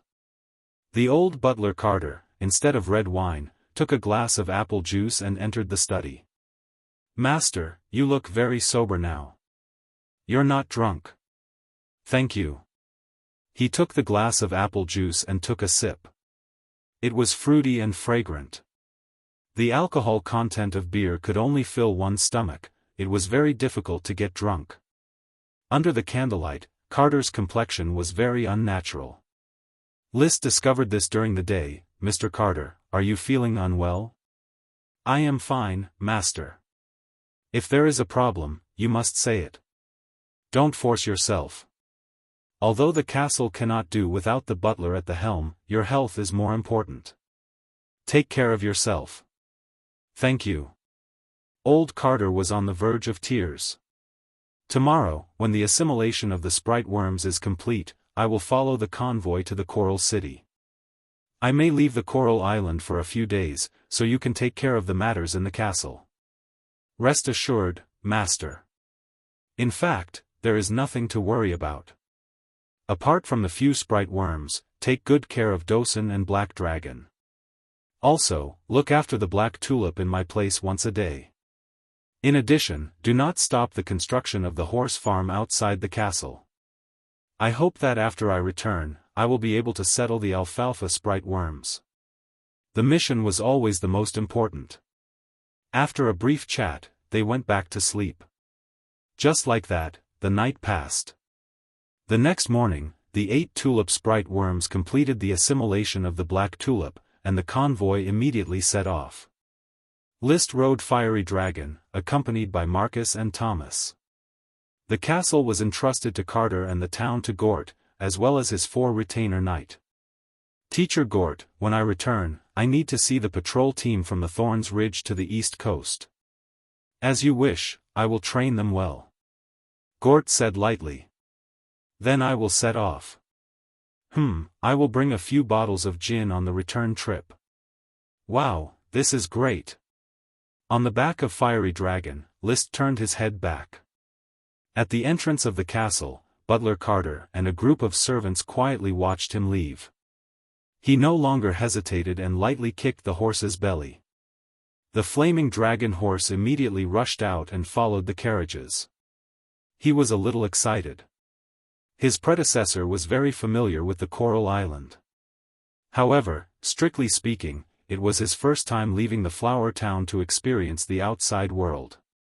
It was a magical medieval land and a noble system under the rule of a knight. After leaving the Thorns Ridge, the majority of the lands he set foot on belonged to the Count. Only some small towns belonged to the Count's enfeoffed baron. There were also some smaller villages and settlements that were the fiefdoms of the Lord Knight. In the entire Coral Island, there was only one enfeoffed viscount. He was the Count's follower, Jonas Gravel. However, there was still a small island outside of the Coral Island. It belonged to another viscount follower, Trick Wildgrass. On the Coral Island, there were a total of 6 cities, 1 large and 5 small. The Coral City at the foot of the Tulip Castle was the largest city. The North Valley City, White Birch City, Elm City, and Snake Spear City were all owned by the Count. The Gravel Castle and its subsidiary Gravel City were all owned by Viscount Eunice. From the Flower Town to the Coral City, one had to pass through the North Valley City and the Baihua City. However, the carriages did not stop at the two small cities. They only ate a simple meal in the castle's courtyard in the North Valley city before heading straight for the Coral City.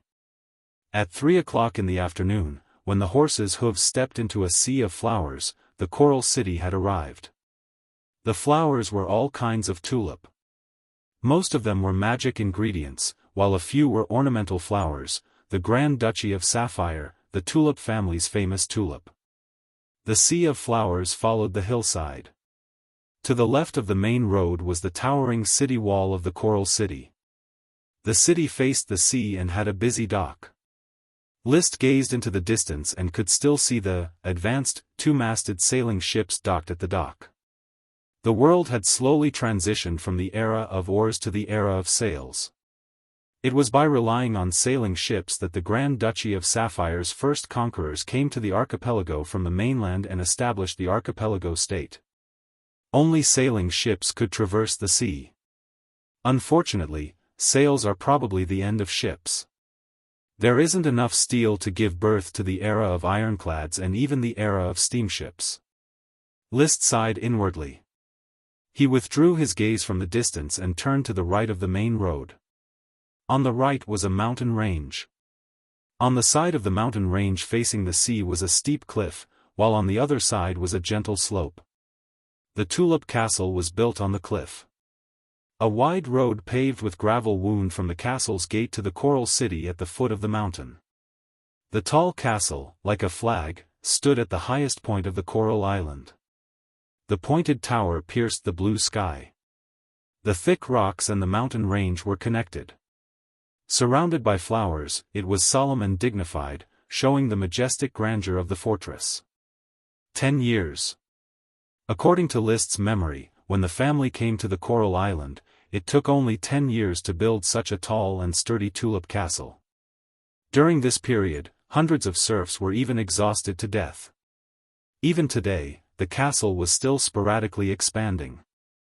The glory of the aristocracy had always been built on blood. It was just the Count's castle. It was said that the Sapphire Grand Duke's castle had been built for 100 years.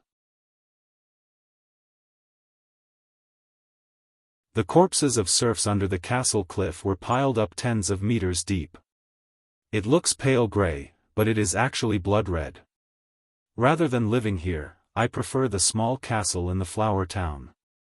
At least I can live at ease. List's heart was heavy.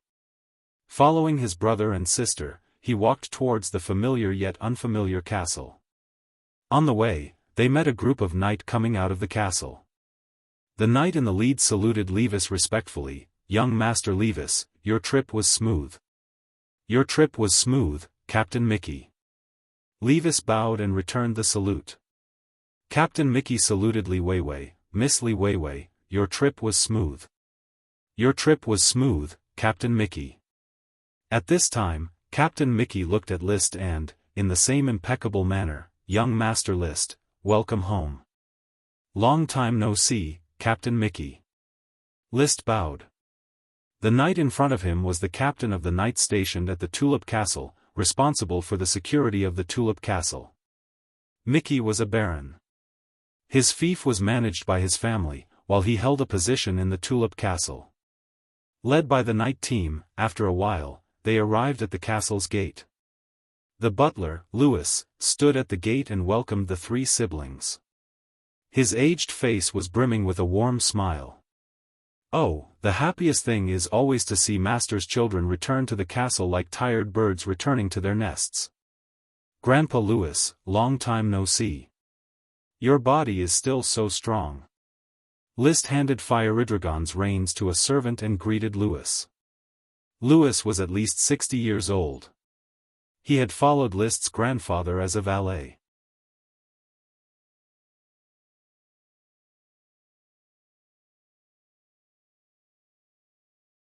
Chapter 29. I haven't seen you for 2 months. Young Master List looks more spirited than before. How is life in Flower Town? Asked Louis with a smile. Everything is fine. That's good. The Lord has also talked about you several times. He is also very concerned about your current life. Would the Earl of Coral Island talk about List's life? List felt very doubtful. If the Earl really cared about List, he would not enferf List to a dilapidated town like Flower Town. Back home, List did not feel homesick. The soul in his body came from another distant world. The memories of his predecessor were just a movie and could not affect his current mood. He and the Tulip family did not have a familial relationship. Everything was more like a game. Substituting himself in the role of List. The busy servants in the castle bowed to the three young masters and young ladies when they saw them. The Tulip family members living here were only the Earl, the Countess, Levis, Lytton, and Li Weiwei, who often came back to live. However, there were more than 200 servants. Moreover, the servants had little free time. They were busy from morning to night. The real work could be summed up in one: to maintain the aristocracy's luxurious life. I'm going to take a bath. I can't stand the smell.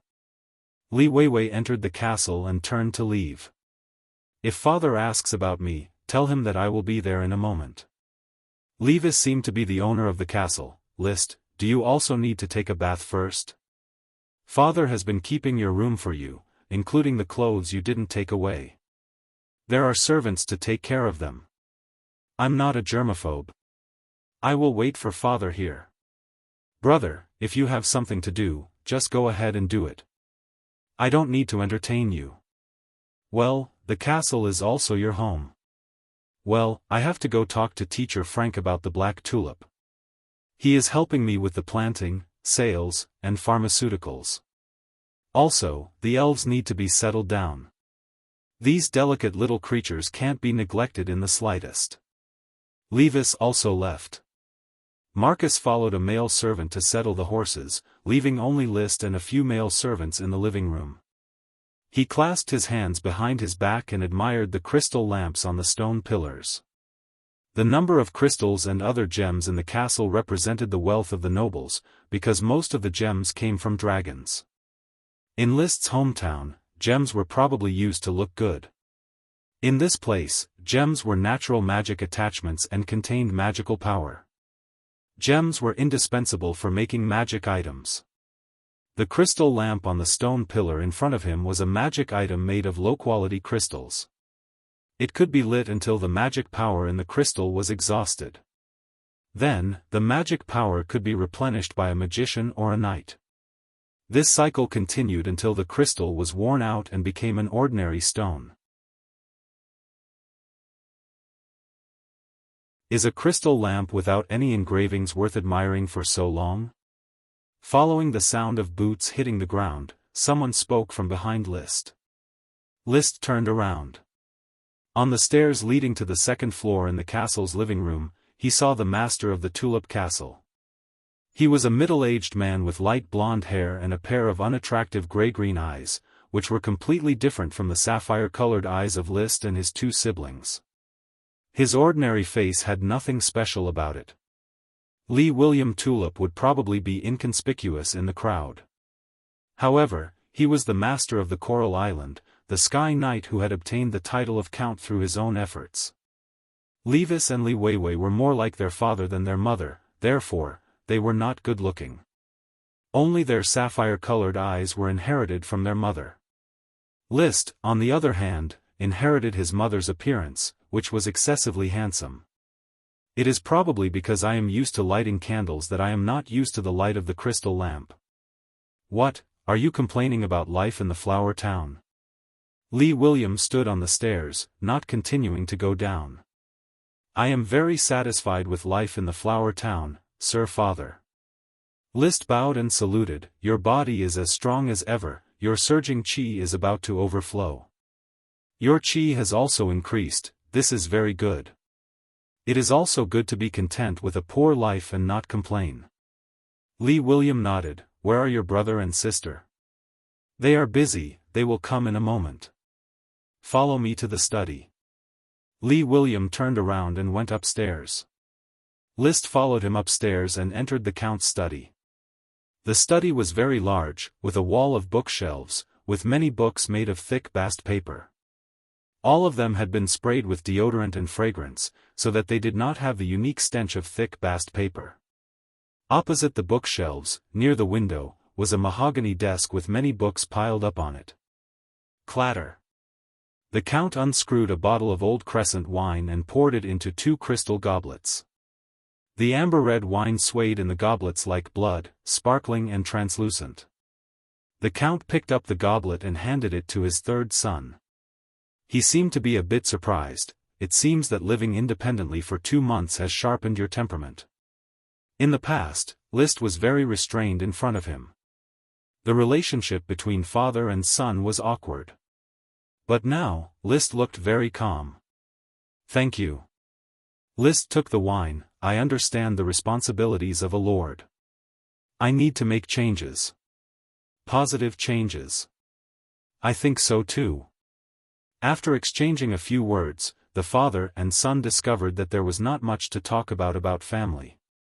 Thereupon, the Count raised his goblet, drank a mouthful of red wine, and stiffly changed the subject. "Has the matter of the black tulip been properly handled? How much did Levis pay you?" Tulip Castle is responsible for the cultivation and sales. I have a share of the profits for 10 years, 30%, which is only a cooperation between me, Levis, and Li Weiwei. The Count pondered for a moment. "Only a cooperation between the 3 of you?" "Yes. You shouldn't have left Lytton. He is also your younger brother. He is still young. Isn't it good to be sheltered under his father's wings? My brother and sister, we are all adults, it is natural for us to cooperate." Liszt smiled and did not deliberately explain or clarify his thoughts. Lytton looked down on him, so how could he look down on Lytton? As if only now remembering, Liszt asked, "What about Madame and Lytton?" "I didn't see them. Madame took Lytton to Snake Spear City. Today is Lytton's uncle's birthday." The Countess came from a baron family of Coral Island, which was located in a small town near Snake Spear City. After that, there was another period of silence. Liszt did not inherit the father-son relationship with the Count, and he could not chat like a stranger. It was difficult to grasp the degree between them, so he simply spoke less. The Count was somewhat unaccustomed to Liszt's current temperament.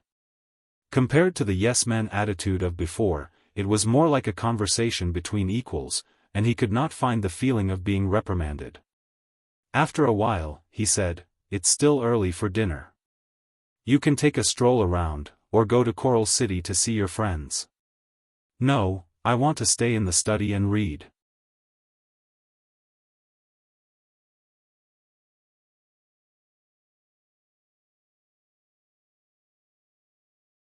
Chapter 30. History doesn't exist. Only some night novels can be used to speculate on the local customs and social development of the past. This was Liszt's understanding of this. He also didn't know the origin of humans in this world.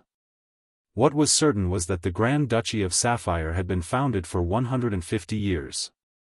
Last year, a grand anniversary celebration was held, which left an impression on Liszt. There were many novels about the Knight of the Sapphire family in China. Some novels recorded that the Sapphire family had a heritage of 1,000 years. As for the Tulip family, there was no such thing as a genealogy.